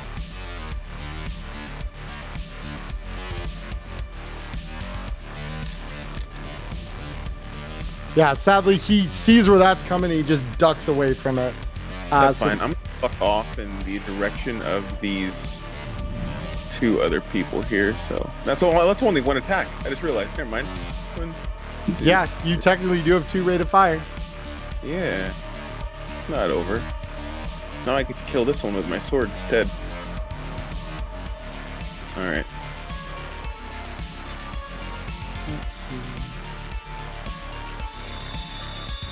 Where is my sword? There it is.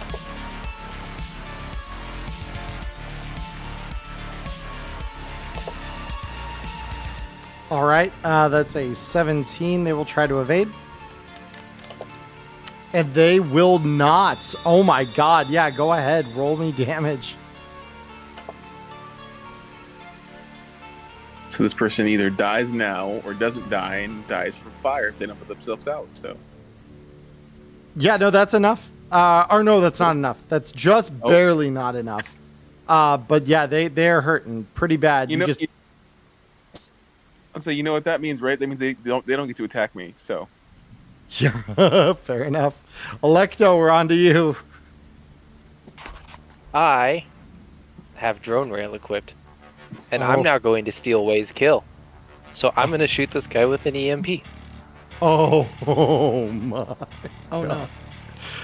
Oh my god. This guy will try to evade, but he will not succeed. Roll me damage on that attack.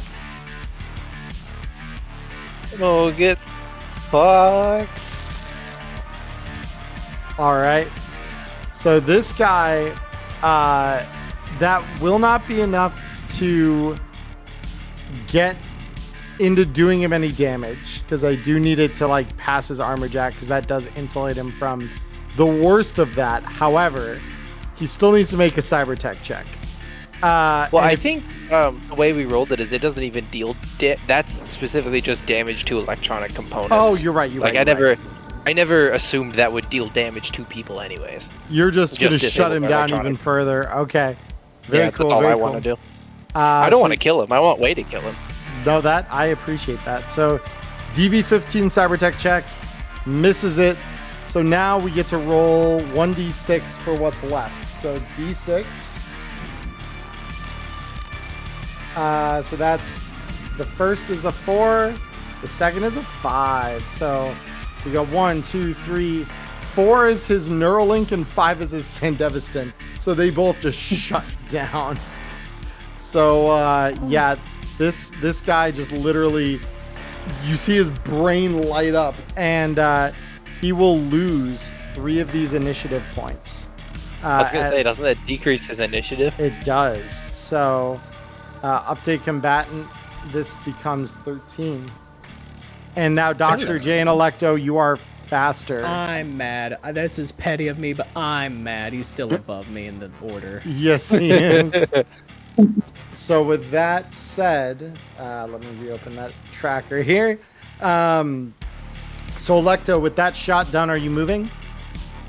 I don't see any reason to be honest. I'm just gonna stand here. Okay.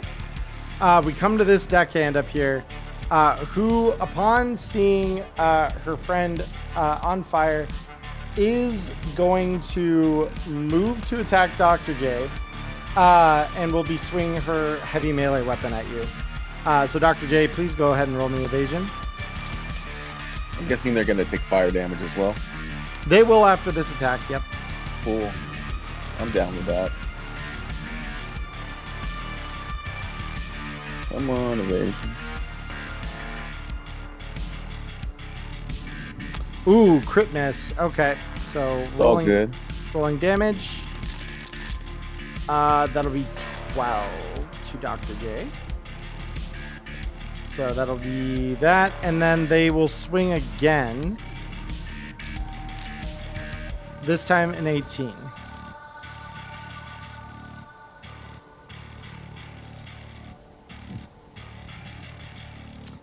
Yep, and you dodge that second swing. All right, so then, yeah, this person will take 2 more damage. And with that, we go to Wei. All right, so Way's gonna step to the side and say, "Should have brought some better deckhands," and go for a pressure point strike, trying to get his spine and freeze him for that next turn. Ooh! Oh my god! Holy shit! Holy shit! Oh, okay. that's a spicy swing. How to break down a bad 101. And he already had his turn in this initiative order, so he's not going to get a second turn when he goes next, right? Correct. Yeah, we're skipping past him because he's already done his round. And he does not evade, so you get your pressure point strike in. Oh yeah, I forgot all about damage. I was so excited I just froze him for a whole nother turn so we could clean up the ads. Yeah, nope. You nail him with a spinal injury here. And that damage, I mean, the low damage doesn't even really matter when you consider the fact that this dude has now a collapsed lung and a spinal injury. And like 3 or 4 of his pieces of cyberware are shut off. Yeah, he lost 4 body points losing that Sigma, so he lost a fair chunk of health. So deactivating a linear frame does not take the health away that it conveys you. It just, because it's still all the bulk that is there reinforcing your bones and stuff. It's there, just much harder to move. So that becomes your bigger issue there. Assuming he doesn't punch as hard too, right? Like if he does get a melee off, I'm not going to get a 4d6 now. It's down right. to 3d6. It's gonna be 3 because he's only a 10. Yep. Ooh. So Kraken's already gone. Zeke, we go to you now. I'm going to move over here and reload my grenade launcher. Fair, and that's it. Yep. All right. So unsurprisingly, this deckhand Just is gonna walking over here and reloading. This deckhand is gonna put themselves out, and they are gonna move 1, 2, 3, 4, 5 back against the arena of the wall as they are bleeding profusely. Persephone. Escape. Well, seeing as my hand is empty, I am going to pick up hide from around my neck and give me just a second here. I know, I have too many hands. I know. It's fine.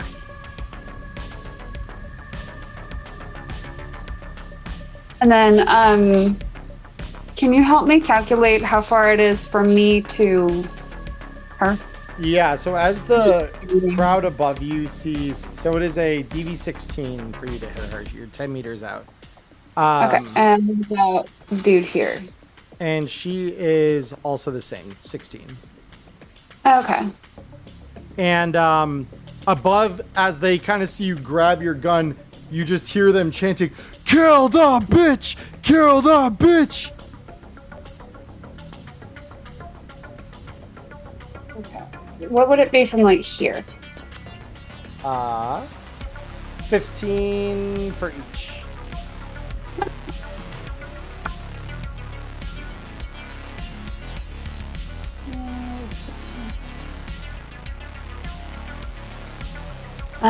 We'll go there.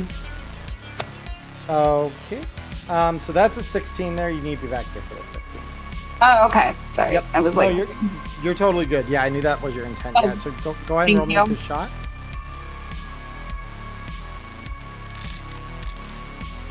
That's a hit. Go ahead and roll me damage. Oh my. Let's fucking go. So yeah, so you blast her and her whole neck just explodes. And so you just see her like already she was kind of slumped over trying to apply pressure to the various like burns and bleeds she had from your grenade. And then you just blow her neck out and above you just hear, "Yeah! Fuck yeah!" And it is a loud moment above as she falls lifeless to the ground. Are you done with your turn then? Yep, I'm just gonna hang out back here. Yeah. Dr. J. There's a poor man still on fire in front of me, so therefore I need to... With a sword. You should help him. Use that surgical equipment to help them out. Yeah, help him out. Reverse. This is a special tool we'll need later. We have contacted our resident pharmacist. Pharmacist. Let's Pharmacist. Oh, no. I love it. You Okay. are welcome for the classic humor. Okay, so they will try to evade this, obviously, but... Oh. Oh, yeah, they do manage to evade it. All right, well, number 2. You cannot escape. Oh, Crit you can. miss. go. Yep, so they evade twice. All right, well, in that case, I'm gonna just go 1, 2, 3, 4, 5. Fucking Sir, I hear you Prepper Jack. ordered an appendectomy. yeah, Jesus Christ. Electa, we're on to you. It is a I very am invasive going procedure. to drop drone rail and equip my shotgun. Okay. And then I'm going to go 1, 2, 3, 4, 5. And I'm going to shoot this guy from right here. I'm Yeah. going to, if this works, I'm going to try to stick my shotgun barrel in his mouth. DV13, let's see it.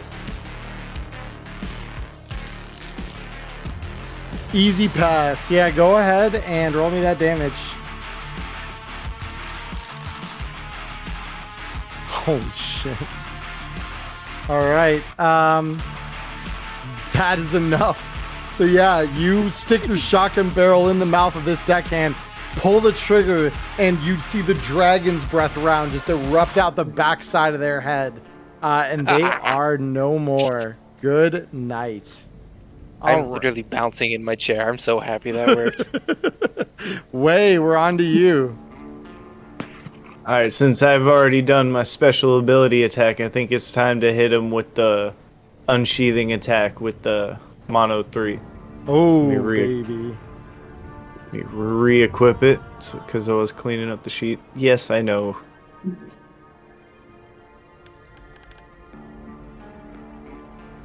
Let me make sure, by the way, that Dex plus melee weapon.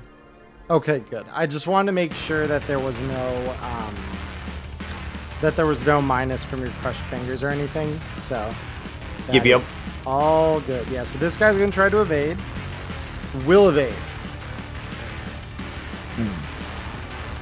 Oh, did you roll the right guy's evasion, or do they have the same? Because I'm noticing that it's labeled Crimson Barracuda Assassin That's when the it was guy. supposed to be. That's the guy. It says Kraken, but that's the stat block I've attached to him is Crimson Barracuda. Oh, Assassin. okay. I didn't know if his stat block was attached. Cool. Yeah, no, it's just the name I use for him, and the tracker is different. That's all. But no, that's the right guy, right stat block, all that. The deckhands are the ones behind that are dead now. Oh, the dead.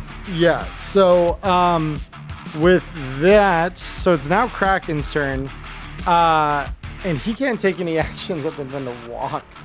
So he is gonna move.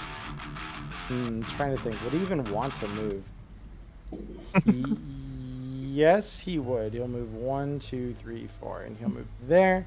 He will take 2 damage because he's still on fire. And Zeke, we move to you.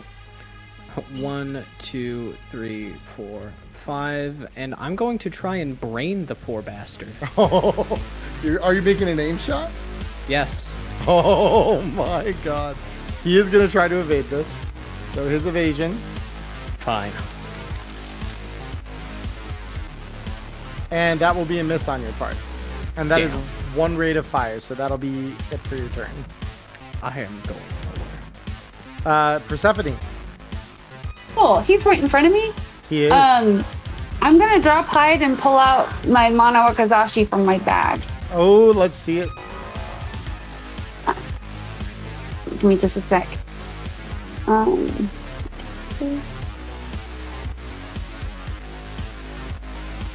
Okay.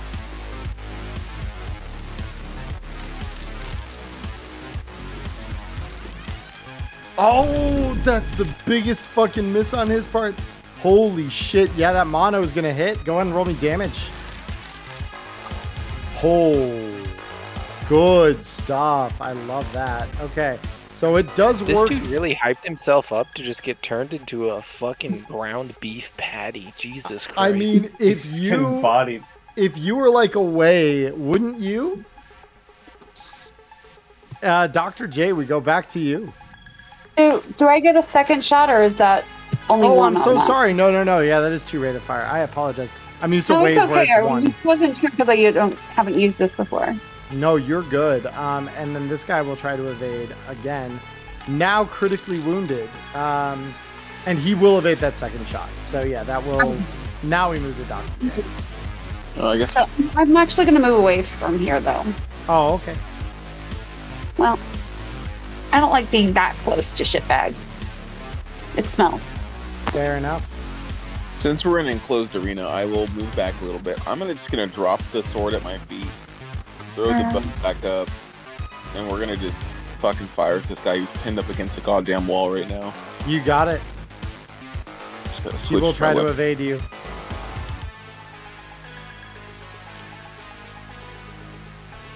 Rolling against 18. You're good. I'm just trying to get my bow back in my hand here. You're good. I can. There we go. Alright, there we go.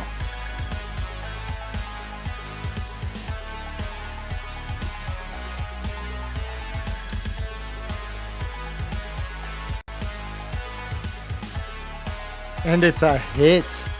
Just barely. It is a hit. Roll me damage.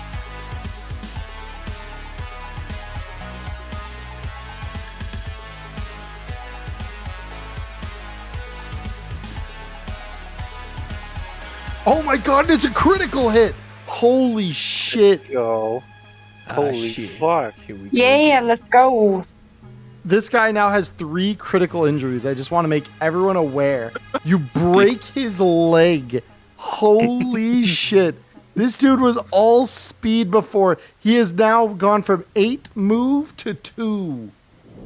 I just want everyone to appreciate that. That's insane. Electo, we're on to you. 2, 3, 4. I'm gonna stand right next to Wei. Yep.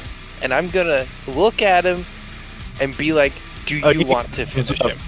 You got a thumbs up. Everybody's just taking shots on him. We're just thinking Okay. damage. Bullet sponge this idiot. I don't want to steal your kill, but if you're letting me do it, I'll do it. No, if he survives this, I guess he won't survive. He does dodge a shotgun blast. That's unfortunate. Way. Wei just kind of looks down and goes, "Don't worry, I got this." And he's going to take a couple steps back and get a Yes. Here we go. Do it. He's going to Do shout. it. He's going to shout to Kraken, "You should probably run," because he was talking all that shit about me running away from things. And I'm you're- going to full sprint, flying side kick him towards the wall. Yeah, Hopefully. and as you sail through there, they say, "Fuck him up! Fuck him up! Fuck him up!"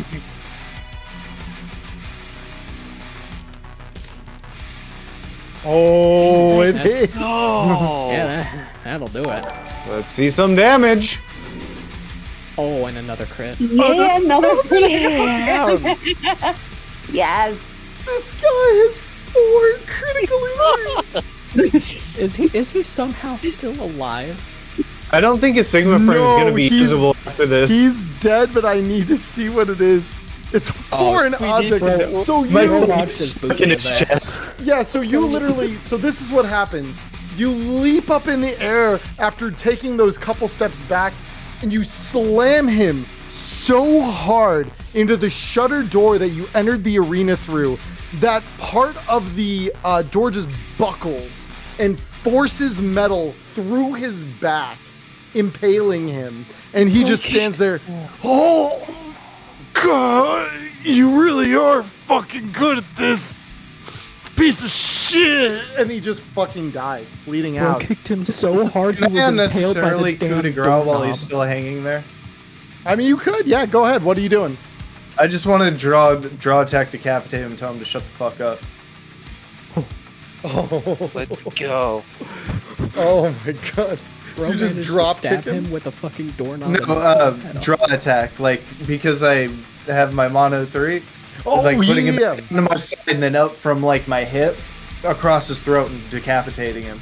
Yep, and then the crowd upstairs just going fucking wild. And there's the one guy that you encountered on the way through the door when you entered this place. Said, "I told you he'd make me fucking money. Holy shit! What a fucking badass!" He put his money on me. I love that guy.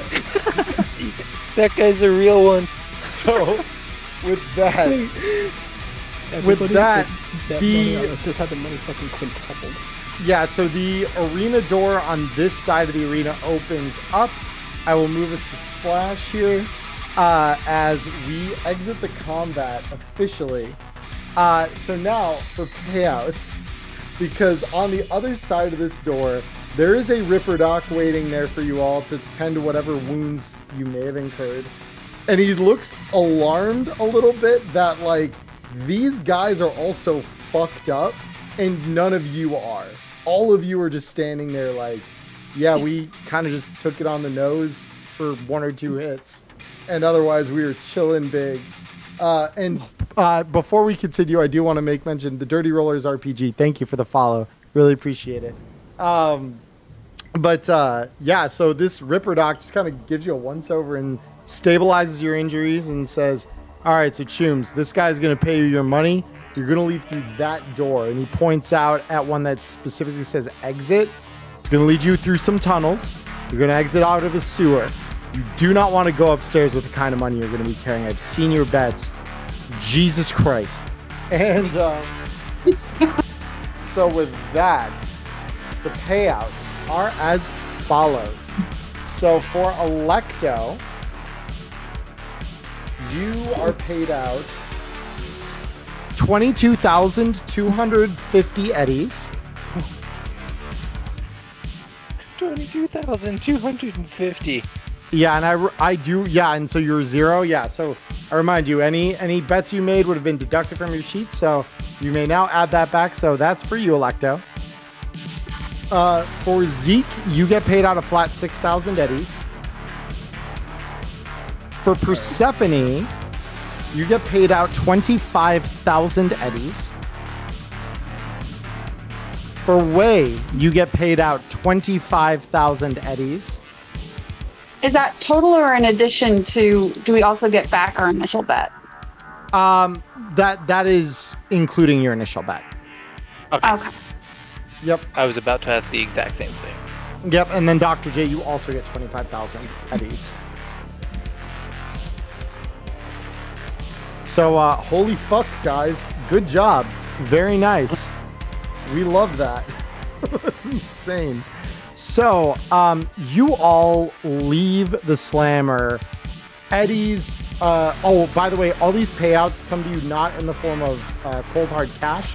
They come to you on cred sticks. So these are just like a cred chip that you can enter in. You could pay out at an ATM if you really want the hard cold cash. But otherwise, it works kind of similar to like a debit card. So each of you gets a cred chip, and you are all advised to leave.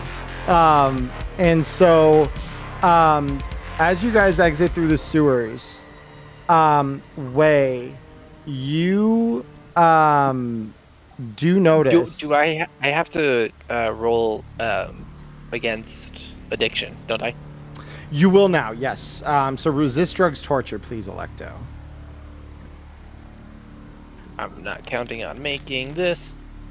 Good thing I didn't count on making that. You do not, yeah. So now you will be suffering, instead of the Time Warp primary, you're going to suffer Time Warp secondary DV17. Okay, so Time Warp primary is off. Time Warp secondary DV17. Yep.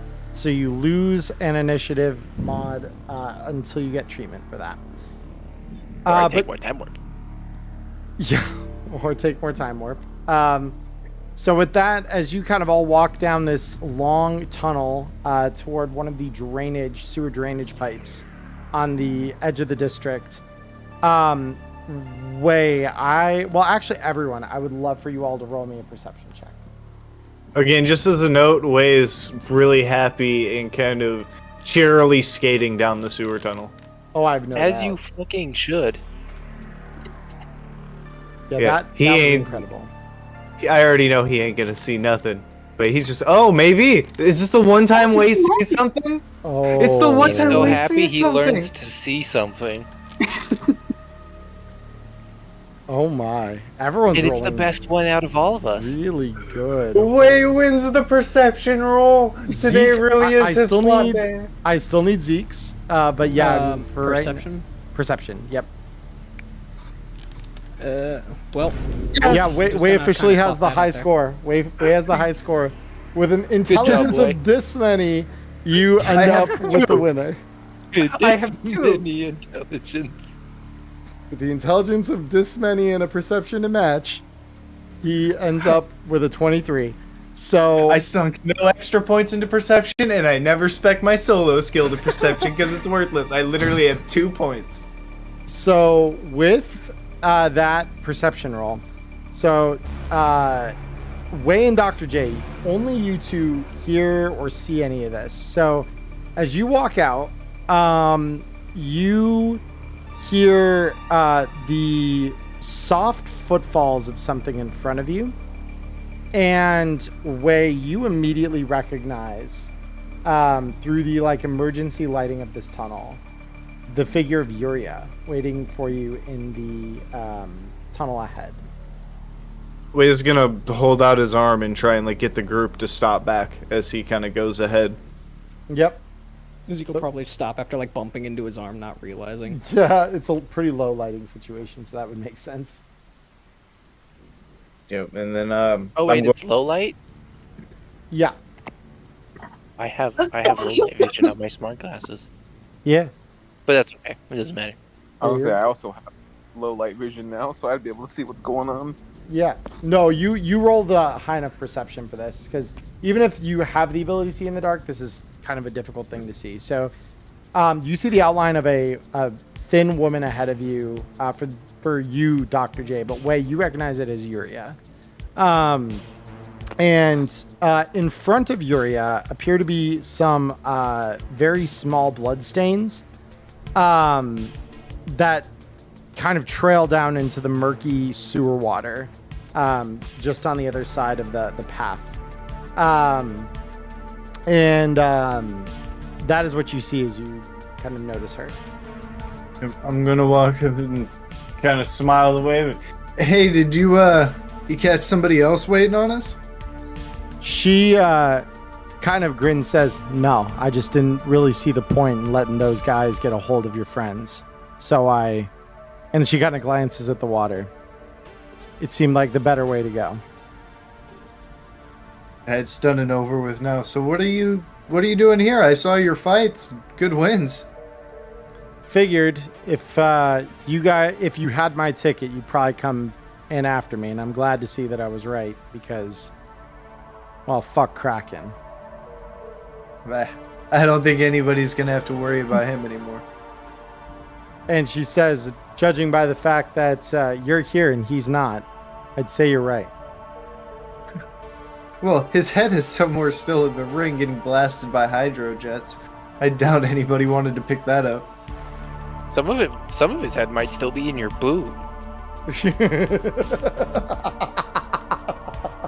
That is true. So, with that, she just says, "Look, I don't have long, but I'm going to guess that the fact that all our boats are lit on fire has something to do with you all." I told you there was hell coming for him. And we both agreed we know what happens when I move in somewhere. We did. We're pushing them out. Just avoid the storm for now. I'll be careful, but know that there are others like Kraken in the city, and they're hunting for you. Wei kind of looks back at the group and says, "I'm not really worried about that." All I right. will kill them. I will kill them. That's Electo's phrase of the evening. So It really has been. yeah. So she says, "Take care of yourself." And with that, she kind of like quickly kind of leans up and kisses you on the cheek, and then runs down the tunnel into the darkness of the Night City evening. Once she is clearly out of sight, Wade is like a Mario hop and punches towards the ceiling. Because I'm assuming it's not that tall and he can make that jump. Yeah, and you actually crack the concrete as you kind of feel your knuckle collide with the low ceiling above you. Damn. What kind of juice does he drink? Cybertech, pure and simple. Nothing but the finest boardware. Bro doesn't drink electrolytes. He drinks electricity. Wade just turns back with a shit-eating grin and tosses his board back down, skates over the blood puddles, and I guess we're back on the way unless anybody has anything else. Nope. And so with that, you find your way after just a short distance using the emergency lighting along the tunnel to reach the exit and a small set of stairs up back to the street level of the South Night City district. And this exits out just a couple of blocks away from the edge. So you all manage to make your way back there. And Molly regards all of you as you're walking in. She's got a scream sheet open in front of her. And she folds the page back just long enough to kind of look at all of you and says, "So I hope you realize what you did tonight, because holy shit, random crew of edge runners in South Night City takes largest pot ever taken at the Slammer. What the fuck did you all do?" Murder. I killed them. A job? I killed them all. What an array of answer. What did you do? Murder. believe I in killed them. yourself. The job.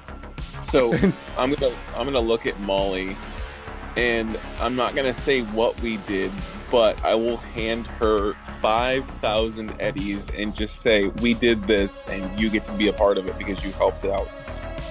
All right, and she looks at that, like counts the eddies out, her eyes growing wider as she counts each bill, and she just kind of looks and says, "Well, let's just say I'm glad you're on my side." And you can kind of see soot now that you've been in the room long enough. Your eyes have kind of adjusted back from like the darkness outside, and it's kind of, you've gotten used to the brighter light inside the lobby. You know, she's got soot on her face from the smoke, presumably that came off of the ships that she and Wendy lit on fire. And she says, "Well, they're not going anywhere anytime soon. So one asshole you guys cleaned up. Very nice job. The others still at large, but we know that they lost. I mean, there was a lot of cool shit in those ships, let me tell you. If one of you wants this baby," I pulled her out of the wreckage, and she sets down a bright pink sniper Hey, rifle. I want it. I want it. I want Okay. it. I want Zika's, it. I want Zika's it. shrinking I want away. it. He's like, "No, I've heard stories." I've heard I want it. So I want it.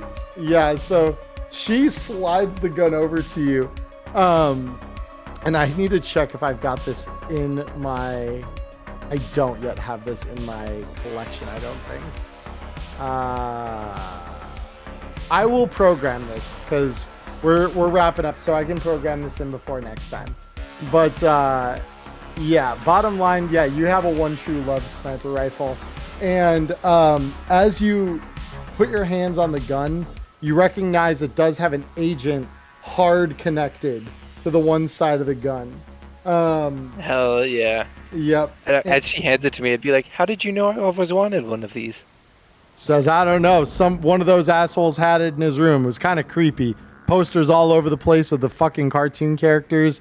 He had some very questionable content under the bed, and that's all I'll say. I won't go further. But bottom Did you line..." grab any of the posters? No, I lit that shit on fire. What the fuck do you think I'm here for? Guns I can use. creepy fucking posters of cartoon characters. Fuck that. Fine, you don't have to be so fucking mean about it. Jesus. No, that was where I used that shit for Tinder. Yeah. I was just thinking to myself like that. What was You that? might get the wrong kind of clients or the wrong kind of people with that. Yeah. Or the right kind. Oh, The right kind of sex? I don't know. with Electo getting excited over that, I'll just remember I'm gonna message Wendy and be like, so I think one of your guys may have something that looks like this, and I'll send her a screenshot of the fucking headset that was stolen from me. Oh, so yeah, so she responds back, Chum, I don't know what you're talking about. That definitely wasn't taken by one of my guys. I would have seen that. Ooh, I'm gonna start casing the building. All right, well, I'll just say, well, if you happen to see it, let me know. Will do, Chum. Sorry for your loss. And that's going to be the end of that conversation. So, with all of your exploits of the evening kind of hitting an end, all of you have your rooms, way yours included, obviously, if you'd like to go back to it. But you all find your way to your rooms as we start kind of closing the session here for tonight. So I do want to check, before we get into the official close here, I want to check one thing because I think you've definitely earned this. Allow me to check something. So all right. So yours is that much. Yours is that much. Okay, we need a... Uh-huh.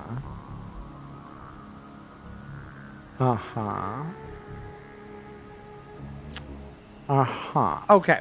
So, you all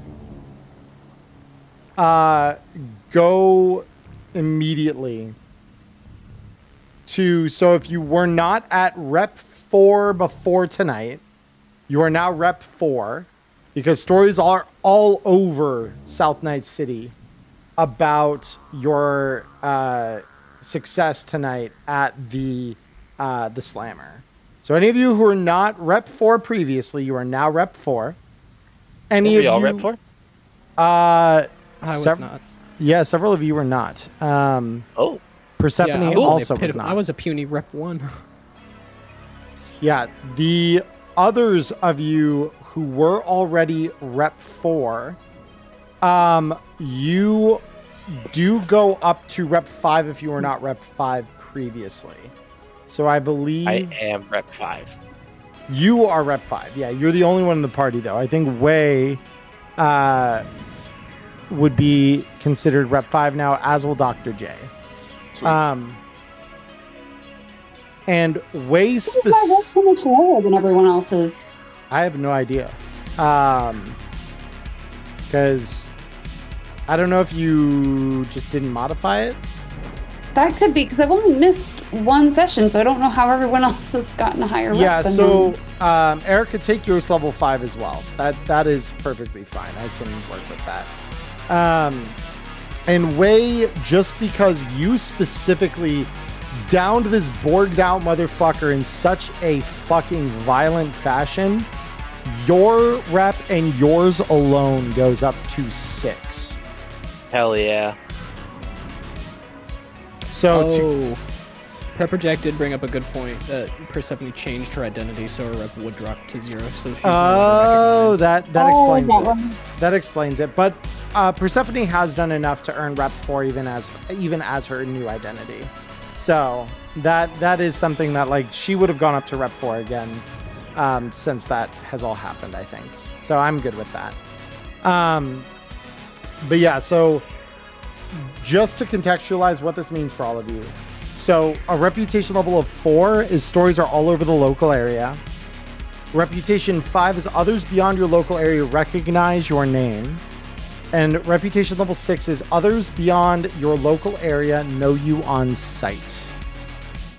So, just so that everyone is aware of what you now have hanging over you as you proceed into your future endeavors here. So I'm gonna be like Godzilla when I walk in a place. Everybody's just gonna be like, Cyber Psycho, and start running. I mean, maybe not. At this point, they might just reconcile the fact that you're a goddamn good fighter because you didn't then go and rampage off and kill all your teammates either. True. I did cleave that guy's head post-mortem, though. You did do that. I mean, that's a kind of psychotic thing to do, but... Well, yeah. I mean, at the same time, it was one of those things where heat of the moment, he was still working on keeling over, so... Right. He talked too much. Process. Yeah. He talked too much. We had to cut off his head so he'd shut up. No monologue for you. No monologue for you. He thought he was him. Yeah, so as we go into closing here, I will be starting from right to left this week. So, thank you, Walrus Man. Appreciate it. So, Electo, as we close the night here, what are you thinking about as you kind of go off to your room and fall asleep? Holsters. I've already got ideas for new holsters I want to make. That's what I'm thinking of. Fair. And also, in the very, very back of her mind, she's probably thinking she needs some therapy, but she's really more focused on the holsters. Yeah, no, that's understandable. And so that thoughts of new ideas for holsters and different kind of carrying implements for your growing inventory of weapons kind of takes your mind, and you drift off to sleep with that. Zeke, what are you thinking? Honestly, he's just going to sleep, thinking, like, he's laying down, he's like, is this how I can spread the name of asymmetry? Well, and Yes, it and is. you actually do get some messages from your bandmates talking about, holy shit, dude, I read the screams. You fucked that guy up. What the hell? Yeah, he shoots a message back, he's like, I mean, I didn't really get a chance to do much. But, I mean, hey, if you head down to South Night City, we might be able to, well, wake some people up to good music. Because there's a bit of a problem out here. And then he simply just mentions the problem's name is Fildo. And they immediately say, shit, not that fucker. Oh, God. Yeah. Somehow he has an empire down here. And No, I think it's time we fuck. topple the king. Oh, not that. Anything but that. And even, like, all of them, like, put barf emojis into the chat with that kind of, like, being noted. So what do you say we topple the king with our next gig? I'm here for it. We're all here for it. And so they I kind am of all... quite literally, This is like, how I- psychotically... yeah, Electo is psychotically confident at this point. Alright, she will agree to do anything. This is how I somehow get Emmerron to introduce a battle of the band. Oh, When you... time. This we'll talk about in the post game, but this wouldn't be the first time I wrote a Battle of the Bands gig. Yes. So you have a bit more conversation with your bandmates before all of you kind of sign off for the night, and you kind of pass out with dreams of upending Fildo's whole musical career. With that, we go to Wei. So Wei, how are you feeling, and what are you thinking about as you kind of start going off to bed here? Wei is ecstatic. He's probably not sleeping much, but in the best kind of way, you know, the way where you just kind of lay in bed, stare at the ceiling, and just, yes, today went perfectly. Yeah. No, it's you're definitely feeling that sense of just pride for like what you've done, and like the fact that you know you are a match for these things that are coming after you. And now, so yeah, and you just find yourself going to sleep with those thoughts in your mind, and specifically thinking of how you might just get what you're after. Yuria might. Yeah, and he just- is staying back at the regular room at Molly's place again. at the Because edge. now that we've all kind of tangled with him and everything was chilling, he's not really worried if they raid in here now. Fair. Dr. J, what are you thinking about as you find your way to bed? Pretty stoked that things turned out favorable for everybody today. She's probably cleaning up the fucking slash wound that the guy decided to smack me with in the arena. Honestly, not much else going through my mind besides what I could fucking buy with all the fucking money I just made. Yeah, the skies opened up a little bit for sure. And so yeah, after you get done like changing the bandages on your wound, because the Ripper did see you and made sure that that was all taken care of to some extent before leaving the arena. But yeah, you change your dressings out so that the wound can heal a little further. And nothing really meets my standards. So even if somebody fixes me up, I always double check. It's totally no, that makes sense. So yeah, you change out your bandage, and yeah, make sure the wound is nice and clean and sutured correctly, and you find yourself passing out again, pretty happy with the way things gone today, and dreaming of all of the cool luxury items you can buy with that newfound eddies of yours. And finally, last but not least, we come to Persephone. What are you feeling as you go to sleep? She's kind of all over the place, and at the last second, right before she falls asleep, she remembers what she heard earlier about the soul killer, and she's like, oh, yeah, fuck. And so she just texts Molly that on her agent real quick, and is like, okay, well, they know now. That's fine. And rolls over and goes to sleep. Yeah. And so Molly will take that information in and she will consider it, but she just says, thanks for letting me know in her response, which you maybe don't even see till the next morning. Legit, like her Persephone's thing was not my problem anymore. Right. All right. Well, with that all said and done, so the last thing I want to do is do the awarding of IP.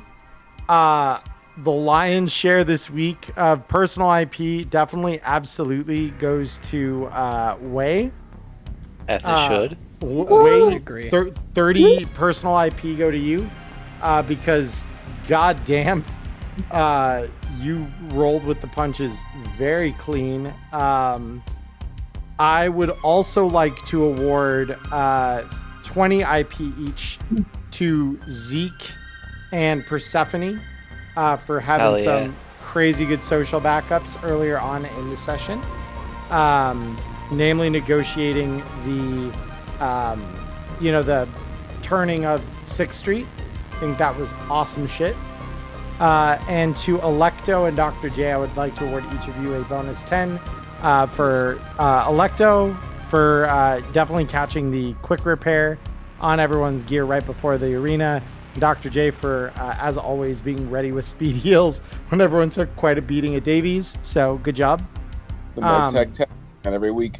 Exactly. It's good shit. And then for the gig IP, I'm awarding each and every one of you 80. You did fantastic. That was perfect. Every objective fulfilled, including bonus objectives.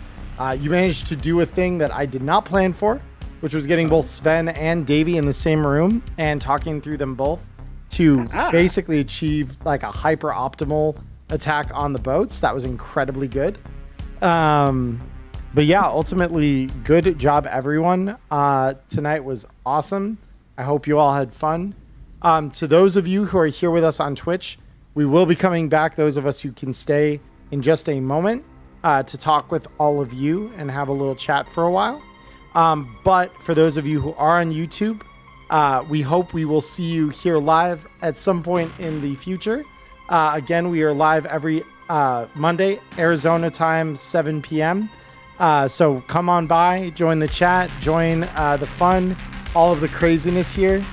We'd love to have you. But until next week, for those of you on YouTube, I hope you stay healthy, stay safe, and we'll see you on the streets of Night City next week. Peace.